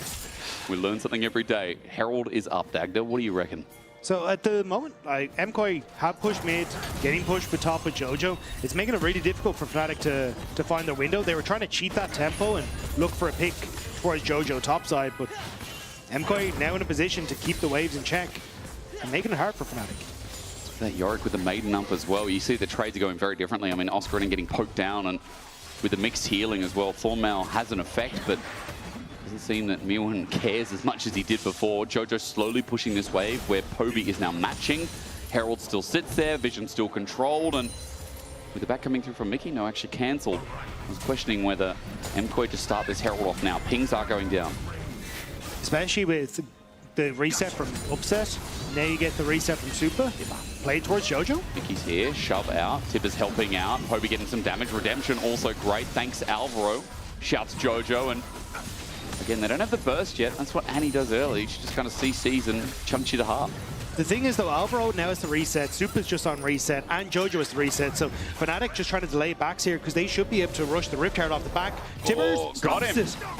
Really nice. As you said, now that's even more impactful, isn't it? Yeah, just the control over the waves now crucial, and the reset timers for Fnatic working out well for them. So I don't think MKOI should be able to follow this and require a TP from Jojo immediately back into the play. Elyoya has the face check. Control wall put down. No ward in the pit until that scrying one. As Elyoya in the brush for now. Poby, the stun mitigated. Great spell shield here from Elyoya. He has the ability to go again, but it's a Herald picked up for Fnatic. It is a meaningful win. And Fnatic are going to be happy with that. They don't really have control over the push on waves. You can see Jojo dictating how quickly this wave gets pushed in just with a couple of buttons. And it means that if you can get these small windows for Fnatic, where MKOI are on resets, it's crucial to just holding on to pressure in this game. Oh, damn, though, Jojo, you speak of pressure. That man hitting hard. Poby, good narrowly avoiding on the overload there, and he's going to back away. He's got an enhanced recall thanks to the Herald, but Jojo is feeling good in this lane. This is just MKOI basically getting to do what they want. Yeah. You've got Supa, who's controlling mid lane push all the time. Easy. Jojo now going to be able to get top lane push. Bot was already gone, and Mirwan's just been having a field day against Oscar Rinnan, despite the one solo bolo. And this map is just dwindling for Fnatic. Yeah. Dragon's now up and available, and that kind of is where they want to put their attention, but they're losing out everywhere on the map as they try and go for it. It is really clean. It is really nicely played from MKOI. 2,000 just about the lead, and it's a slow, quiet, growing game where Jojo is topping the charts. Mirwan's topping the charts. 1.4k is the lead. Poby trying to find an angle here in bot, and Elyoya was nearby, but Mirwan, the level 12 Yorick, he's only falling behind Jojo a level, but like, you can see right now, Mirwan, who was meant to be the weaker portion, is definitely strong. Dragon sits there though, Dagda, that's the focus. And Razork has to get out of there as third Dragon of the game. Elyoya definitely wants these mountain stats. MKOI should be able to start this up. Oscar Rinnan still pushing on the top side, trying to answer for the turrets that have already been taken by MKOI. But Fnatic, you can see they're just not looking confident to take the space that they need to. At any point in time, Elyoya can come in over the wall or anything like that. So I think the slower this goes, the happier MKOI are going to be, because they're just getting the waves back in their favor again. Maybe the Herald push can mitigate any kind of pressure that MKOI set up through the river line. Opening up mid would be big here. The charge comes through from Mickey. And Elyoya is there to respond afterwards. They're going to get rid of the Herald, but Fnatic are definitely overloading mid right now. But don't worry, if this goes on longer, Mirwan up in top is going to be threatening inners. Bot, Jojo already sends a wave in early. So it's not without response from MKOI here, as Mirwan is committing for now. Yeah, Mirwan going to just continue to push. He's trying to see if he can spot out Oscar and deny him access. Will be able to do so there.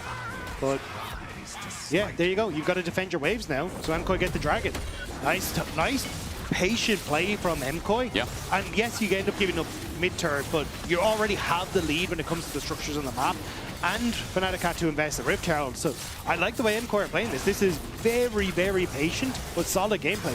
It's really nice as well, because a lot of teams by this point in the game, like regardless of comp, we get a lot more overcommitting to mid.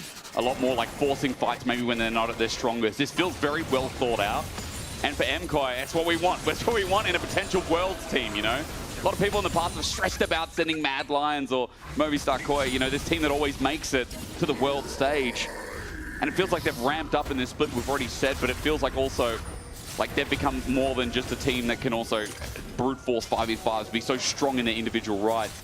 This is a very good sign of macro as Atakan now spawns. And they talked about Euphoria, this being one of the things that they were trying to work on, that they were trying to figure out how they can have slow, patient games that feel almost like crippling to play against, where every decision you make feels impossible, and they've been doing a good job of forcing that gameplay onto Fnatic here. Fnatic have looked dizzy trying to keep up on the map.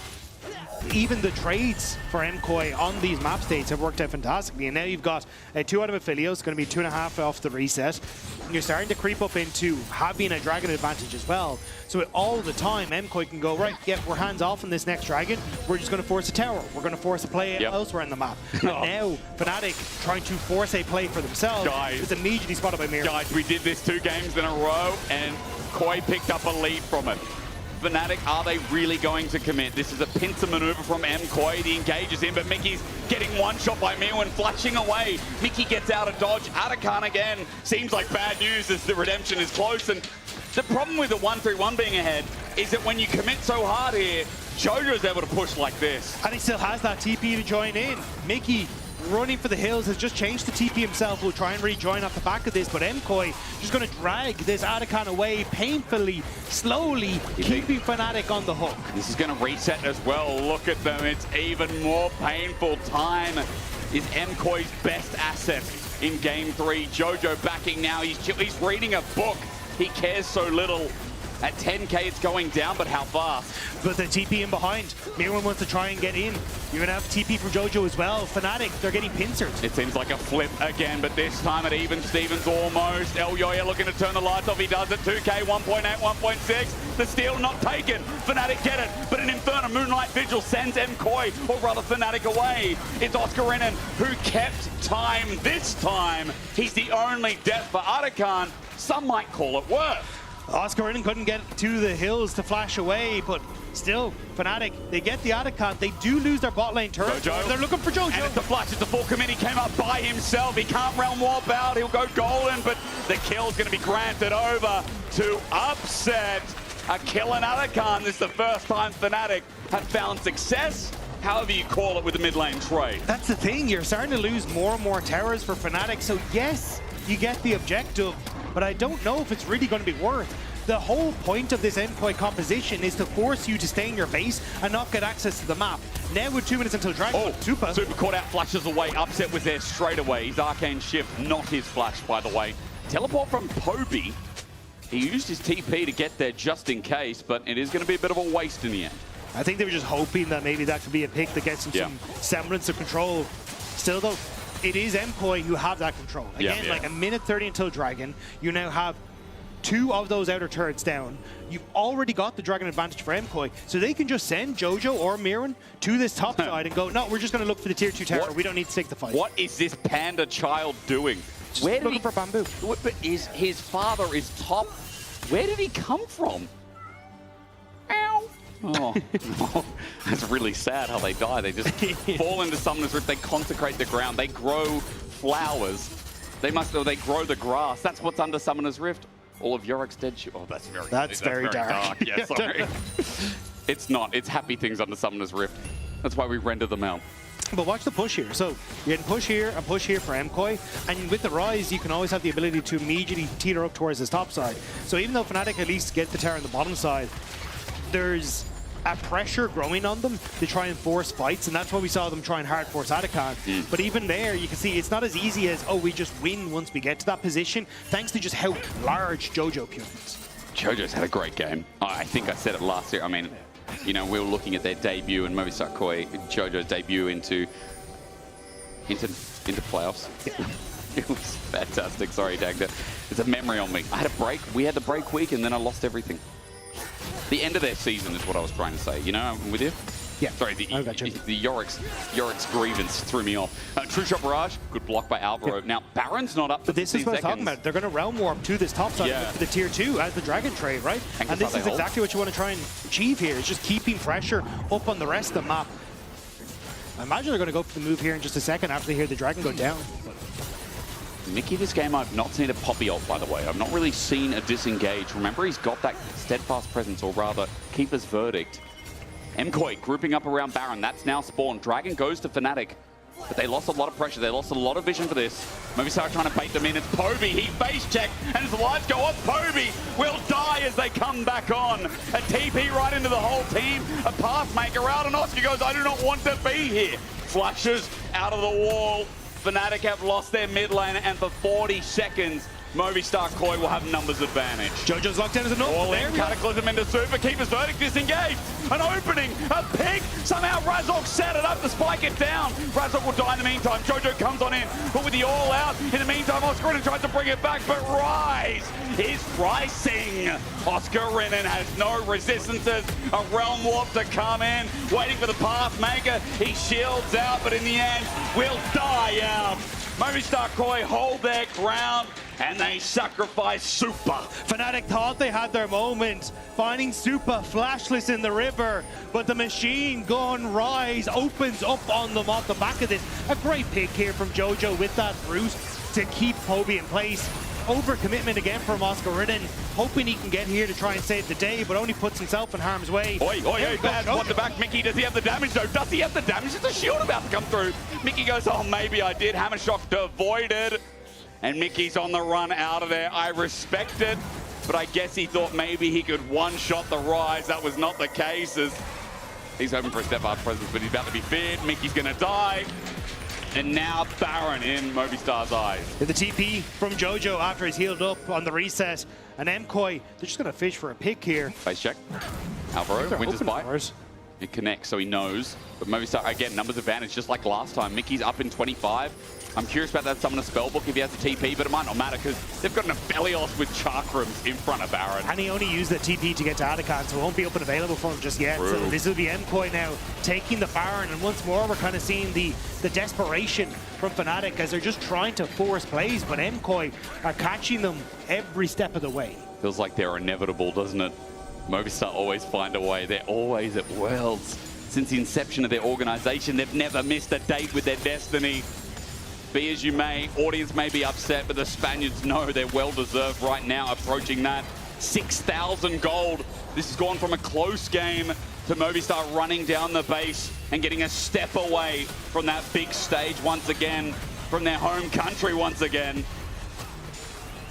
Spanish fans must be livid here, seeing that, livid's the wrong word, Dag, that they are living. No, they are living. Because if they're Movistar KOI fans, they know that it's within the grasp. It should be their game. The siege stops there.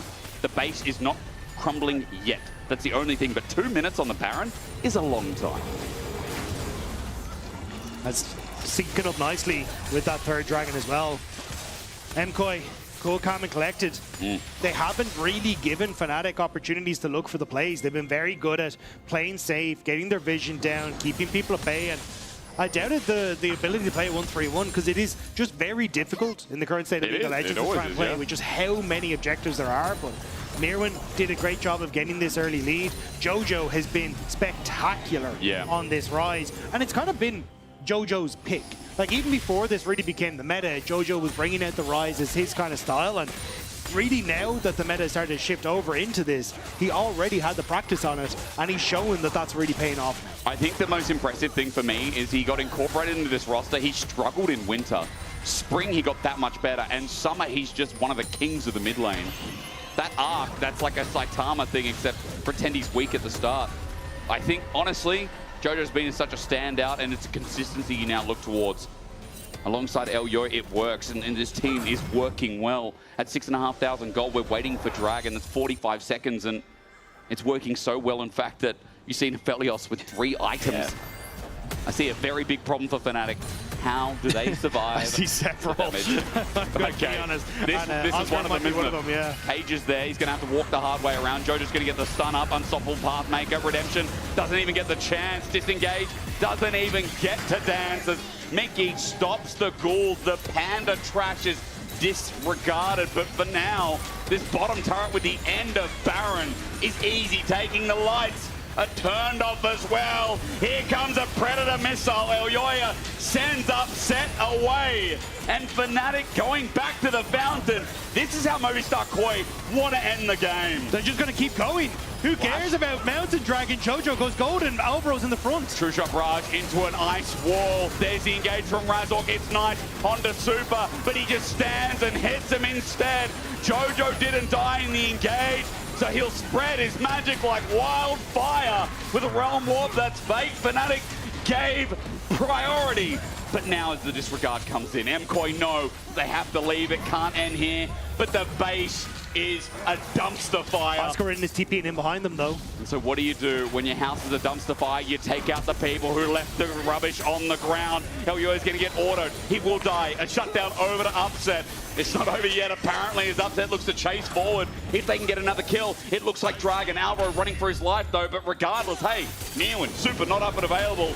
Mountain Dragon, when you're 7,000 gold down, ain't too bad of a second prize. But how do you do anything now in the map as Fnatic? It is the bleeding. second you leave your base, Realm Warp in and murder the Nexus. That's all the game plan for MKOI now. Also, I'm going to bring up the mini-map. No, I'm not. This is a replay. We'll do it later because the base is broken. Again, we're seeing what I expected to be the combo from the get-go, which was the ultimate from the Cataclysm on towards Super, immediately Poppy murder them, but everyone in MKOI is just too far away. It doesn't matter at this stage. Jojo bailing at the last second, doesn't want to chase Fnatic into the Nexus, but you've already got it done. Look at this. There. Yeah, Mickey's got it. Mickey, you got to get... Oh, he didn't get rid of that one.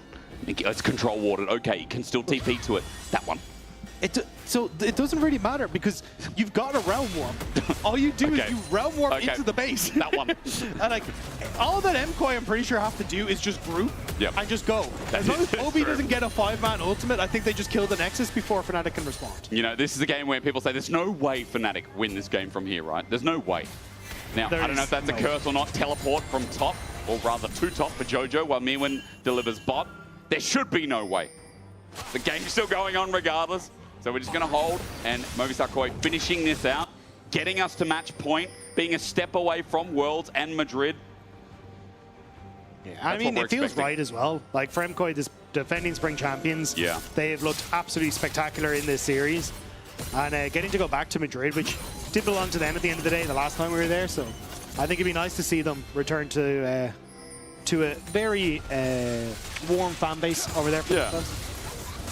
And it would mean that our 2 MSI representatives will be going back-to-back at internationals as well. Oscar's trying to clear waves. Right now, who do you give the gold to? I guess the biggest question. Poby's got 3 items in a bit. Oscar being able to survive frontline might be a question mark here as he tries to get himself his 3rd item is MR. I think the issue is going to be the Baron in 15 seconds. Because I think this is for Fnatic where you're kind of damned if you do, damned if you don't. You go to a pause. But it's as Baron spawns, if you immediately walk over to it and take it as MKOI, well, Fnatic have to contest you. And if they go to contest you, well, then you just realm warp in behind them and finish the game. Yeah, that's right. So you don't have a winning play Damned if I do, damned if I don't, And your base is already in tatters. That's right. There's just nothing left. I mean, it's difficult.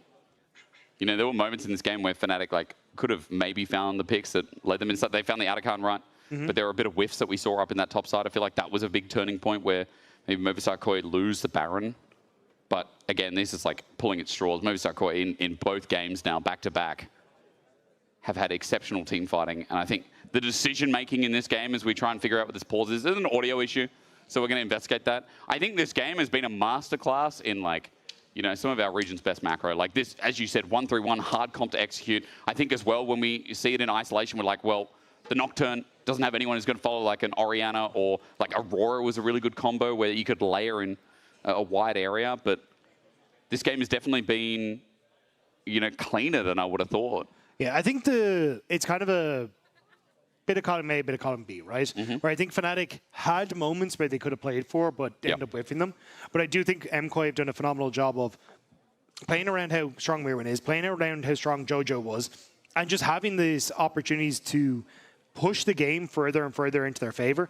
Like every time we looked at Fnatic, it felt like they were scrambling to try and match side lanes than actually being able to be proactive and winning out the game through finding picks with the Jarvan, Poby having these big Annie ults. Yeah. And now they're just at the point where MKOI got a bunch of the early dragons, have managed to completely destroy everything in their base.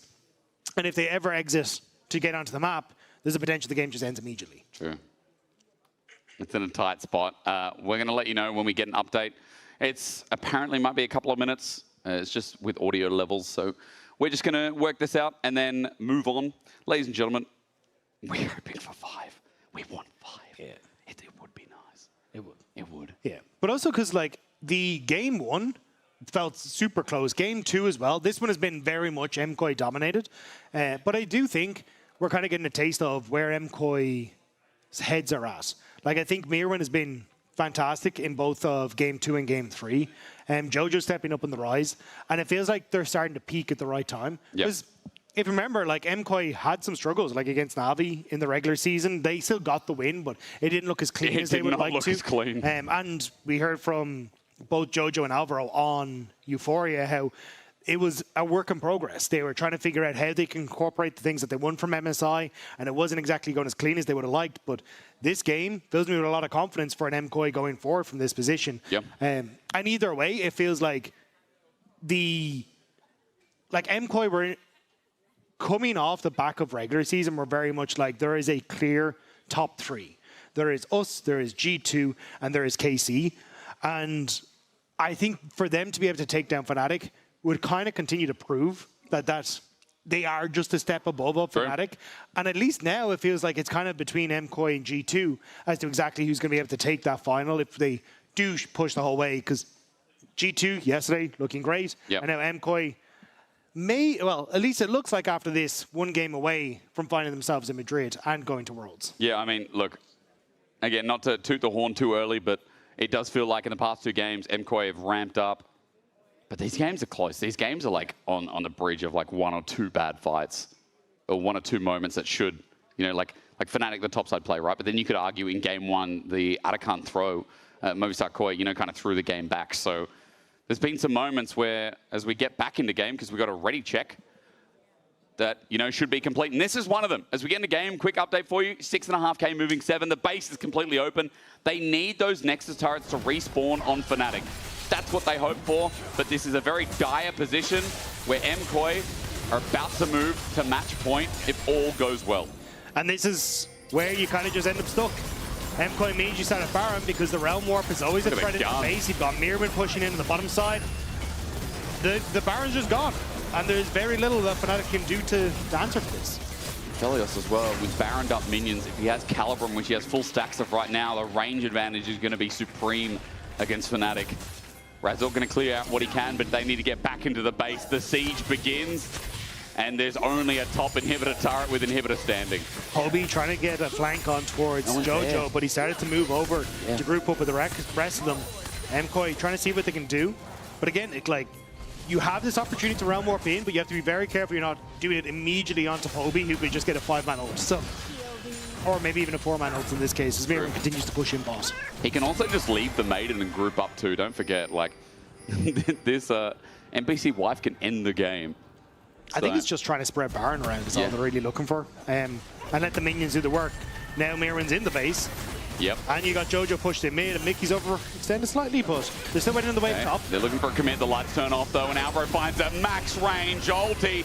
Jojo keeps firing and gets the overload in the end, but Mirwan's walking up towards the newly formed Nexus turrets. I believe they're still there, ladies and gentlemen, and just respawned as Fnatic trying to defend against 3 waves about to be.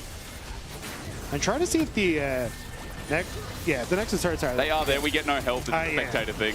And then as MKOI starts to how do they defend Dagda? I don't think there's a good answer to that, to be honest. Mickey threatening, but now Gauss.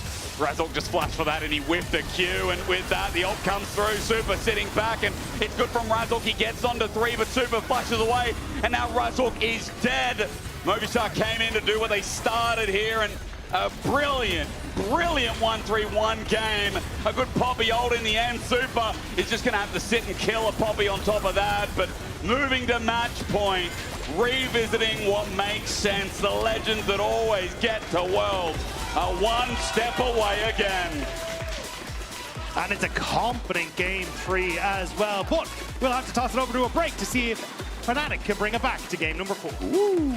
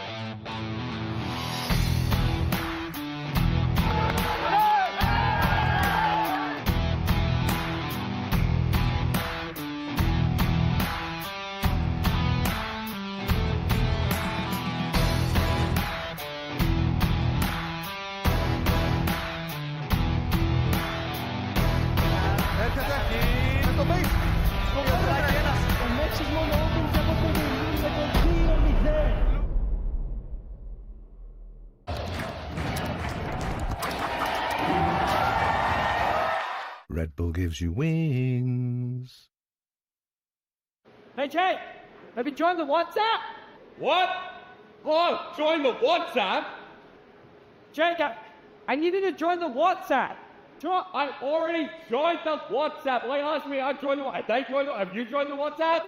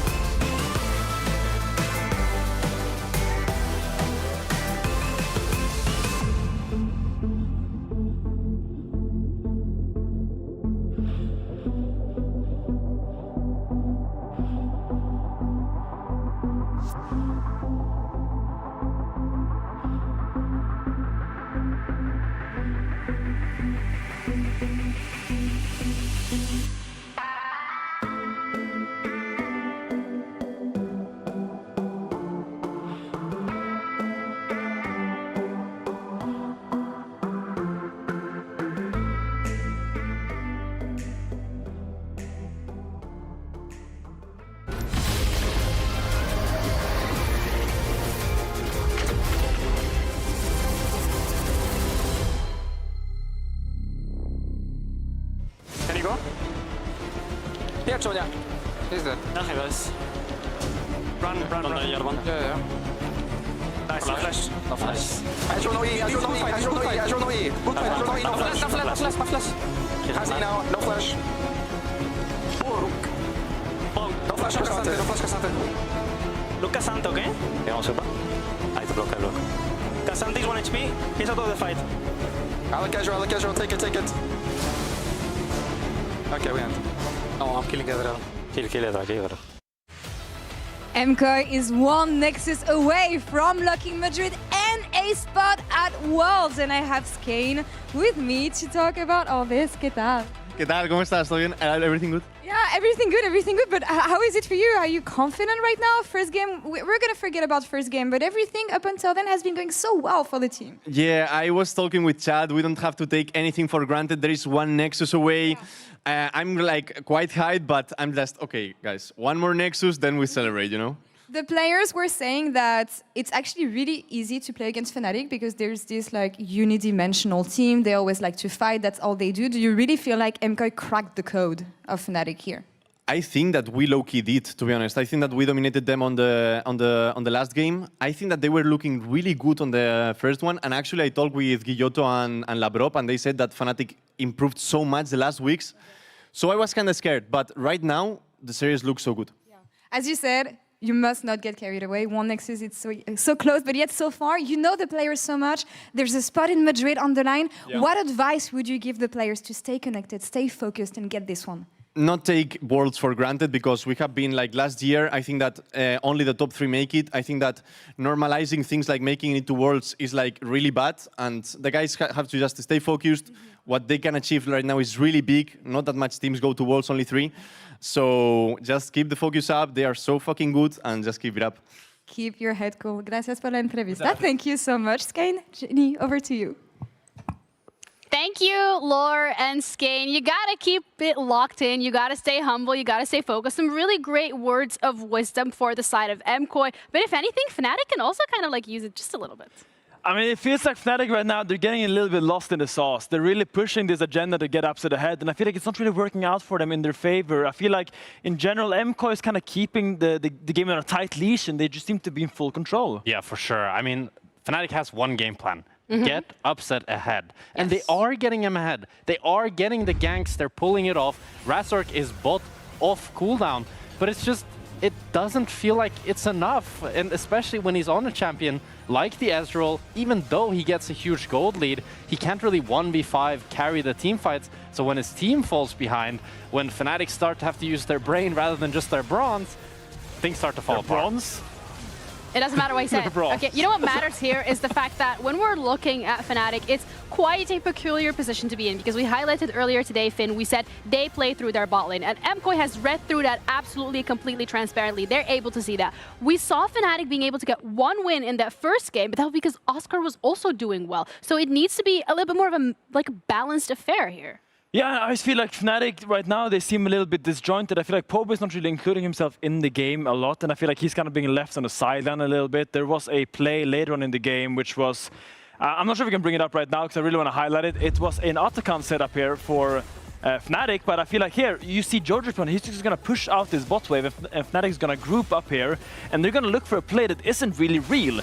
They're going to start this Atakan because they feel the pressure from this side lane, this Ryze, this Yorick are just constantly pushing in the side lane with the shadow of Nocturne, and here Mirror gets a super big chunk on the Mickey, and now the Atakan appender is kind of forwarded. And now if we look at bot in the minimap there, Ryze is still pushing. He's still there and he's getting stuff for free. Meanwhile, Fnatic is grouping 5-man strong topside and trying desperately to get something back in the game, but MKOI is going to reset this Atakan and just drag it out. Now, the continuation of this from MKOI was a little bit sloppy, but in general, it feels like MKOI's discipline, MKOI's focus, and MKOI's determination to make this series into a stomp just seems to shine through so much more strongly. And it just feels so overforced by Fnatic. They have one mode, they need to go forward. Even after Mickey gets chunked, they TP him back in. They want to keep fighting, and it's just, it's not going to work when the enemy knows what to do.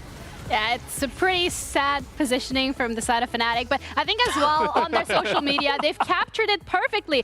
I am so sick of my stupid life, and then you're like, oh my gosh, I am so happy. And then the Adacon comes along, and you go back to 2 months ago, where it's like, I am so sick of my life right now. And that's kind of the position that Upset is finding himself in, where it's like, okay, he's getting the leads, he's getting the resources, he's been giving that opportunity to step forward as that carry, but MKOI know exactly how to shut it down, because also their macro has been so good. Yeah, I mean, and I feel like if Fnatic is coming into the game plan that Upset is the main carry, he is our anime protagonist, we need to set him up in the draft. Because here we see the drafts from his previous games. The Ezreal is not the champion for that. I would love to see him on something like, I think on the Sivir he did a really good job in general in the game, because it's just such a hyper carry. Something like a Jinx, something where he has the damage to completely 1v5 fights, giving the correct peel, is something that Fnatic needs if this is the identity they're going for. If you want to draft like this, play like this, Ezreal is not the pick for you. Then I need you to tell me exactly what the picks are. I think Jinx, Seri, the only problem that I can see that you run into with these picks is you don't have that kill threat. You're not going to be able to kill Supa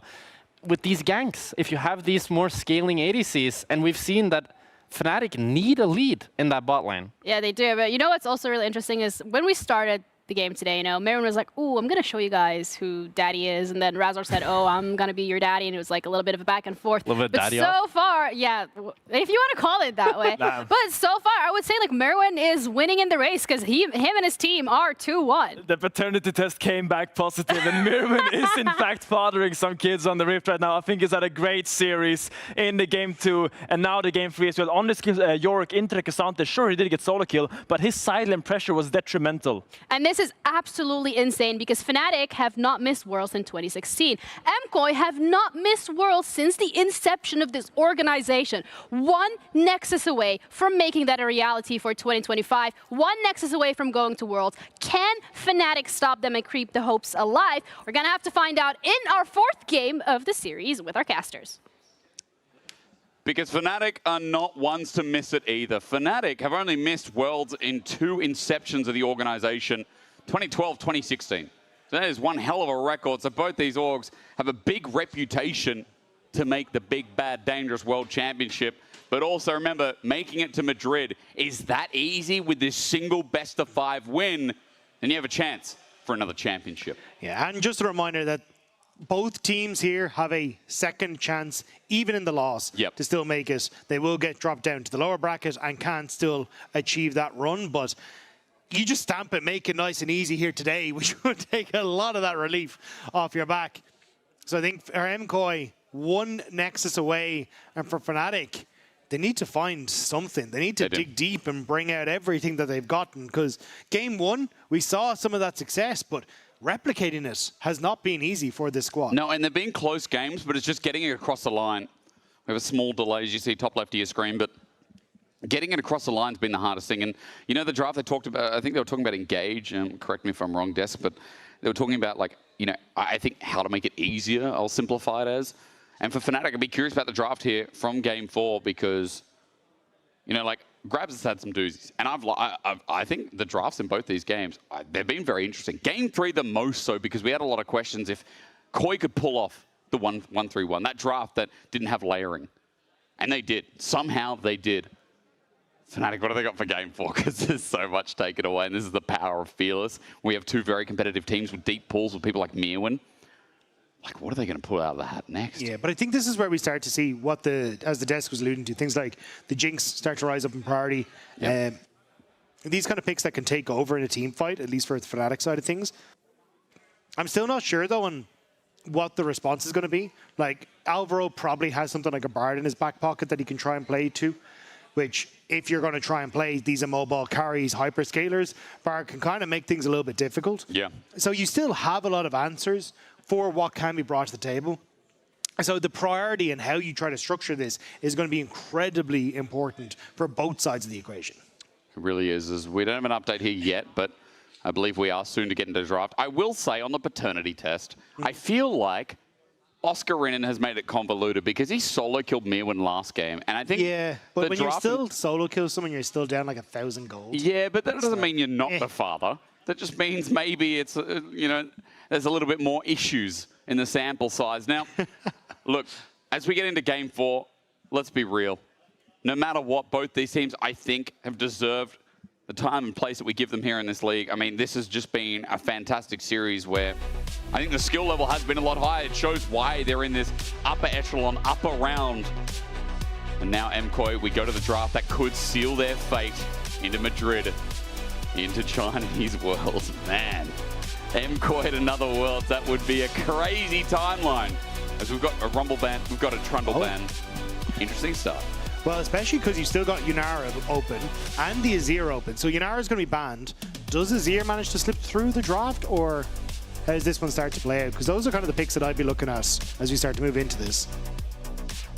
Yunara's gone. Finally. Talia also going to be left open. So there's definitely some power picks here. Are you going to ban Talia or you ban Azir? One of them has to go, surely. You're not going to get rid of something like the Varus. I mean, Varus has been there, but... Oh, Varus is top, excuse me. I forgot that in the column there. It went into a different lane. Okay, Azir gets taken. And now, Talia, Dagby, you mentioned it. Poby could have a Talia game to try and crawl them across to game 5. Yeah, and then the question is, what do you want to try and pair with? A lot of those junglers that benefit from having something that can provide that CC or even like enable the CC to enable Talia are gone, but I still think Talia is just a very strong pick regardless. Yep. If they want to try and go for it. Okay. Nautilus B1. But now you give up Talia. Now you give up combos with Talia. We don't have Wukong, we don't have Jarvan, we don't have Vi, we don't have Nocturne. Yeah, you still got things like Sejuani, Maokai, Skarner. Maokai's great in EU. A lot of people starting to pick up Volibear and stuff as well, which can work with the Talia. So Elyoya has options here, you're telling me? Yeah, definitely. I'm curious what the Nautilus lock-in is. I understand it's like the last of the engaged support, so maybe that's where Fnatic are just like, hey, we want to try and get our hands on it. But there is also like some flex. We had rumblings of the Nautilus jungle. Yeah, we did. Don't know if that's really what you want to try and go for here, but this would be an interesting one. Twitch, no. Hold up, guys, hold up. Jinx, more like it. Range 80 carry, super scaling, as it were. He's picked up a Aphelios last game and had a fine time of it. So far, pretty standard stuff. I mean, you've got something that can move, you've got a scaling 80 carry, and you still have enchanters open. Yeah, and Thresh as well, which can also be great. A little not wonderful into the Nautilus, because once you start to rev up your hook, Nautilus just goes doink, and you have a sad time. That's the sound it makes, yeah. It does, yeah. It's the scientific sound. Yes, only Victor, actually, yeah. So I think overall here, Fnatic's still going to be relatively fine. Like, Victor does well into Talia just because of the range advantage that he has and can kind of win out on the early levels. And I'm still, like, I think for Razork, taking something like the Maokai here could be the answer, just to try and put a bit of pressure onto them, but they want to try and go for the Sion instead. I think Mirren probably going to have answers to this, as the man has definitely had a fun time when it comes to answering into tanks. Anything that can shred. No Gwen available, the best tank shredder. Where do you go? Oh, you were talking about this earlier, and there it is, slammed in for Mirwin. Yeah, so it was in a Sheep Esports article that he's talking, saying, I've got an Akali ready, but I've been practicing a ton of this Rek'Sai. I don't mind letting people know, and he's about to let Oscar in and know. So Mirwin going to get value out of this in that top side of the map. Should do well thanks to the increase in the true damage to the Sion. Yep. And he has done a great job of bullying in the last 2 games. Oscar in that top side in the early stages. And still giving a front line to MKOI sounds like a winning plan. Ooh, well, MKOI get rid of the potential of Razork, Zed jungle. Now, if you haven't been watching the East, Kiana, Zed jungle, these have been popping up massively. I mean, there is the triple flex or quadruple at the moment of Morgana also as a thought process. So jungle right now is very wild. And that's why with solid tank, with solid AP scaling, they're like, we can't give Razork something that can flourish in the game. Yeah, I think if I had seen more lockdown in Fnatic, I'd be more worried about things like the Nefiri. Like, say if you had Ari Nefiri could work out well, but with the Victor, you are probably just going back to basics of the Sejuani, the Maokai, which is kind of where MKOI want to force them, as it gives little backline threat on towards the Jinx. On the upside, we kind of said like Volibear, things that can enable this Talia, going to be very, very strong. Yeah. And maybe it is just an immediate MKOI for the Sejuani for Elyoya if it's left open. As they get rid of 80 carry, MKOI's final ban is to try and deny upset of getting something solid alongside this back-to-front comp with a question mark Nautilus. They B1 this Nautilus. There has to be some ultimate game plan here for Fnatic that they're bridging to. As with the Volibear gone, do they ban away another jungler? Are they that comfortable with what Razork has left available? A jungle? Leah's gone. I'm wondering what Upset's plan is here into the Jinx. I mean, honestly, maybe he goes for the Twitch. And do you think he goes get like, the late game scaling? Do you think a Ziggs is too much, or against his comp maybe? I think you got too much AP and not enough AD value.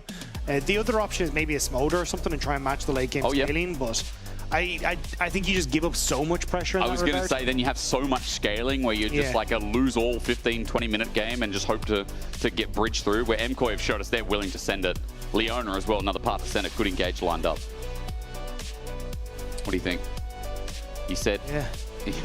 I mean, what about Twitch or Smolder? I think you need to match the scaling. Yeah. Kog'Maw works in that regard as well. Oh, man. Really upset. But for a game 5, are you going to try and take us with a Kog'Maw, a Twitch? What is it going to be? Oh, my God. Are we actually going to get Rat Champ? No.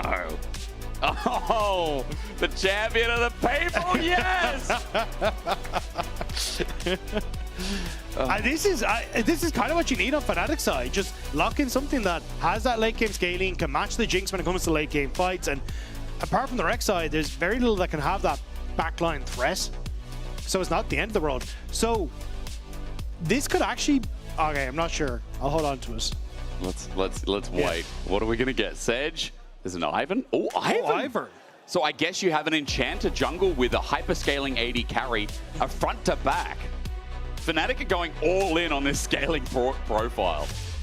Yeah, and I like the addition of the Ivern, as you said, like gives you that Enchanter that you really want. But it's a Kiana for a terror shaped my heart. Okay. This is sick. This is our region. Oh my God, I love it. So we have seen like players like Kanavi and stuff played over in the LPL to great success, where you can go hyper aggressive in the early stages. You have a ton of burst damage, but also then you're level 6. The ultimate, the supreme display of talent is insane for so many of these objective fights. Yep. Fnatic are going to have to try very, very hard to keep track of Alyoya to make sure that he's not sniping Upset or Poby at the start of these fights. And you have to be perfect because the CC layering means that one man dies every time. Kiana, Talia, Leona, that layering is nuts. And I think when you're a Victor, when you're a Twitch, like your positioning has to be perfect because it's good range as well. Like the dashing, the range you can do it. Why is Upset? Was that Rambo? Was that Arnold Schwarzenegger from the from the Alien movies? That was good. Either way, he can be it all. Don't worry. But I do agree. I think like the fact you got so much lockdown thanks to the water freezing you can get as Kiana, plus that ultimate, just makes it very, very difficult. I've been reading sort of Kaigen at the moment. A lot of water freezing. Yeah, water freezing. Technically not wrong. But yeah, I think it's like the control that you can have makes it very, very difficult. And at least the Ivern can build things like Mikaos and go for the redemptions and stuff, which make it a little bit easier to keep your AD carry safe. But it is a nice addition here and something that can play very strong in the early skirmishes, especially if Fnatic overcommit onto, say, gank in the bottom side of the map or anything like this. That's where Alyoya could pop off. I'm looking forward to it though, Dagda. One more for the Spaniard, for Movistar Koi. And the deal is set. The inevitability returns. They've never missed a Worlds. Will they start now? The Koi Fanatics are out. And I ain't talking about the blue side, I'm talking about the red that strikes fear. The ramp up this year, the spring champions. And most of all, the man in the jungle who we love, Dagda. He's a step away again. He always brings them across the finish line. How's it going, Flowers? What a random message. Like, everyone's like, man, I love the draft. And Flowers like, hi, you chat. He does not Make sure you give him a happy birthday. It was last week, I think it was. Oh, yeah. I think it was the other day, actually. It was even closer than that, wasn't it? Was it that? Maybe. Happy birthday. Happy 35th, 36th birthday. 35th, yeah. Is it actually? I was trying to be a bit mean. But I don't, you know. How dare you? That man is a lovely man. He is a lovely man. You know, we work with lovely people here. We are very fortunate. You know, it's our co-streamers are lovely. They have lovely voices. They have lovely faces. You know, Yamato's voice. Oh, baby. Oh, yeah. Yeah. You know? Anyway, who else is lovely, chat? This guy. This man has never missed Worlds. He's also got the Riz in the eye. Look at that. I was going to say, that is some serious. Oh, yeah. Look away. Look away. You don't want to be. I didn't realize I was going to get mogged at this. Yeah. It's an incredible feat, especially since like I feel like his debut kind of helped drag across the line. Well, he's part of the dragging, but here he has been the stability. He still had a pretty impressive series when Razork was beating him down in game 1. He ramped as well. Yeah, and I think if you can have this control now with the Kiana, like this is your moment to shine. And I think what a way to make a statement as he started to move on to one of these teams going to be facing G2 in the future. Yep. If you can win on a Kiana Rek'Sai combo, it's kind of a sick way to bring yourselves into that position. Quick side note as well, last Kiana jungle we had, as we're getting some heavy trading in top, and Mian was just getting broken in by Oscarinen. He heard the father allegations, he wants to prove the test. Kiana jungle 2020 spring self-made versus Razork. Razork won. It would be funny if, again, 5 years later, Razork can beat down another Kiana. Let's wait and see. Top's going well so far here for Oscarinen. Poby is just matching and doing what he can here in a very deadly lane. And in the 2v2, Upset's goal is to get as much CS as possible and not get ranged out by a Leona or a Jinx. Yeah, in the early stages, it should be fine. Again, Nautilus has always been the bane of Leona's existence. That is trying true, to find the yeah. engages, because the hook is just so strong at denying. The Zenith Blade has been able to buy that distance that you need to disengage from the trade. So for Alvaro, I think it will be more about trying to move around the map and play alongside Elyoya. Because if you can provide that CC, well then this assassin can really start to take off. Again though, it's not going to be the craziest of early games, I feel like. You do have some pressure that you can try and play for around the mid lane, where you take the river element, get the stun, and try and set up for a follow-up with the flick back from Jojo Pyun. But outside of that, it's not the easiest. This Razork, of course, a flash from with Oscarinen onto Mirren. It's that root caller that came through. Razork now is priority in top. Weird interaction, but takes the trigger seed out, gets through. Razork has to flash. It's matched. Elyoya wants blood. Treebeard is about to go down as they didn't engage. Mirren doesn't have a flash available nor a tunnel. Elyoya has to follow this himself. The edgy style, the auto attack. Jojo! What a flash to match everybody then. And what a start for MKOI for this Kiana. Picking up that first blood, burning everything onto Razork. Now it means if at any point in time Elyoya finds Razork, he's getting chopped down. That's right, Razork, an early game. Ivan is just so vulnerable. Maybe top as well. Elyoya is making another game pass. He has the ice element, he can get the stun, turns it into explosions. Oscarinen survives, rather doesn't burn his flash, but he is low, and TP might have to be burned through to come back in this lane. The thing is, though, if you actually reset and TP back into the top side, it gives so much advantage to MKOI and how they want to try and play out like something like lane swaps that can come through. Ideally, you just swap the lanes if you're Fnatic and leave Upset in this lane against Mirren, and you can farm up and get to that late game switch. But if Mirren has that teleport advantage, it can get a little bit more difficult. Mickey's hiding out in the brush though, and here comes another brush walker onto Razork, waiting for the root caller again. The trigger seed already out for a shield for himself, popping into Alvaro. He gets a root, but is there going to be enough damage? Flash away from Alvaro, away from the potential hook. And that is a summoner down for the gank. I am moving into the top side as we're getting a bit of behind the turret farming for Mirren. I think he's just going to look to take away Razork's camps on this top side as they start to respawn. So even though he gets the flash from Alvaro, still Elyoya starting to put the hurt down onto Razork when it comes to the experience in the CS. Now, quick side note, while we are seeing, you know, a new jungler here, at least for EU, Edge of Ishtal was actually buffed for a bit of base damage here in 25-16. So if you're wondering, yeah, why is this Kiana being seen on top of the Profane Hydra buffs, you know, the lethality being a little bit stronger. Also, the bonus attack speed that you get off Terror Shape. Now, I believe it is Q-Max first usually normally, but... I think it's also just incredibly strong when you get to this portion of the draft where it's lots of immobile carries, people that are easy to pick off, and people are desperately trying to keep like a Twitch safe or the Victor safe, and suddenly they're getting blasted by this supreme display of talent. It just makes it so difficult for you to keep track of all these moving parts and fights. And Elyoya, the fact you've already got this early kill, definitely going to make things significantly easier. And if you can match some of these plays now from Razork, I think you can just start to continue putting that pressure through. Gravity field down from Poby. Look, Upset's trying to sneak in. Flash, Chaos Storm, and a dredge line from Mickey. Upset gets the kill, you little rat.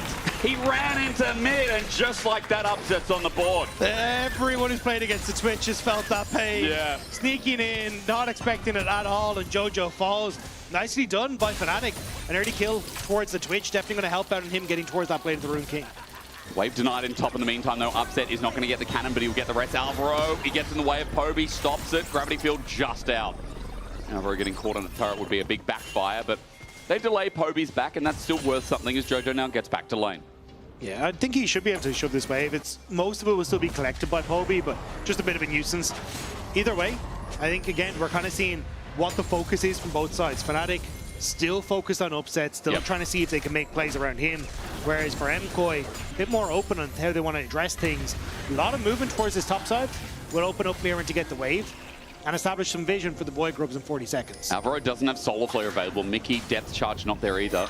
His stretch line used to get somewhere, but there, Zenith's Blade follows him over the wall with that quick ward, and the ulti from Jojo means Mickey has nowhere to go. A shove that misses, but Elyoya cleans it anyway. 2 kills and 1,000 gold lead. This Kiana is large. The Kiana is popping off massively for MKOI, and it's so much of that has been the support tools from MKOI. Jojo Pyun both times helping out, this time with the ultimate to get the assist.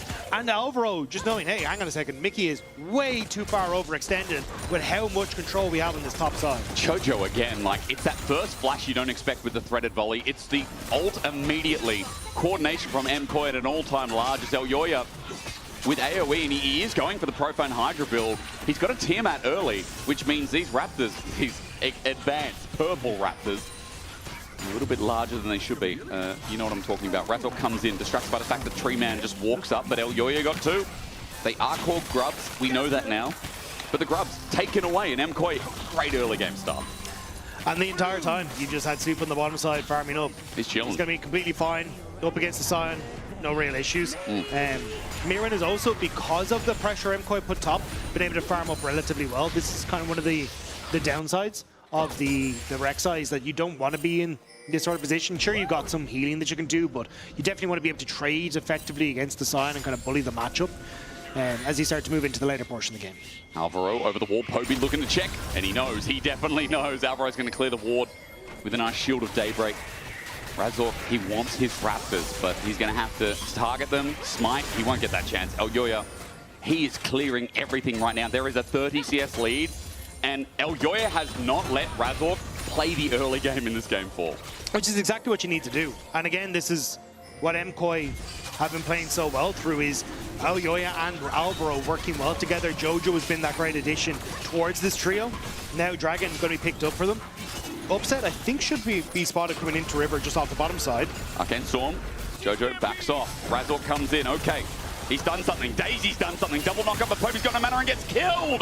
Elyoya ran at him. Meanwhile, MKOI gets targeted a little bit, but the engage continues. Jojo flush for the seismic shove onto Mickey. Super now gets to hit him for free. Alvaro running for his life, but a rocket will save his. In the end, Dragon goes down, but Fnatic are not out. There is a Queen of Xerxai on the horizon. Upset's invisible, but Mirwin sees all. Matches the flash, keeps him there, screams out a supreme display of the Moby Star Koi. Teleport's going to come late, but at least better than not. Razork runs in, he's ordering Alvaro, but there's no damage. Poby's teleporting in to Kiana with so much damage. He has to tread carefully. Flash away. No. What's he got? Elyoya's down, and so is Mirwin. This guy's flash available, but he won't need it. I'm talking about summoners because Fnatic are getting nothing. Fnatic are trying desperately to get anything here, but MKOI have just got away with the heist of a century. They get the kills in mid, on bot. Sure, Fnatic get the dragon, but Elyoya is massive. He's huge. We'll see it here. MKOI set up, and everyone on Fnatic's like, okay, if we can try and get into position off this bot side push, maybe we can do something. But Poby caught out, not expecting Elyoya to be there. The burst was perfect. And now with the TP from Mirwin as well, not matched, thanks to no TP available from the Sion. Fnatic, just the fight ends up so separated. And Mirwin does a great job of just keeping Fnatic Look at this. in arm's reach to set up for Elyoya. A hidden Twitch counter. It sees all. The Void Rush comes out. Okay, now we calm a bit. They wasted so much. Double TP. Calm down a bit. I think that's got to be so hard because again, like you're in a position here where you are 1 game away from Worlds, 1 game away from going to Madrid, and you're sitting with 5-1, a 3.5K gold lead at barely 12 minutes into the game. I was ready today to start selling like the potential of maybe Poby in his first split going to Worlds in our region, right? That was a maybe. Obviously, MKOI were favorites, but like you never know, especially after game 1. But here, Jojo again, consistently, game after game, has stepped up huge and coming over from North America. This guy, he had poor allegations against him in winter, and we said this guy is like, he's an okay mid, he's good at lane, but his mechanics aren't really there. He showed us wrong in spring, won a championship, his first championship in EU after 2 splits of being here. And now he's a game away in a good position of going to Worlds, 3 splits within the region. He's EU now, that's what I said. Poby! Supreme display of talent again, and Poby stuck here. A Chaos Storm out, but Elyoya forces his flash.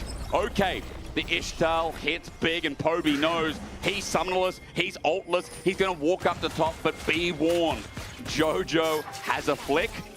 If he gets caught, that's the end of him again. But that's a major summoner spell down. Control over top side given to Jojo Pyun. And Fnatic are being chased away out of this top side, so Poby has to reset, which means in this next wave, you're just going to get more plates to Jojo. This is working out fantastically for them. Mirwin even sitting on mid wave. Fnatic have no idea what MKOI are up to, and they're terrified. This demon from the top lane is always hovering with Sunfire Cape as well. You just have so much wave clear, and you always get that Fury match where you can either heal or you get the true damage on your E. It's so nice for Mirwin right now being up against the tankers. As you were saying earlier, the bot lane is just scaling. They're chilling. There's a kill over to Super in the last fight. He's also got his first item, so in a great spot, and that's a 2K gold lead. That's a Profane Hydra with a pickaxe. And that's I wanted to get involved in the flashless Victor as well. Which means that the second you end up going towards this next objective fight, you've already got a clear target for MKOI. Oh dear. Mirwin flashes, Elyoya flashes in on top, Poby dies in upset. Hasn't even scraped his way to a Blade of the Rune King yet. So you just don't really have the follow-up damage for Fnatic, which means MKOI again get to continue amassing these dragons and gold leads, and Fnatic are very far away from being relevant in this game. It's going to take something special. It's going to take the game slowing down extravagantly, but in a minute, that dragon should be gone with the game state that we're at. That Chemtech dragon will also probably roll in towards a Rift Herald in top. That's at the same time up. Fnatic right now staying with a swap. In fact, Mickey's just hovering over Poby, who really needs babysitting right now. Like, I understand the allocation.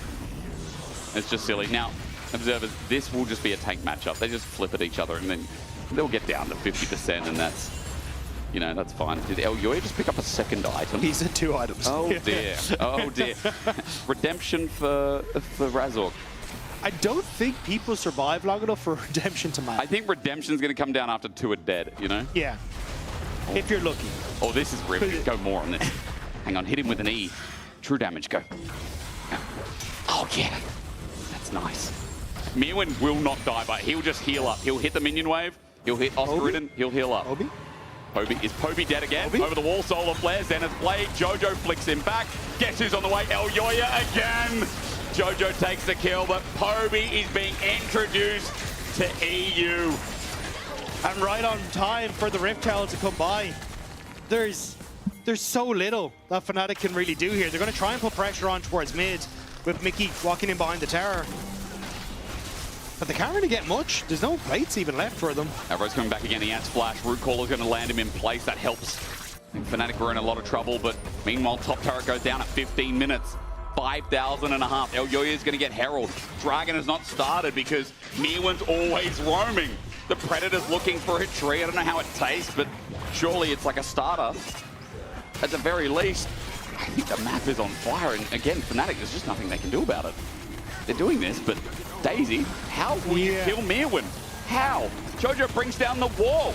Seismic shove, good dodge from Razork, but now Oscarinen's isolated. Mirwin's going to help with the damage. It's a good engage. They're setting up finally, but hey, Super just got a reset. He puts the trap, stops Fnatic from coming in. However, upset, rat-tat-tat in the back, and Super respects it. I did not expect Fnatic to find a fight, but Elyoya was not there, so they had a chance. It's still 1-for-1. Elyoya, as you say, was still making his way down, so Fnatic able to take the fight as MKOI kind of threw their faces into Fnatic, and maybe getting a little bit overconfident off the back of that play. But MKOI still in position. This is not going down fast. Meerwin's coming back in. Alvaro's got a shield around him, but Upset sitting on the wing. MKOI going to be split though, and look, Upset just gets to sit here. Upset just gets to sit here. He unleashes the venom, and although a shutdown goes to Mickey, they get the dragon. And Fnatic are being given ways back in this game. The Chemtech Drake feels fitting after Upset being able to pick up a couple of kills in the back of that one.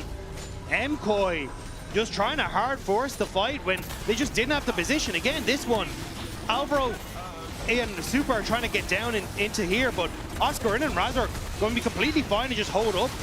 No real follow-up coming through with any sort of damage dealers. And then Upset able to open up completely in the back here. Yeah. Super doesn't get anything down. I know Yoya is late to the party. He was already doing Rift Herald. I saw Super get a reset and I'm scared. I was like, oh my god, Fnatic going to get wiped here, but there's a chance. We look at the late fight, as you said, MKOI coming in with half HP. Upset just sits here again. Yeah, I mean, good positioning from Upset. Sneaks off to the side. Yoya kind of just sits around hoping for a good angle for the ultimate, but can't actually get into position for it. We're going to pause. We do have a pause. Yoya not being there, though. A chance for Fnatic. Gold lead has moved to 3.5k away from 5.5. But it's also, it went to Upset. Like, this is worst case scenario for MKOI. Because if Upset can get to the later portions of the game and has that range, it's really difficult for you to find angles for the Kiana to get to him. True. But with how far behind Fnatic was, it could have just been this slow march where MKOI get into position to take the game. Now, with Upset accelerated, it becomes even more crucial that you manage to shut him down in these fights. We're going to find out what the pause is about, or maybe not. Ready checks are being conducted, so we might get straight back into game, but that was a huge throw. However, MKOI, this is still their game. They've still got Yoya with 2 items, as we said. With the Axiom Arc, I mean, that guy is going to be ulting off cooldown, and it feels like he's going to still chunk so much. So it is still about stopping the train that is Movistar Koi in this game 4. But as you said, the gold went to Upset. Not the shutdown, but the gold regardless. Enough of it where there's a Zeal in hand, a Runans is on the way, and Upset, as he picks up the CS, he is up almost 500 gold.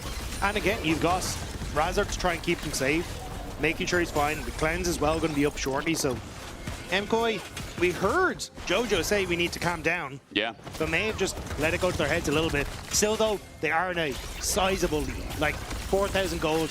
A large portion of that on towards Jojo and Yoya means he can just continue to power through the strong mid jungle.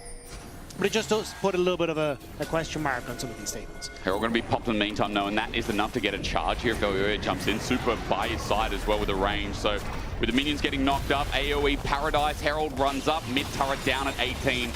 Still their game, still their gold.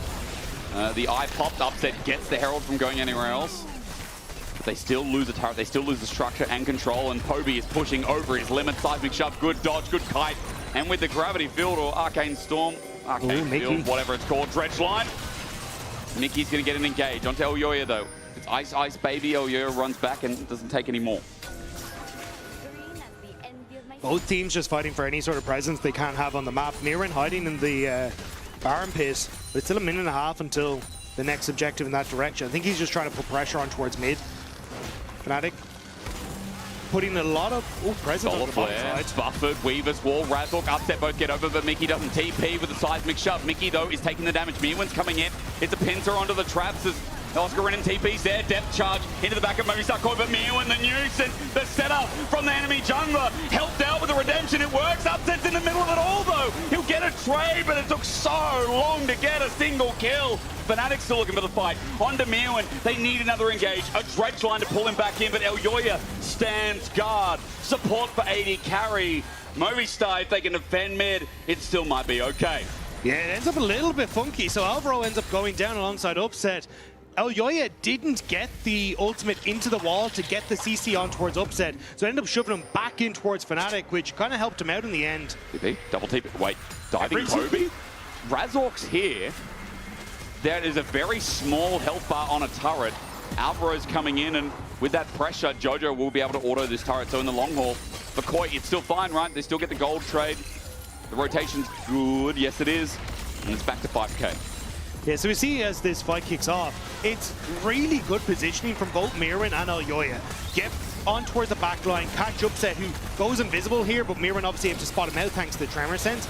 And this is where everything's been focused on Alvaro, the tank, but here, Elyoya doesn't get the CC onto Upset, which means he just barely gets the flash away, can't get the follow-up auto attacks. Mirren ends up having to dive deep. You still get Upset, but you don't actually really get to follow up as much as you would like to because it took so long to happen. Fnatic are able to rally around Poby as he gets in and keep him safe. I'm still negative on the play. I still see, you know, a bit of gold going over to the Twitch, but for Upset, he's getting tracked. Mirwin, every fight, these flash committal burrows.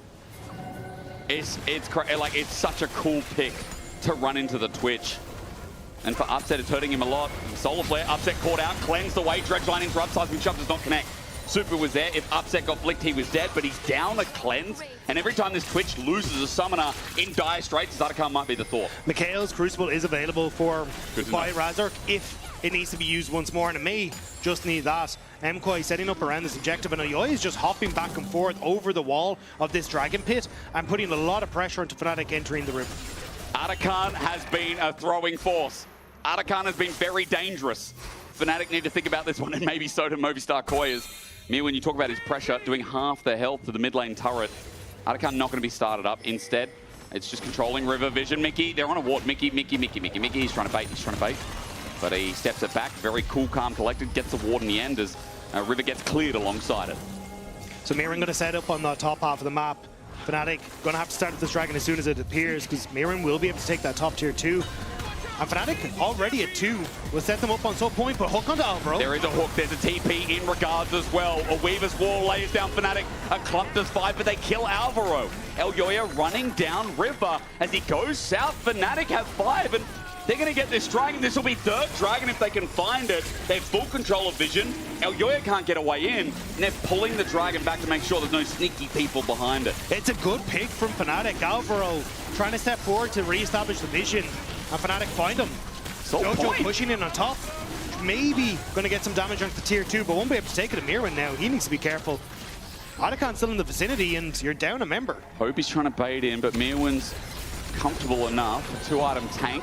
Zadakan going to reset. Fnatic stay as 5. They might lose a bit from mid on this. They might lose a little bit more on top, so they are bleeding a bit, but Soul Point is Soul Point. And a Hextech Soul could be just what the doctor ordered for Fnatic, and it is crazy to me that we are talking about the possibility of Fnatic being in this game when Elyoya was running the ship so damn hard for the first 10-15. And it's just unfortunate for MKOI that they have been trying to set up these plays that could just blow the game open. True. But it just hasn't quite worked out for them.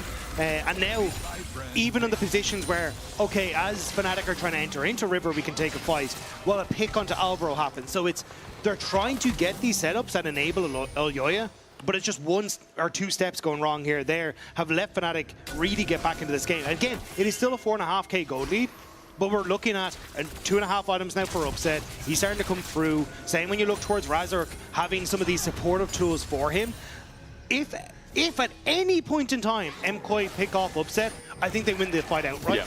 But it's just that if they could do it, and now they're going to start out Zadakan, hoping that you get this push through here, and you can set up for this massive wall from Elyoya across here. Jojo going to have a wall of his own as well. He's just teleported in towards mid, but he needs to get there. 6.5k. Daisy gets a knock-up.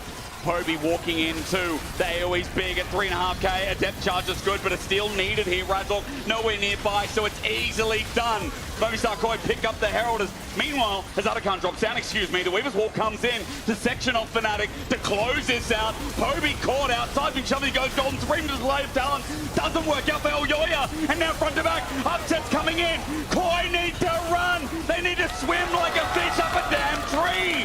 Upset, he's invisible, but they know there's a shark on the way. This one's bigger. Upset chases, and Rat-a-tat-tat to unleash. Jojo gets close, Mirwin gets close, but they are sent packing. 5 members of Fnatic stay alive. The stopwatch must have slowed time for Elyoya as he realized the horrors of his mistake. Not able to catch Poby, not able to follow the fight, and it's Upset who's able to push back MKOI and secure another tower for Fnatic. You're right about that stopwatch. Poby showed him 2 big ults. We'll look again, Dagda, because this one, it is Zadakan going to MKOI, but the gold back is what we fear for Fnatic. And it's a nice call from MKOI. Let's try and chase this. We've got good positioning. We've even got the Weaver's Walls that can try and come through. But Elyoya, as he goes for this, Poby, great stopwatch after the flash away, then the reposition that we were talking about, because Zupa can't step up with Jojo, with Oscar running over the wall. They've lost track of where Upset is, and at any point in time, this Twitch can open up, and they have to step away. Still though, it is the 1 kill or 2 kills for the Atakan about and the 3K Terror. gold, So right? you're still getting nice little wins for MKOI, but it's more gold, more pressure that doesn't necessarily have to go across to Fnatic. This is the whole game, by the way. That's Poby's damage, and he has been bullied. He has been in the weak side of the map for a while, but he got a double kill in that last fight. Movistar Koi were moving back towards 5,500, but it's shrunk again. 3,000 is the lead. Fnatic have this way this game of just keep pulling it back, capitalizing on the mistakes or the over-eagerness. Yes, Elyoya is still 3,000 gold ahead, but it's an Enchanter jungle who looks like he's about to go towards a Moonstone Renewer or Edges of Helia, Echoes of Helia, excuse me. Whatever it is, Dawncore? Yeah, Dawncore, you're right, you're right. Double Catalyst Tome fluffy gem thing. Dawncore. But for Upset, that's brilliant because he's got a Last Whisper. He is already doing a bit of damage. He is now going to shred through Mirwin, shred through Alvaro as well. That's coming up. And I think if MKOI could just find their one fight, they are good. One big ultimate from Elyoya can destroy Fnatic and set up for Super for a reset, and he can take over. But it's now 50 seconds until a potential soul for Fnatic.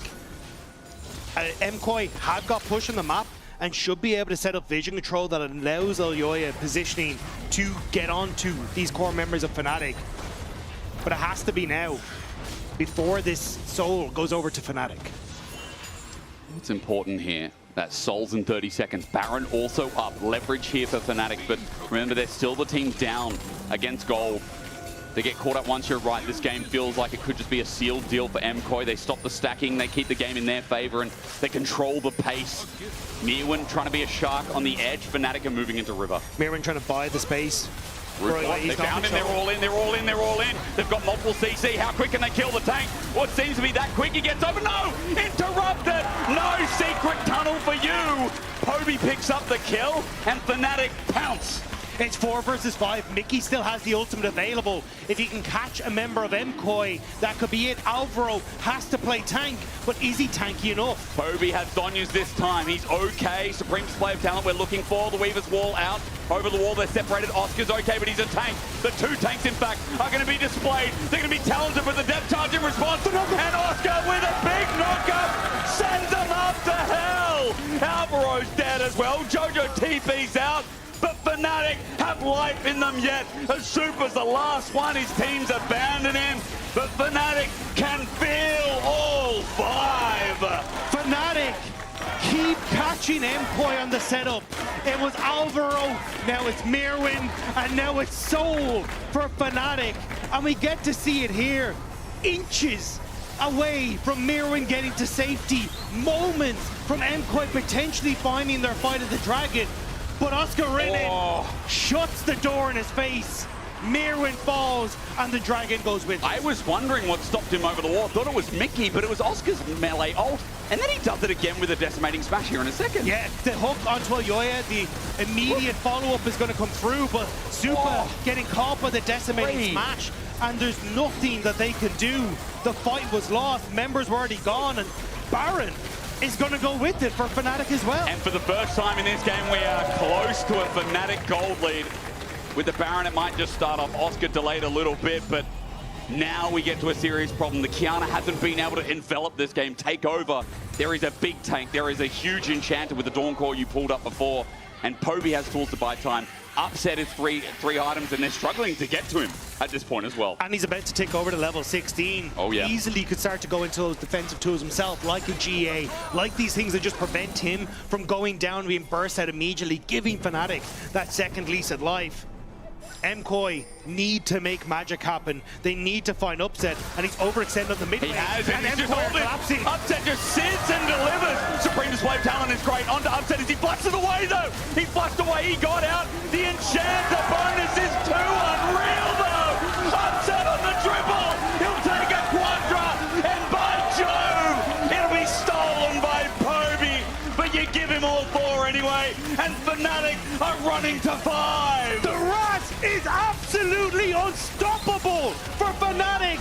Razork flashing in to keep his AD carry safe, to keep Fnatic's hopes alive in this series, and to keep us pushing towards a game number 5. An unbelievable comeback off of a stopwatch, off of the missed moments. When you doubt Fnatic, that is when they saw the highest. This series keeps on delivering. Fnatic, it looked dire, it looked lost, but in the clutch moments, it's upset Hobie and Oscarinen who come together to hold down the fort, and just everything comes out for them on top. Who is the father now? The desk has a lot of explaining to do. Who is daddy? Because Oscar and Mirwin both, I mean, insane top. Even Mirwin in that Rek'Sai game, commiserations, because that Rek'Sai tracking of the Twitch was big in the early part. Yeah. Then it didn't matter. Oscar hits the 3-man decimating smash, and like, I don't know what to say. It felt like it was a done game. We were finishing up here. But the way Fnatic mitigated the early lead of Elyoya, that Kiana, who had a 40, 50, 60 CS lead and 3 kills early, was quite breathtaking. Yeah, there was just there were moments that could have broken this game in MKOI's favor, but inches. The fact that you couldn't get that first initial burst onto Upset, he stays alive, he gets a couple more kills. These small instances where Fnatic could claw these like tiny advantages, and they're just finally able to get across the finish line with Upset as well. But I don't know where this leaves us for game number 5. I have no clue. Like, so much is gone. So much is out the window. They have to find it again. I have no clue, but it's one game. It's best of 1 to take game 5. We're going to go to a short break. When we return, it's a BO1 for Worlds.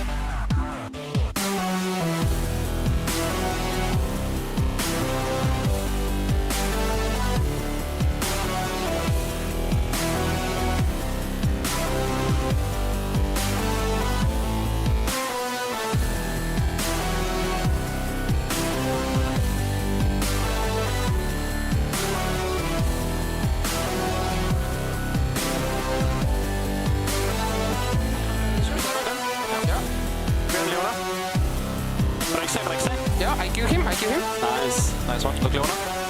Okay, I can knock him. They're tipping behind. Forward, go forward. Forward. I need help, yeah. Yeah. We are together. Stay together, okay?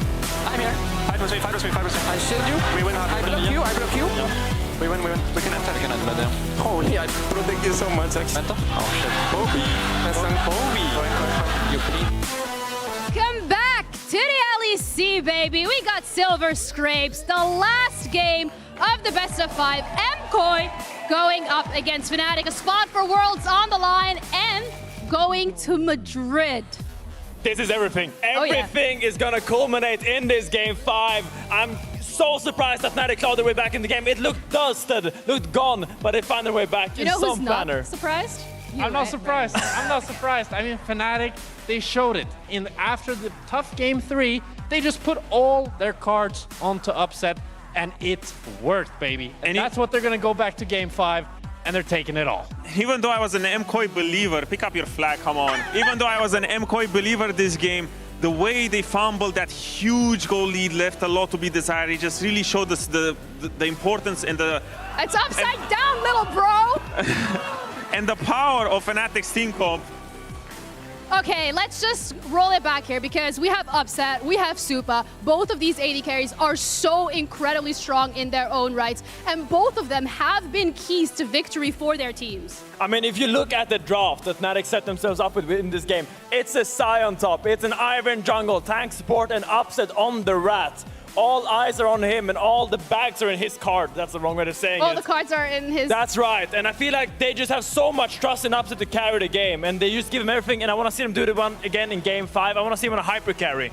And going into game 5, even though I was an MKOI believer, I really feel like when it comes down to having the spicier picks or the protect the president team comp that we see Upset always, or like Fnatic rather, going always for Upset, I do have a lot of faith in them because when everything is so tense and you have so much pressure into this game, you just need a simple game plan, and that's always been the Upset game plan. Wait, so have you guys all shifted? You guys are all Fnatic fans now? I'm a trader right now. I mean, I feel like I saw a lot of hubris from MKOI, but still, last game, let's be real, MKOI had a massive goal lead in the early game, and I feel like they kind of fumbled on the finish line, and I do think that so far in this series, MKOI has been the better team on the map. But when it comes to be together as a 5-man unit, this is where Fnatic has shined. We also have to really look forward to that top lane as well. We still highlighted this as a potential key to success for Fnatic specifically because they do love going towards that bot lane. And so far, it's paid off. Exactly, because coming into this series, I thought that Oscar was going to be the underdog. Even sure, he had the game 2 stinker where I felt like he wasn't really doing much. But in this game 4, I feel like the pick that he managed to find, the mechanical execution around the team, around the Drake team fight, that nails them the Hextech Soul is super important. And right now, it will come down to individual performance from the top and the ADC. Yeah, and I mean, just to be honest, I think Mirwin had kind of a better game than Oscar in this one, but he's playing Rek'Sai top. Just doesn't scale nowhere nearly as well as this Sion that just became unkillable. And you could see later on that Fnatic could play these really long extended team fights, and that's exactly what they needed. Going into game 5, I also wonder now, what's going to happen because now I feel like it's in the weak zone of MKOI because we're going to probably having these Enchanter supports, and I feel like this is just Upset and Mickey's playground.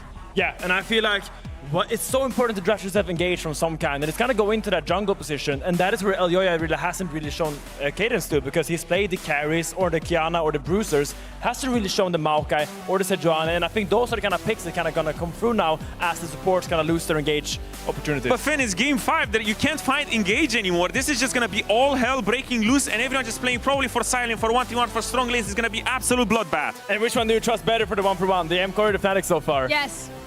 Upset. It's always Upset. It's not Upset. I trust Fnatic, but at the same time, I do remember Game 5 Fnatic, Jarvan, Lulu, MF, just absolute Don't remember that. Don't remember that. Don't remember there that. There are certain doubts at the back of my mind. You are a Fnatic supporter. You have to wipe that from your memory. Okay? I will. Full cope. Fnatic win. But either way, when we're looking at this game, this is the final chance, well, for them to directly qualify to Worlds. The loser is going to have to go down into that lower bracket. The winner, you're going to Worlds. You're going to Madrid, which for Fnatic as an organization is an international that they have not missed since 2016. The pressure is insane. Come on, Fnatic seller. I mean, Fnatic are going to make it. They always make it, as Ginny said. Upset's looking clean. But will they make it here? They will make it here directly. Yes. MKOI, on the other hand, have not missed Worlds since inception. There's only 3 slots. Well, even though, so let's be clear. I think the Fnatic's gonna win, even if the MKOI didn't miss Worlds. They still will maybe have a chance next week, most likely. I disagree. I strongly disagree. Yoya is the captain of this ship, and he has sailed it for victory so many times. And I think coming into this game 5, it's all gonna be about team cohesion. Which team comes together as 5 better? And so far, throughout the history, I feel like MKOI as a 5-man has been stronger. I wholeheartedly agree. And as well, when we're looking at MKOI, this is a roster and a project that has been doubted many times. And time again, they have proven why they are not someone to mess with. Well, now is the time, because I'm on the Fnatic side and they really need to shut me up. And honestly, if they do, I'm going to be really happy, because that means that MKOI finally pulled out a rabbit out of the magic hat and do something extraordinary. Some roads lead to him, and this road might just be the one. Ooh. Am I surrounded by 2 Fnatic fanboys? I feel like, have you not watched the same series I have? I feel like most of these games, MKOI has been directing the pace of the game. I feel like they have been more consistent in their Dragon setups, on their map setups. Maybe not the Dragons last game, but in general, I feel like MKOI has been more proactive on the map. I think at this point, I'm a little too scared to ask here when it comes to the predictions, because I know which way you both are leaning, but I still want you to put your money where your mouth is and tell me directly who's winning the series. I think Fnatic's going to win. It's going to be through upset, carrying once again, run it back with a similar draft, put all the eggs in that basket. I think it's going to be MKOI. I think Yoya is going to find the engage opportunities and push their team forward. I've been many times with upsets in the game, and I do know that when game 5 comes in and the enchanters are out on the table, he's the one to carry. All right, thank you guys so much for your predictions. We're gonna see which one will pan out in the final game of this best of 5. On the line, a direct qualification to Worlds, but also a ticket to Madrid. Both of these teams looking to not ruin their team's history when it comes to these internationals. Which one will be able to do it? We'll find out. Oh yes, we will. Thank you very much, Desk on stage. Thank you very much, stage. This is a game 5, hopefully to be remembered. Game 4 felt like that. Koi had a 5K gold lead at one point, almost 6. They had an insane Kiana. Well, Yoya, you know, the first 10, 15 minutes were miserable, and then it changed. And then Fnatic came back, they found their moments, and that guy, the greatest of some time, was the greatest of now. And Poby, his stopwatch insane. Mickey, that man who's locked in. He hit some beautiful hooks. His Nautilus great. His engage always that good. And we're obviously looking up to Fnatic after that last game, but it is Koi who've had the ringer for the past 3, if you consider the first 15 minutes of that one. Game 5, all 40 champs, Dagger, if I'm not mistaken, plus another 10 coming up, are going to be taken off the board. I mean, you can see the banner at the top of your screens. It is whittling when it comes to champions. Azir is still going to be taken away. Still things like the Mbessa around. I think it's really the AD carry pool that I'm going to be looking at. Like, Sivir still up in a... Actually, sorry, Sivir's even gone. So it's like, the champions you have, realistically, are like Jhin, Lucian, which is banned, and we've seen some Zarya and Ziggs. Like, this is now really starting to get into new territory. So, not going to be the easiest times for either side of the draft, but Yunara still going to be continuing to take it away. I'm 90% sure we'll start to see things like the Mbessa really be targeted for top lane, and it'll be like MKOI, Sejuani that be getting towards the jungle. MKOI, Sej, basic champs, basic tanks. I think Sejuani with Yone usually be the value, but that's taken away. Jace is still an option. Jace, Renekton options as top as well. I like that you also brought out the EU tree. Jace is gone, yeah, good call. Maybe they're fishing for a Gnar. Maybe that's a Gnar B1 for MKOI. Are they going to go standard?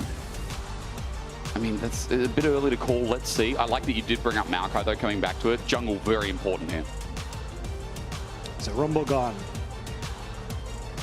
Yeah, Enchanter supports are kind of where your eyes are going towards. Mbessa, we were saying, already a very strong pick. I think you can answer it here with the Renekton for Oscarinen, and he still should be fine.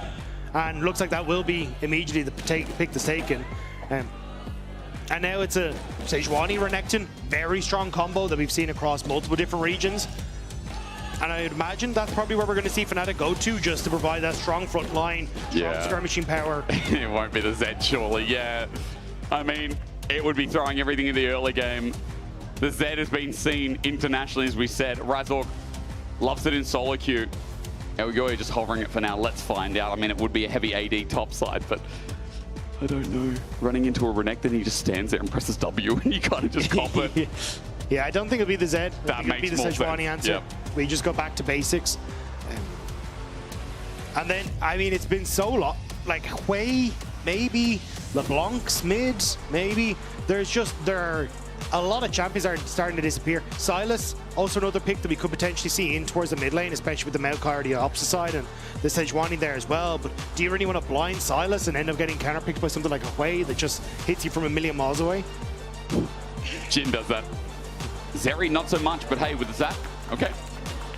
We've got scaling. MKOI front to back brewing. Fnatic, do they want to match scaling with scaling here and give their top side some kind of transition to the rest of the comp? Right now, that's what you're thinking of Fnatic as they hover the Smolder, where it's the last one there. They played Twitch last time. It's not going to be a cog. It is going to be the Smolder locked in. So Fnatic going with a similar game plan. Try and play for scaling from the AD carry and set up a ring of protection around him. And now, if I'm MKOI, I'm trying to get rid of enchanters that can enable the Smolder. Things like the Lulu, because we're going to be on second rotation for MKOI on that support role. And I imagine that's where Fnatic are going to be putting a lot of the pressure. For Fnatic bans, I think it's difficult. I imagine, like, do you end up leaving the counter pick for the support, or do you leave it for mid lane? The Sylas ban to me says they're more than likely just going to try and slam something for Poby on this next rotation and leave Mickey for the support counter pick. Because let's be real, if there's a man who has weird champions in the support role, it's probably Mickey. It's probably Mickey. You're right. Caitlyn taken away in case they were thinking of some kind of like Caitlyn Lux, Caitlyn Morgana maybe is an option as well. Dagda, I know you've been talking about his solo queue. You told me today, you're like, have a look at his Nidalee game. So that's also there in case we get very weird. And it is a heal for a Smolder. But there is also things like the Lulu available as well if we go a little bit normal. But let's see where else we go, because that Sylas ban, I'm trying to think of what it fishes for here. As Milio goes along with it. It's a good answer into the MKOI, and again, that enchanter that can work well.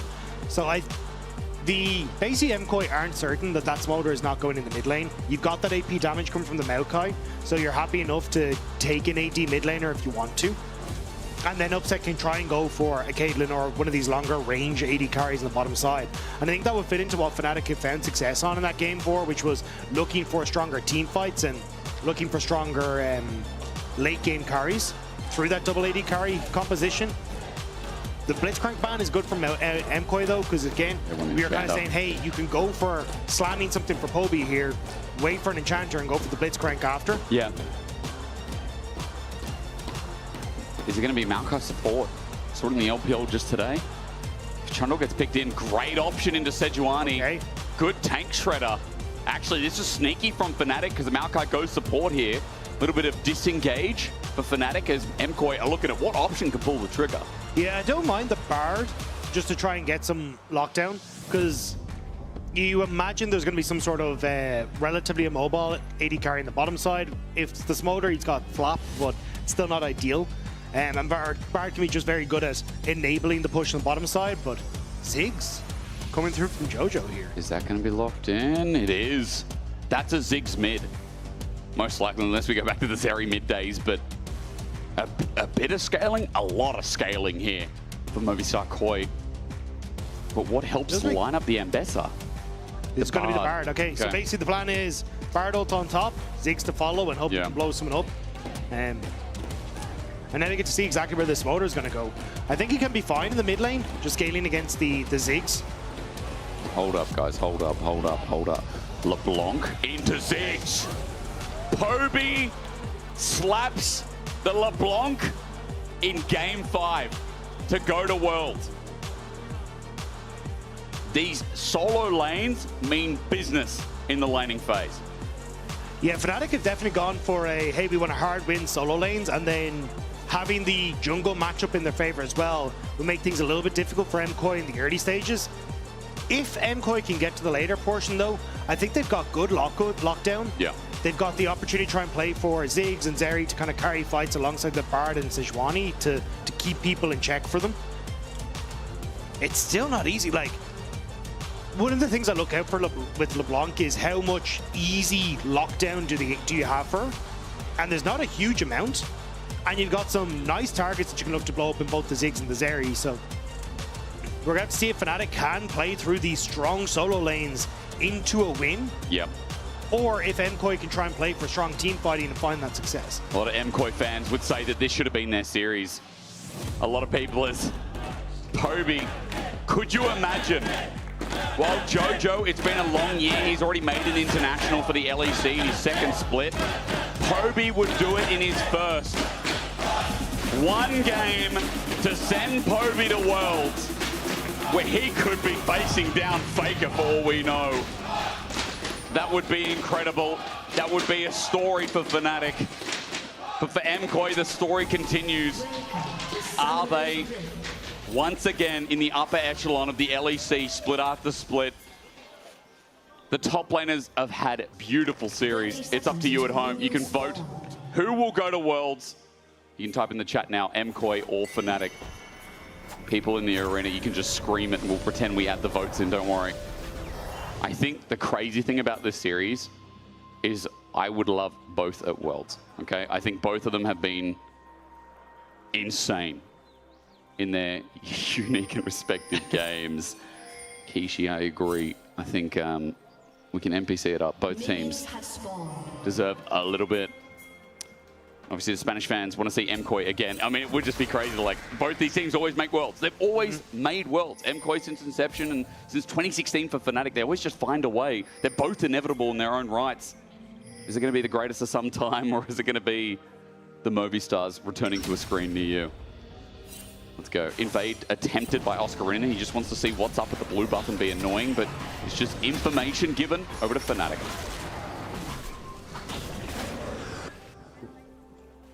The question for me is how this jungle matchup now starts to play out. Okay. It is, apart from the last game, felt very much Razork favored when it came to getting the early pressure, getting the early kills.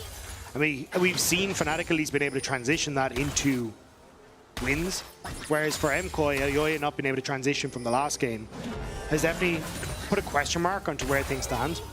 And now when you look towards how strong this LeBlanc can be in the 1v1, the domination you can have for Oscarina in the 1v1 as well, I think Razor is going to have to be the focus here. Yeah. Try and see if you can play 4 invades off of this top side. Look for early skirmishes. Just try and find the early wins that Fnatic have, but it's a different ball game for Fnatic. They have been playing through Upset. That has kind of been their win condition. But to me, this draft says leave Upset on his own, win elsewhere, and have him as that late game insurance. I mean, you'd think, you know, Upset gets to that smiting stage of the Dragon, and Jojo and Super are going to be in for a world of hurt with a rapid fire cannon and assume picked up. Top is going how you'd expect. I mean, any top laner would tell you that Ambessa definitely hates things like Vi top, which Baus would probably pilot, but Renekton sucks to go into. One of the best laners in the top lane, and it can match your range, and especially early when Ambessa has so much cooldowns, Renekton feels super easy, being able to trade through the minion wave and just abuse any kind of advantage of getting near the minions. Bot keeps being in push out, by the way. Alvaro and Super feeling pretty good so far, as you'd expect with the Bard using his range advantage as well. Mirren just has to be careful that he doesn't take too much damage on the top side and set up for a dive from Razork. Both junglers on opposite side of the map, and you can actually look at Ayoya, realizing maybe he has to be in a similar position, but bot lane. Alvaro in trouble, Alvaro in trouble. Flap, Alvaro might be dead. The breath is bellowing. Upset, first blood of game 5. But is he going to get out? Super with the slow, flashes on top. The smash down, Mickey tries. Is it 1? It's 2. Super duper, the party pooper. It looked like Alvaro might have made a bit of a whoopsie, but it's a double kill for Super in the 2v2. Fnatic couldn't keep pace, and it's Super who comes out on top. 600 gold, he just got a BF sword. Fnatic thought they were smart, but they committed so hard, and Super with the punish. Gigantic. That is a volume increase if I've ever heard one. And Alvaro steps forward, takes a little bit too much damage, but the follow-up from Upset as he has to flash over the wall, but Super is churning out so much damage. This Zeri in the early stages far outmatches Upset. And here as well, I want to see what happened to Mickey, because he looks, I think he could have just got the knockback and flashed away, but maybe fumbled it a little bit. And that's the double for Super. He's riled up. That's gigantic. What a punish. What a punish. Lane swap time, Super in the 2v1, and Renekton hates lane swaps. Like, this is perfect for MKOI's early game. Meerwin will scale up, he'll be an ult bot, he'll be able to spin and win. That Renekton, he's got time on his side.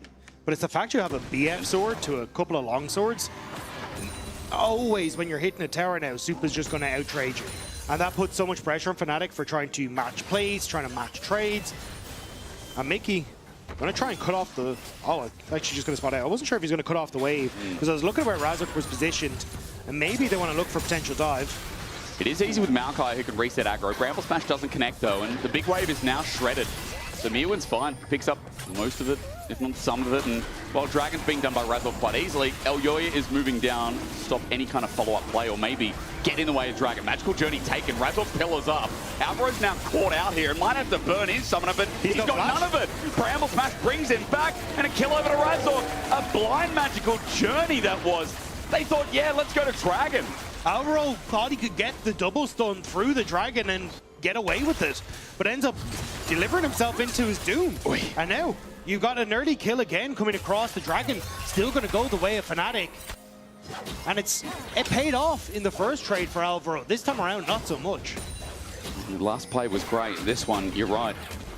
Hope he just gets chunked a little bit here. Meerwin's getting TP'd on. This is finally going to be the 1v1 that Oscarinen needs. If you're at home and wondering how the lane swaps are going, if Renekton's against Ambessa, it is good news. However, for the time being, Oscarinen is down in CS, but that's only because he's got a full wave here. He'll get level 6, he can stand and do what he wants with it. He'll clear it out for the time being, but Meerwin's backing away, and they're going to try and miss-swap again, Dagda. You see Super already on the way. Renekton should be able to clear out this wave, though, and then back off. So I'm curious if Fnatic just hard shove this top wave and try and again reset into each other, but it is going to be difficult. You're kind of just trying to play catch up the whole time now as Fnatic, and a lot of that again coming off the back of that early trade that went so poorly. So far though, mid is actually going okay. I think for Jojo, he should be happy with where it's at. Kobe not really getting much with the Sigil combination as Mickey is trying to steal this with a Bramble Smash, but Smite comes in first. Elyoya now looking for an Arctic Assault. The flail is going to come out. Permafrost not far behind. Good damage as, look, Meerwin's on the way. Meerwin has ulti. Heal burned by Mickey, one of his available summoners. He does get out of there, but at the cost of something, to say the least. So they're kind of losing control. Like, it's cheeky from Mickey, but ultimately it means that Meerwin's able to handily get this top wave. Should actually set up a little bit of a freeze for himself, which is perfect in this sort of situation for Meerwin. Whereas when you look at the bottom side, it's Oscarinen who's been zoned off of those creeps in the bot lane. Where the Koi fans at? Hang on a minute. Yo, the crowd is not happy with that one. That's fair. But Fnatic, I mean, this is an organization that's been around since the dawn of time, the dawn of League of Legends. I told you, 2012, 2016 are the only 2 years that missed of Worlds. That's crazy. It's just 15 years worth of League. Tower plating going to be taken, and Oscarinen getting a good trade here. TP being burned, but Oscar just getting the wave. That's what you want to see as Alvaro uses his TP to get back bot, give a mismatch lane, and make the Renekton's life hell. Mickey's hiding on top side, though, alongside Poby. Could end up flashing on towards Meerwin, who's relatively low. Poby just looking to get some trades down, but looks like he just used the ultimate, so I don't think the kill pressure is really there. At least it does mean Fnatic can continue on the objective stacking. So Oscar plays the weak side in the meantime. Cleanse used, but the lightning surge comes in. Super with good damage. Alvaro Cosmic Binding connects, but dominance. Oscarinen survives. Health advantage given back, and Super does get himself some time alone with the turret. That's the cost of these grubs. So all three to Fnatic, but look at the game Oscarinen now has to play. Interrupt, just gets vision, but still Oscar stopped his back. Mickey wants to try and force his way onto the tower here. Going for an engage. Bramble Smash there, but Oscar, even though he has flash, he doesn't have ulti. Mickey has played this ambitiously close to the chest. Elyoya coming in with a glacial prison. All it takes is a launch into Mickey, who flashes right into it. Super with 3. Fnatic trying to force their way back to the wave and get that CS for Oscarinen, but it doesn't work out, and now Oscar might be in trouble once again. There's an Ignite on this Sejuani. Alvaro takes it, Elyoya takes it, launches the Ignite. No dominance, remember. And the Trundle, he's far behind, needs the clear, gets the heal though. Alvaro pill it up, but that saves him in the end. Super got another kill. Razork flashes in, subjugates Alvaro. He's healed up with a cuppa, but he's dead. But when Super's getting all the kills, you got to say it's worth it. Upset is too far back in the lane. 4-0 at 9 minutes. Super's getting the kills, but Oscarinen is getting none of the CS, none of the experience, and Mirwin is starting to come out ahead of this simply because he's been able to get access with the way MKOI have set it up. But Oyoya still in position here, Upset just looking for the play. And now that Upset's here, I mean, Jojo's just hitting mid by himself. Jojo is up 500 gold almost from 3 plates. And that'll be in satchel range pretty soon as well. Teleport going to be burned by Poby to get back in the 1v1, but like, look at the CS leads, not just in Super with this gold lead that's gigantic for Azeri, but mid, top, like MKOI again, this feels like another macro early game where they're really matching lanes well. Now, Mirwin could be in trouble. Dominus is available, but Oscar expends the Rain of Anger for the Colder Meek. Super gets interrupted, Ruthless Predator, excuse me. But ulti from Upset, that does slow things down onto Super, who wants to swap into that top lane again. I think it's just trying to delay the reset for the Dragon. 15 seconds on that. Too, yeah. And should be, like, you kind of want Super to be back on this bottom side of the map with both TPs available for the top laners. So you get the push on the wave, you can move over. Trundle going to get access to that entirely by himself. That's why you delay the reset. Look at it. He's got Berserkers and Yuntal.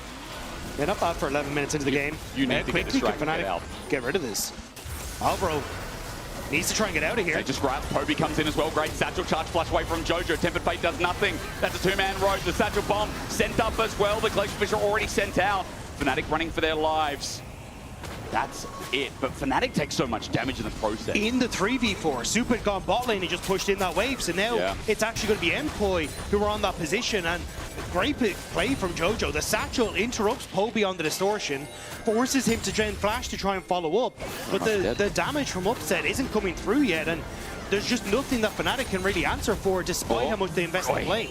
Satchel missed time there from Jojo, but regardless, that turret is in satchel range. So Jojo can one-shot that get first turret before the 14-minute mark. And Dragon, that was started by Fnatic after the health bar disadvantage, MKOI are going to equal up. Another great early game, but this time with a very different composition. And I think it's been Fnatic who've been trying to overforce things. Poby now going to walk away, but Mickey trying to force into the top side ends up giving a ton of space then for MKOI on the top lane, and then trying to hard force Oscarinen back in underneath the tower after he'd taken too much damage, meant that they end up falling as well. Like, it's, and even in the initial trade in the early stages is a flub from, like, Mickey has not been having the best of games here for Fnatic, and it's Super who's been collecting them every single time. Again, Super, just hold these, Mickey. You just said caught out. This is an easy kill. 5 to Super. Vamos. And MKOI, again, like this Zeri is going to be massive.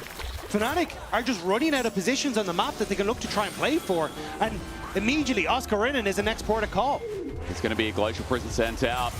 It's going to be simple. It's going to be gnarly. Oscarinen hit again. And every kill is going to the superstar. How easy this game now seems for Moby Starkboy. MKOI are coming out swinging, and Fnatic just look lost. They haven't been able to find success pretty much since the get-go. Super was nearly meant to get Mickey once more. He's got flash, he's got cleanse, there it is.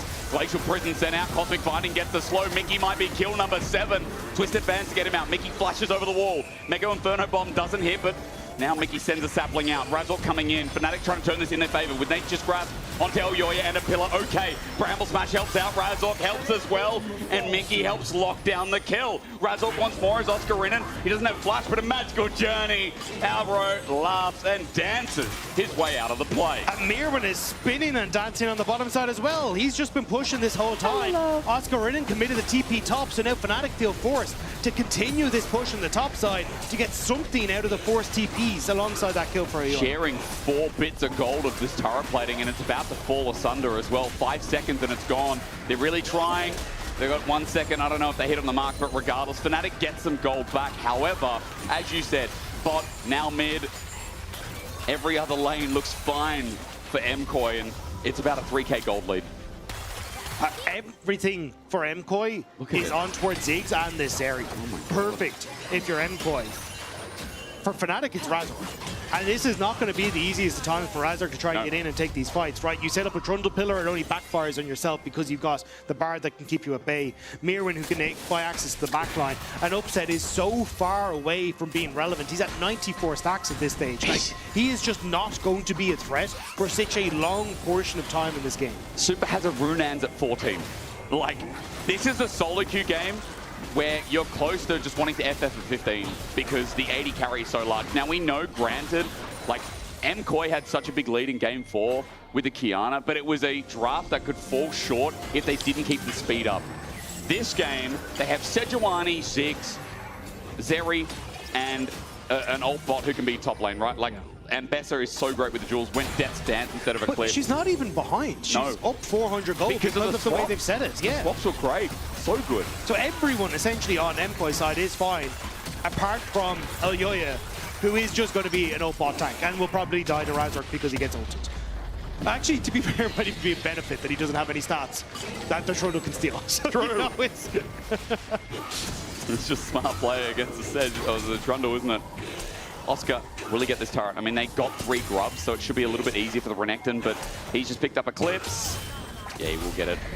Bone plating helps out, but look, meanwhile, Poby tries to jump in, stop this play, but Herald's going to get a charge. Getting close they are, but it's dead. Pillar doesn't do it. Pillar does not work from Razork, and that's an inner gone at 15. a minute until this next dragon will be the focus for MKOI, and you're going to back. You've got 2 items completing all your carries. Mirwin probably going to finish off one for himself as well, and you're struggling with scraps for Fnatic after that first item completion. I don't see the world where you're able to hold on. So difficult. I see it 2 items, Ziggs, by the way, who, as well as that gun, with the Hex deck in pocket too, like those 2 items, it's insane. When he hits from a screen away as well, not only do you have permanent wave clear against the LeBlanc, you also just have so much burst this early on. Orcs would be fuming. Oh, he'd be happy, I guess, I don't know. But Dagda, I mean, he's probably a Poby fan, right? He's a Poby fan, so he wouldn't be happy with how it's going. But I tell you what, I think a lot of people would be a JoJo fan after watching this series. Super's been getting the kill credit, but JoJo is just styling as well. Now, meanwhile, Dragon's going to be started up. 3rd Dragon of the game. But 2nd over MKOI. Fnatic's only holding fact is that they're able to deny a Dragon early, which means it's not a total walkover just yet. But as we said with the comp, like there has got to be something magical that's pulled out of the hat this time. I just don't see how you do it. The people that face check are very difficult for you to try and pick off. It's going to be pretty obvious which lane Poby is in most of the times, and he's kind of the main person you got to be worried about executing Alvaro or assassinating someone. And with Razork having all the kills, again, he's just not that threatening at this stage on the Trundle. As you said, it's up to Upset. Upset needs to stack. 136. He's so far away because of the state of this game. Upset, he's the one who just needs to keep picking up pretty much every minion wave possible. Getting towards 2nd item soon as Poby looks for Super. Good damage, hits the chain. That was max range there. Poby picked up this LeBlanc in a final game. And now that he's got 2 items, he's got to start picking off Super. If they can get the shutdown from Super, then Dagda, that's the maybe I'll start with for now.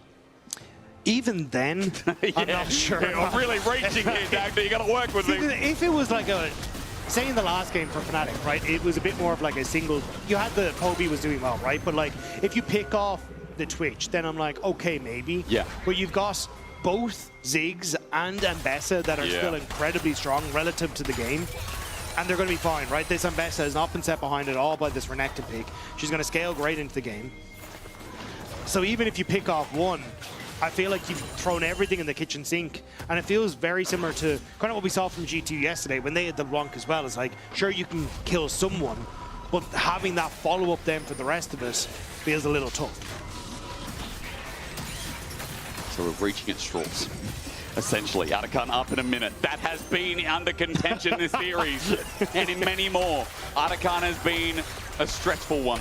Let's see how Movistar Koi approach it as no real item surge at that time. Super's going towards an Infinity Edge, but he won't have it by the play.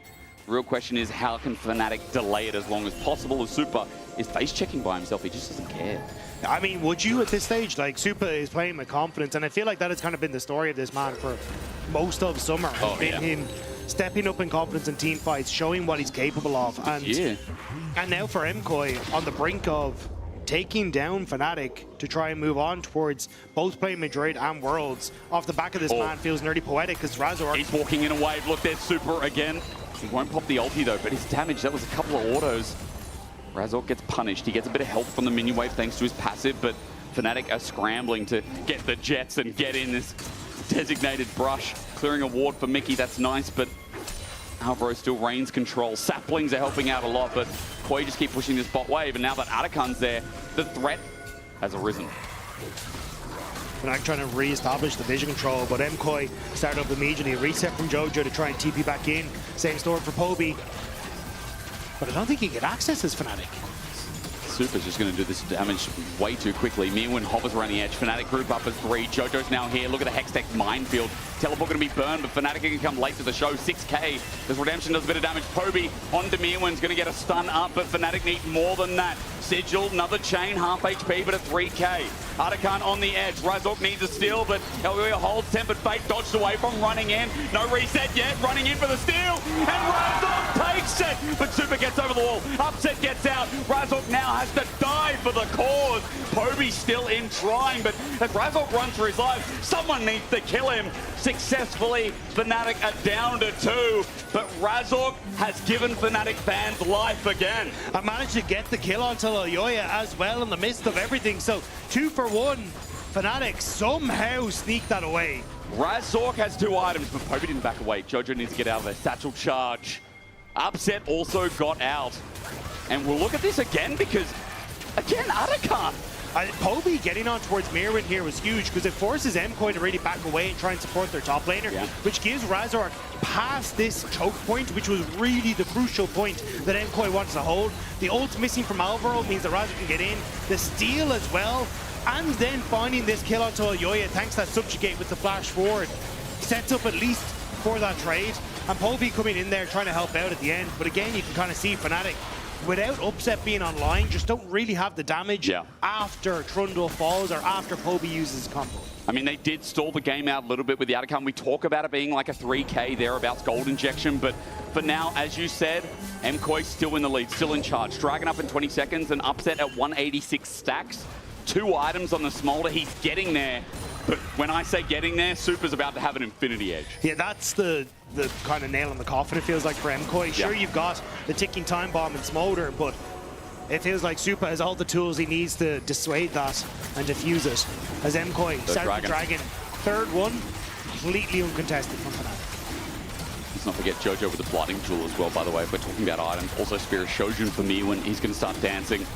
This Renekton might start outliving the usefulness, as this game is leading to a soul, a Chemtech soul in 5 more minutes. I think Fnatic can count their lucky stars. This was not like a Hextech soul with a Zeri, right? It was not a Cloud soul with this comp 2. I think anything would have been worse than where we're currently at. I think Fnatic have been given a lifeline, but again, for MKOI, now that Infinity Edge is there, Super could just be showing us this final Game 5 fight. When we get there, of course. But I think it's going to come off the back of him, Dagger, obviously. Just how do you survive as Fnatic? Anyone walking into that, you're an Eclipse and some pieces for Oscar Renan. Yep. Razork at least has the Randuin, so he'll be a little bit tankier, but anyone else just gets chopped down by Super. And like Baron is in 2 minutes time. Yep. It feels like you're just kind of holding off in the map state for Fnatic until that happens, and then MKOI just rush it and you are forced to fight. Upset is going to be given this blue buff, by the way. So that is a nice stack. He's got this wave, 206. He needs rapid fire cannon to be able to stand his ground and stand back. Oscar Renan shadowing for the time being. You can see Fnatic put all their eggs in his basket. Look, Raptors now, Upset, everything. Take this, take this. He is getting fed. How much are we at? 215. Getting close. And he might even have the rapid fire cannon with those full stacks as well. Next wave should do it. It's a cannon wave as well. So I'm counting 6, 7. That in a bit. All right, Dagden. We hold. Baron up in 50.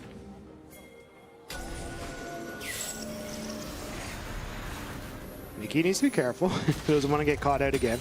It's been a bit. But MKOI just happy to collect waves at the moment. There's no real threat on the map for them. They're just extending the gold leads on both of their carries, keeping things going. Just waiting. Upset. 1 minion. 1 minion. Oh. Oh. Oh. Hey. There it is. Okay. Now, will it make a difference? Super face checking into a LeBlanc. Poby does it. In goes Razork. Super flashes out. Mega Blast Cone saves his life because Mum was upset. Alvaro flashes out as well. Hang on. Super face checking into a LeBlanc with almost 3 items.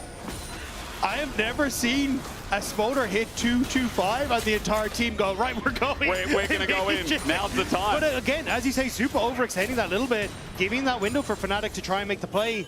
It's flash burnt on towards Super. Still timing on Fnatic until they can really force anything on the map. Like, everything was pushed in onto their side. And it's kind of more of a slap of the wrist to MKOI rather than actually getting anything fruitful. Maybe Pope with the 3rd item. Rapid fire now picked up. Upset can range, but there is a bit of XC in Super's inventory as well. Anti-healing on the way to Mirwin. Might be a pick. Pillar's going to be out. Ulti misses. Good sidestep from Razork. Subjugate there as well. Flash over the wall. Oscar still gets the stun off though. He has his flash, but he will not follow. Mirwin without now as MKOI going to start up the Baron. Razork is on the bot side of the map. They do it so quick thanks to Super. Fnatic trying to move in. Alvaro slowing him down through the mid lane. Alvaro slowing him down. Nature's Grasp going to be used. They're going to look for the fight after the fact. Baron going down, but Smolder execute. Upset in a choke. Super gets pillared. Poby goes in! And the protege of Vega opens up the map. Razork burning down. It's a shutdown already. Mirwin goes over, but Upset still a ticking time bomb. The little dragon is soaring. Mickey in the way. Bramble smash, but it's not enough. Upset's not there yet. He'll burn a little bit more as Mirwin gets close. Mum gets called, but the execute is off time. In the end, Mickey dies, Super dies, but Baron over to MKOI. MKOI managing to find exactly what they wanted off the back of it. Super does fall, but the push in mid is going to be deferred thanks to MKOI TPing in to hold on to this. Dragon in 50 seconds, and now Super is summoner spell list, but you'll see the play here, you called it. Hysterics, Alvaro doing the hero's work, everything to keep Razork out of the pit, and MKOI think they can take the thought after, but Poby blows him up. It's happening again. It's a short magical journey. Upset's got him over the wall. Poby's there. He might be exhausted, but he's got a chain out. Alvaro is destroyed, deleted. Fnatic are finding ways back into this game. Super was still coming out of the base. MKOI didn't expect Fnatic to be en masse coming in towards the river. And now, down Alvaro, down that ultimate, they will have to look for this dragon. They want to fight. It's sold for MKOI. But do you just give it at this stage? You feel like it, right? Look towards mid. Super and Jojo getting the wave. Jojo getting range. Fnatic have river. Razork still has the ultimate available. He can absolutely dismantle Elyoya as he moves in. Poby. Poby's over the wall. Poby's over the wall. He's looking for Super. The flank from Poby. Look at him. The greatest of some time. He's going over. He finds himself a chain. It's a root. It's a Nature's Grasp. It's an execute. Fnatic find another after another. Meanwhile, Jojo's opening up mid for the cost of Dragon. Jojo knows that he's got mid under control. Jojo just needs to run for the hills. He's got away with that tower. He's the out. Dragon falls in lieu of Elyoya. But still, you're going to be happy with that as MKOI. You've cracked open the base. It's a little bit messy with the way that things have been going, but 50 seconds on the Red Bull Baron power play. They're still in the positive, just barely. The first LEC Worlds for both these mid laners. Both imports. And both want it so badly. They've got a low kill score, a low credit score here. But they're doing so much work. And yes, Jojo 2,000 gold ahead. He's got a Rabadon's on the way forth, I'm sure, after that Void Staff. But Poby somehow so relevant when we said this game was so damn hard for Fnatic to play out. And level 16 now hit for the LeBlanc as well. That double damage, or sorry, that double ultimate damage is going to be doing so much work when you look towards like the Sigil of Malice that you can use, or even just the double distortion can do so much damage in a team fight. But Fnatic again, it's feed the dragon and hope that he can carry. A BF sword should turn into an Infinity Edge. That could be a 4th item here on Upset. Then he will unleash the damage. And then it should be more than you know, a 6-7 shot like it is now. It's slow to whittle down some of these carries on MKOI, as you see in the fight, but given enough time, he can do it. Fnatic still on the defensive though. MKOI still have the gold lead in this game. They still have control, as you can see. And defending in a turret in bot right now is Fnatic's new mission. Razork in the bush, satcheled out. He wanted the pillar, but they're not going to let him. There's not really any TP wards for Poby to try and threaten onto the side. Doesn't have the TP open available quite yet as well. So Fnatic kind of just have to accept this. And this poke from MKOI is absolutely insane, thanks to Jojo. Jojo's insane, landing most of it as well. Glacial Prison is now down from LEC, but a shorter cooldown. Mickey zoning off, Oscarin and getting hit by the poke. Look at it with blue buff. It's just unfair. Poby going to try and jump in, but with a satchel charge, it's down in a turret dead. 5k, the new lead. Fnatic creep back out onto the map, but it's looking darker and darker for them for each passage of play. A 5k gold lead still for MKOI. And you can see once they're able to set it up for the siege, they're in such a strong spot. But now, it kind of just gets easier for them to do it. Yeah. There's nothing really stopping them. The vision is constantly being cleared out. At this stage, you kind of need some creative TP flank wards for Oscarin and Poby. Yeah. But MKOI are doing their due diligence. They know that this is their ticket to Worlds. They know that this is their ticket to be playing in front of a Spanish crowd in Madrid. And they just need to close this game out. Because you talk to players, you hear from them, and they say, like, MSI is an international. It's still important, but Worlds is the big ticket. Worlds, there's multiple teams, harder competition because those second, third seeds, even some regions with the fourth seeds, like, the teams are insane. Poby might be caught out. Poby might be caught out. He's exhausted. He's got to run, Rabbit, run, but Super slows him down, runs back to the clone, but Poby, as he gets permafrosted, has just died. It's a minute before Baron, but it's still opening up the map a bit. Betrayed by his own clone, but Mirwin was open to try and get involved there. The clone doing him dirty. True. And now you get the push on the bottom side. Down that, honestly, that tricky member from Fnatic that could threaten Supa as he starts to try and siege on towards some of these objectives. That mid tower already gone. Leaves that inhibitor exposed for MKOI to take, but they're still hesitant. A bit scared. They're worried about the Smolder, I guess. He's got GA now. He didn't go for the Infinity Edge. And we kind of say, look, Supa has been doing a phenomenal job. He has been fantastic in these fights. But the gold is starting to dwindle between the two of them. And also, you're just hitting the point where Upset is matching the items, right? Like, you're one item away from full item on both of these carries. Yeah. Upset is still a major threat. I think the beauty of it for MKOI is that you do have Jojo on the 6. You can still do a lot. Mickey flashes to get Jojo's Nature's Crash. They're running him down, and Upset's alongside it. Super getting zoned off, but Mickey went a little bit too hard, a little bit too fast. Tempered Fate gets the Smolder. 4 members waiting now. 5 rooted up. Razork instead. Upset survives, but it's a messy fight. Fnatic are definitely losing out as MKOI launched, and Fnatic was scared to follow. Fnatic were hoping they could find that pick onto Jojo because Baron is up and available. MKOI turns towards it. They can continue to burst this down. They're scared of the poke. Jojo, though, low on mana, but he's got some letters top side of the river there. MKOI burning down Baron. Mirwin at full HP on a flank. Running in as the Smolder. Upset. Fears no one with the GA at 5.5k. MRD resists as the ulti from Mirwin. He gets exhausted, but LEC is in there as well. Kiting back. They're blowing up in a second. Upset doesn't get a chance to stay in the fight. He's going to get 1 execute. Make it 2. But in the end, the GA's popped. Oscar can't provide much. He gets a 3rd.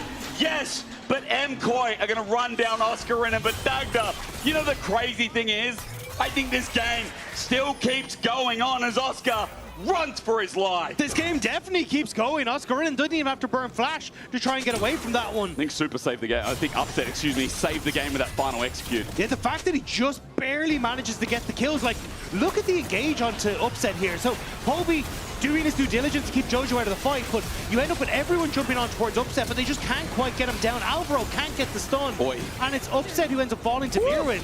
But the GA setting up and buying time where Super can't actually push forward to deal with Oscarin. And Oscarin just able to barely escape off the backline. Somehow, I think that saved the game, as I said. And Dragon Soul was taken in the meantime by Super. So MKOI are running into this fight with an advantage. But everything in the kitchen sink was used by MKOI. There's no summoner spells for this fight, and it's Mickey and Oscarin who are the only ones with them. And Upset's nowhere nearby. He's got to run out of base. Magical Journey taken. Jojo gets in range. Tempered Fate. Away goes Oscarin, and Mirwin is face checking for the time being. At 5k, they need Upset. Mega Blast going, but a Mega Inferno Bomb hits bigger. After Baron, they say no. Let's go for the fight. Milan's getting executed. Baron's doing good work Super's again so for Fnatic. Super is low, but Baron goes down. Upset needs executions, but MKOI won't give him the 4 left remaining. MKOI are not letting Razor close to the pit to look for steals. Mirren goes over the wall and gives his life to keep Fnatic at bay. And it's just these small windows of time where Fnatic haven't quite set up that are buying that time for MKOI. Look at where Upset is. He's only coming into this fight, which means as Mirren goes over with Jojo, there's a ton of damage that's going onto the front line of Fnatic. Oi. And look, like just how close these health bars are. The Baron nearly taking down Super on the back end of that. Hobie helping out as well. He's doing a lot in these fights, but again, the burst is not enough. Razork trying to get his own camps, but a Mega Blast Cone gets him to safety. It's Baron, it's Soul. The gold is in their favor, and yes, gold is starting to mean less and less, but it's still at this point in the game adding something to MKOI. It's just the base in the way. Teleport going to be channeled top by Mirren. Upset does a lot of damage here with another BF in inventory, but Fnatic need to hold the fort, or MKOI will be going to Worlds. Boy. MKOI now starting to get the siege, the damage. Absurd there. Hobie in, double sigil. There you go. But Super's got GA now. But he still doesn't have flash, and Cleanse is nearly back up and available. So Fnatic just trying to use that as they can, but everything is falling in their base. Hobie just looking to land that poke. It's the last defense, but the Spaniards are so close they can taste it. Yet another Worlds in the organization's history. Double inhibitor drops. It's getting closer. They can taste it. Hobie goes in, tries. With Baron, this is a hard defense. Their wave clear is up to Upset and Oscar in their melee range.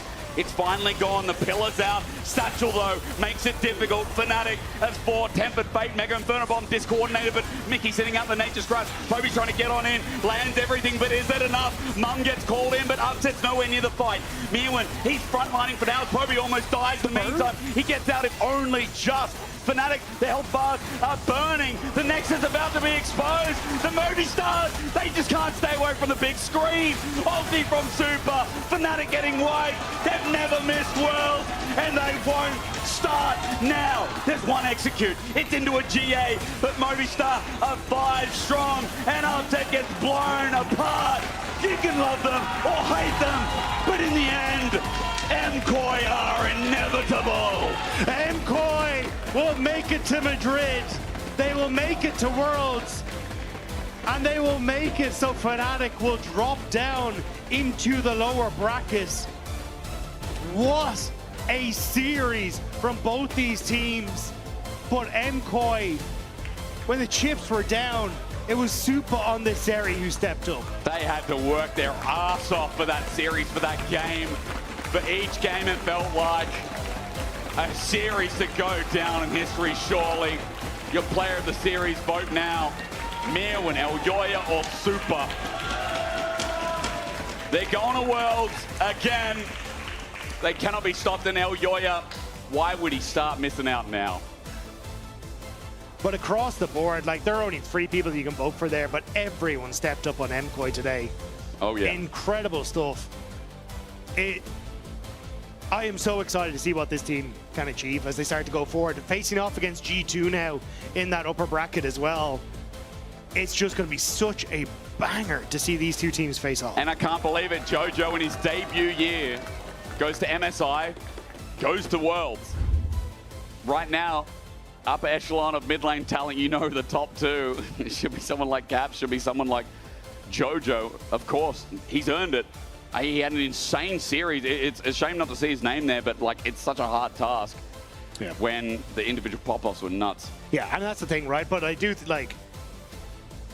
I think Super just played this so well. Super got fed kills and he delivered. He delivered. Especially because there was so much pressure. Like, Pobey was trying his damnedest to kill this area as the game went on, but just wasn't quite enough. And now MKOI find themselves a well-earned win and a well-earned ticket to both of those trips. I mean, honestly, like, World's going to be great from our perspective. G2 firing on all cylinders. MKOI, like, position, you know, games like that. And they were really difficult games. Like, they were really hard. And Fnatic, granted, like, they were so close in that game. They needed that small scale. They needed their moment, but they didn't get off the ground in the early game. Yeah, incredible series. And Elyoya's standing by with Law. for insights in the returning Jungle King, who's going on Worlds again. He did it again! He did it again! It cannot be Worlds if Elioya is not part of it. Welcome to the Marriott Bonvoy post-game check-in, Elioya. Congratulations. Thank you. Once again, Madrid, Worlds, everything. How do you feel right now? Because at the beginning of the day, your top laner told me this is going to be a 3-1. Which got me surprised because I was like, you should have the confidence to take them down 3-0. But in the end, 5 games? Talk me through the series. Well, we believe that right now getting a 3-0 in Fearless is something really hard because there is always one draft that they will have prepared or they will have some picks that are really strong. So I think right now, I mean, also stats by getting 3-0s is really weird unless there is a quite big disparity in teams. But yeah, I mean, today, I think we had some shaky performances. Like I would say game 4, we were really ahead and we couldn't really close out. Same for game 1, we were in a good spot, but we didn't manage to close this game. So I'm happy that we could beat Fnatic, but it's going to be really good games to review. Absolutely, and I want to talk about that game 4 because I was so happy that you brought back Kiana. Actually, the last player who played this was inspired ages ago against Razork as well. So funny about this and the fact that you, Mirvin, played Rek'Sai top lane too. What didn't work here, as you said? Couldn't stable that league, huh? My team basically is what didn't work. Okay. Like, as you know, I mean, or as people know, my Kiana is undefeated in the jungle, only lost in mid lane. Now my team made it loss, so I didn't lose with it before. I only put the blame on the other players now. Of course, it is the teammates' fault here. What feedback are you going to give them, actually? What feedback, what? Are you going to give them, actually, for ruining your win rate like that? Yeah, I mean, the Rek'Sai needs some work. Yeah, Rek'Sai needs some works. Maybe let's put Mirvin on a leash for a bit and maybe some more conventional champions. Cassante, yeah. Cassante duty for you, Mirvin. But talking about your improvements and everything, you guys made it again. You made it to Madrid. I know that you guys were really critical with your early performances. Maybe training and practice wasn't working so well. Have you changed anything in your approach for the past weeks to get ready? Yeah, for sure. We have changed still things, but I would say we still need to work on. At the end, we knew that this split, we were going to ramp up, and that's what so far we are doing. I think right now we're in a phase in which we still have to figure out some things and to really play as a team during the whole game, because there is some parts that we seem a bit more disconnected with each other, or some people want to do some things, but others have different things in mind. But yeah, I'm really confident that in these 2 weeks we're going to fix this, and coming into Madrid, we will have our best shape for sure. Now, focusing a bit more on you, as I said, Worlds wouldn't be Worlds if Elioya wasn't part of it. You made Worlds every year since you entered the league, and I think about so many players chasing that dream, making it once, twice max. You made it every time. What sets you apart from the other players, you think? I mean, I think there is many things, obviously, but if something stands out to me, I would say ambition is the main thing. Like, I'm always chasing for improvement. Well, as a team, I mean, either as a team or as an individual, I think I never settle down, or I'm never comfortable with my own performance. Obviously, some games I'm happy, or like there is points in which I'm always confident, but I always look to improve and to be better. So I would say that, and also the fact that I got some luck. I think it's also, for sure, a matter of luck that I had always a really good team, a really strong team with me. So I think both things combined, we just made it. When it happens so frequently, it's not luck, Elioya. It's hard work. And we keep on seeing this often with you. Now I want to comment on something that Supa said in a podcast with Jordi, if I'm not mistaken.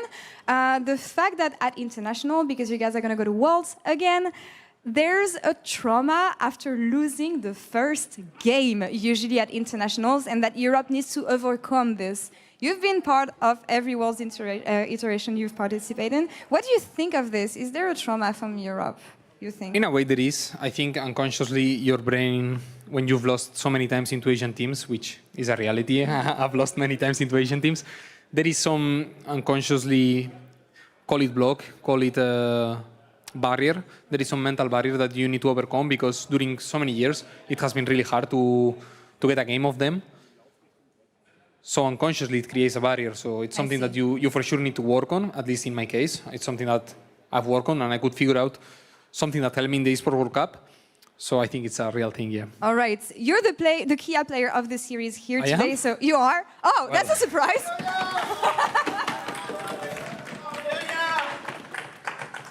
What surprises you with that? I wasn't that happy with my performance, but I guess my fans got me, you know. Like at the end, I'm happy. I'm getting 3 MVPs. I can now blame all of my team again. So, and now I have something to back up my Kiana loss. Perfect. Yeah, and the fans got you, of course. Actually, your bot lane is standing right in front of you. For PGL now, do you have a message for them, maybe, as the captain and player of the series? You guys got my first Kiana loss. Álvaro, I'm coming for you.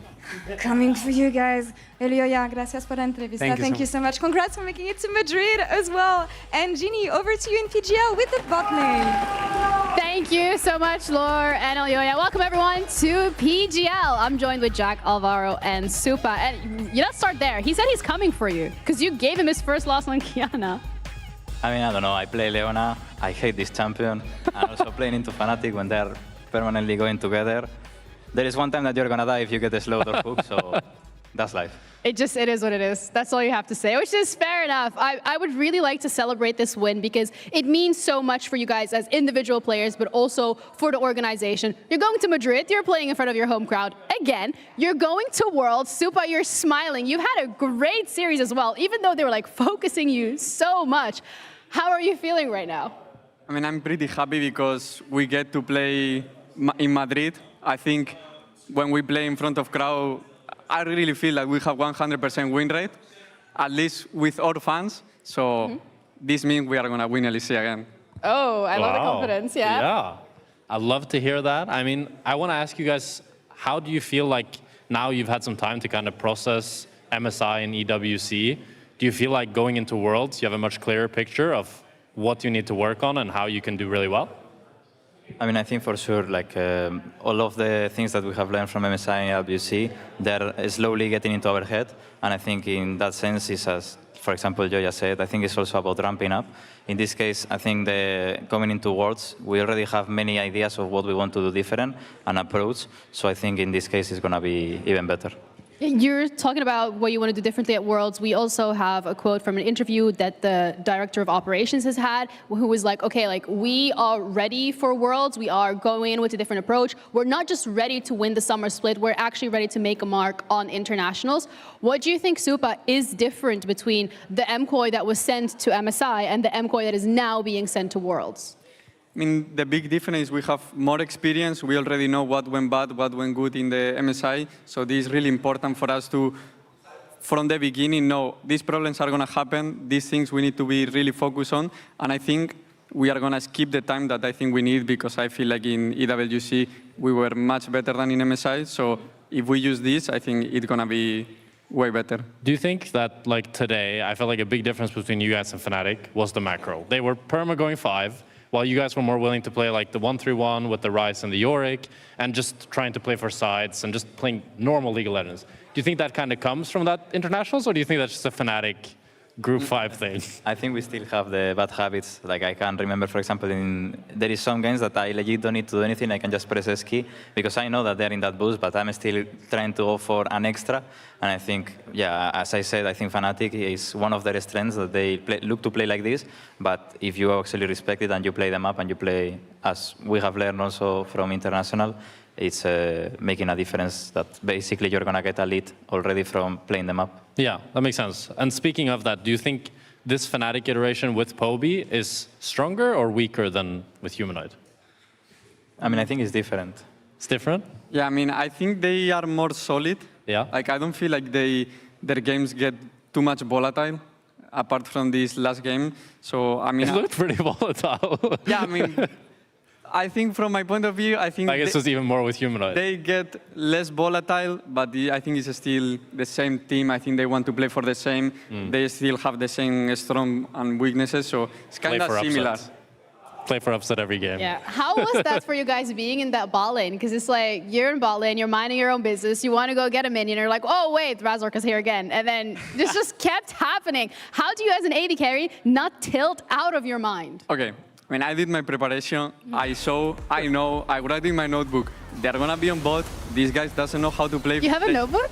Yeah. These guys doesn't know how to play bot lane if they can't kill you. Oh. I knew it. So, you know, I'm playing the game, in the Saya game. I have Prayo, they are cooked because they don't have tempo even passing to bot. I know. Jungle is here, I the gank. Aphelios, the same. I'm trading. I don't know if I told to Alvaro.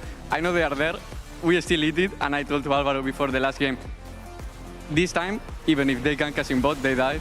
They didn't, so they die. So yeah, they passed off this game. Do you feel like you've cracked the Fnatic code, Alvaro? I mean, I feel like we knew how they're gonna play, and we knew how they're gonna come to this series. But still, for example, as Supa said, like we even have jokes with our coach Steph that he was saying they're gonna combo, they're gonna actually gank you, and we were still dying. And Steph say, what do I do even as a coach? You know, if I'm actually telling you what they're gonna do.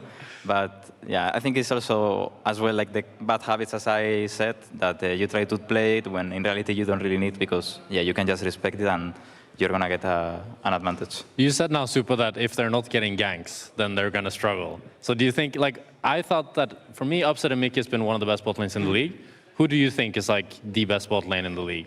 Apart from, I mean, yourself, I'm guessing you'd say number one. I think playing 2v2, they are probably the stronger with the G2 bot lane. But I think the Fnatic bot lane miss the part that this is not about killing or taking CS lead anymore. Yeah. And I think that's the difference with the G2. So that's why I will say the G2 is better than... Speaking of G2, you guys are going to be playing them next week Sunday to see whether or not you're going to be advancing straight to the finals of Madrid in front of that live crowd, or if you're actually going to have to go through that lower bracket. We've seen MKOI G2 quite a few times over the last 2 years, especially this iteration of the roster. We've seen it this year as well, and last time you guys lifted a trophy. Are you bringing that exact same confidence into the next matchup? Because it does feel like G2 has leveled up. They finally found the thing that was missing, that final click. I mean, I would say, just a simple answer, we have the instinct anyway, so we are going to win. And I think they actually got better and they really improved from the international experience, but we are playing at home, so be ready. Ooh. I like that. I really do, because I mean, as you guys touched upon earlier as well, you have 100% win rate when it comes to having the crowd there, when it comes to having the fans. You'll be on home soil as well when it comes to Madrid. So a little bit of a cheat code for you both. What do you think has been the biggest improvement from the side of G2 that does maybe worry you a little bit, Alvaro? I think they play better around the jungle, and I think this is really important in the early game, and they improve in how they want to win the games. Like they make a solid, clear plan how they want to win games, and they replicate really well. They are, I would say, the more consistent team in the league. So I think this is really important, that I think sometimes G2 was failing in what G2, I think, was always being good. Do you think Melset has like looked at some of G2's structure? Because I feel like that's a big thing that's made G2 so well over the years, right? Throughout different rosters. I mean, Caps as well is a pretty big cheat code. But still, that they're able to bring in rookies like Yike, like now Skewmond, and just kind of get them up to a high level so fast. Do you think that Melset has taken some of those learnings that G2's been trying to implement? I mean, I have no clue about that. This probably you need to ask him. Yeah, so fair enough. Maybe he has, he has the secret. Yeah, I mean, it's not casualty, that basically they always work. So I think probably the structure around G2 and also the players that have been there before, they for sure make them work. And right now we are seeing a better version of that team. So yeah, both Skewman and Labrov, which were the new additions, they're also playing better. So I think this is a big part of responsibility on the G2 coaching staff and probably on the players that were here before. We're also seeing a better and improved version of MKOI. Like you guys, after every split, you're leveling up, you're getting better, you're getting better. Besides the international experience that is obviously a part of this, because you get to go play against other teams and you get to have that, how has it been like internally in terms of the vibes with the players? Because you guys are always laughing together, always having a good time. It seems like you're very close and you've grown closer and closer as the year went on. Would you agree with that? I mean, of course, I think there is problems. We have a topic in our team that basically the team that doesn't come mental boom will take the summer split. But I think, I mean, being honest, even if we are actually happy and everything, I think there is sometimes problems of, I wouldn't call it fully ego, but I think there is sometimes, problems of attitude and everything that, of course, it's part of the progress and part of the process. And you just need to minimize it and not let it affect. But I think it still happens in every team. It's not something that you can really control, since you are also sharing the same office with the same people for a long time. But anyways, I think we also have the cheat code that we meet, like we know each other for a long time already. And I think even if we go through the bad times together, we actually become stronger.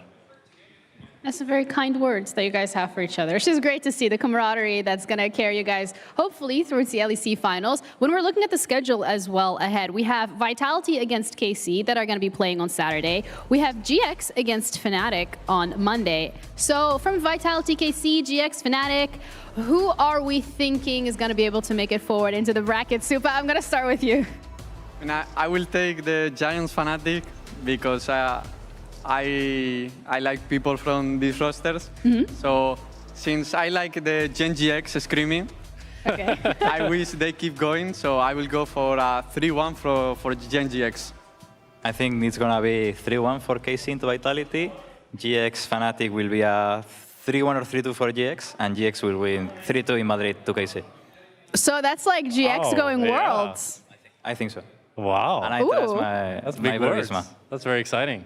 I mean, we've seen GX improve as well over the years, so I am excited to see what they're going to be bringing out. But before we close things out, you guys also have, you might not be in Madrid, but you still have your fans here as well that have been cheering for you the entirety of this series, which was crazy, by the way. And you also have the fans at home. So if you guys could maybe look directly into the camera and send them a message, whether you want to do it in Spanish, whether you want to do it in English, go crazy. I mean, thank you very much. I'm sorry for the Game 5. I told to reset before the series start. I'm going to make it to Game 5. I'm sorry. It's the rule. I need to keep going for the last round of playoffs. Game 5 into Game 5 into 3-1. So I'm sorry for making it painful, but we are going to win LEC, and thank you for cheering for us.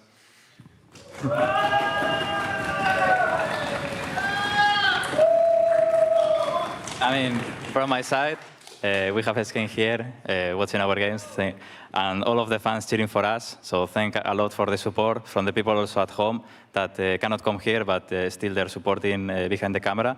And yeah, I mean, of course, you know, a Fnatic KOI, it's always a banger, Game 5. Usually it happened also last year. And what else can I say? You know, like and Worlds. I mean, yeah, on Worlds. For me, it's also exciting because I think we will get to China now, and we will actually have a pretty decent experience. And I think that all of the fans will actually cheer for us, and we will have this experience together. So thank you a lot for the support. Thank you guys so much for taking the time for PGL. And once again, congratulations on this very hard and well-deserved win against Fnatic. You're going to Worlds. You're going to Madrid. Okay, let that sink in. Take some time off. Enjoy it. We, however, are going to be back next week for round 2 of the LEC Summer Playoffs. We're going to be seeing you on Saturday. Thank you, everyone, so much for watching. Have a good night, and we'll see you next week.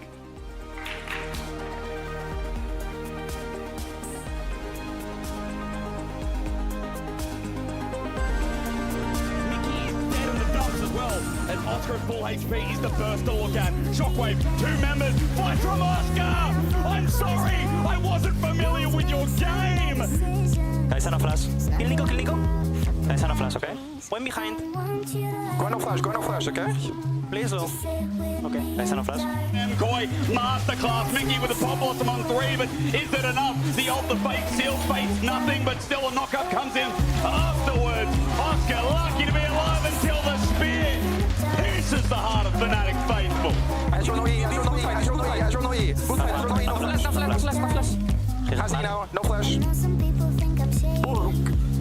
No flash, Cassante. I have redemption. We turn on them? Yeah. We on Leona. Breakside. Yeah, I kill him. Nice. I'm here. Fight with me. I shield you. We win. I block you. Yeah. We win. We can enter. Holy, I protect you so much. Oh shit. Kobe. Go. Upset, first blood of Game 5. But is he going to get out? Super with the slow flashes on top. The smash down, Mickey tries. Is it 1 and 2? Super duper, the party pooper. Ik krijg gewoon de Het komt er zo. Play for fight, kill them. No flash is bolder. Nice. We're in Worlds, baby. We're going to Worlds. Yes, maybe small defense, okay. Kill these rats. These little rats. Kill these rats. Nice.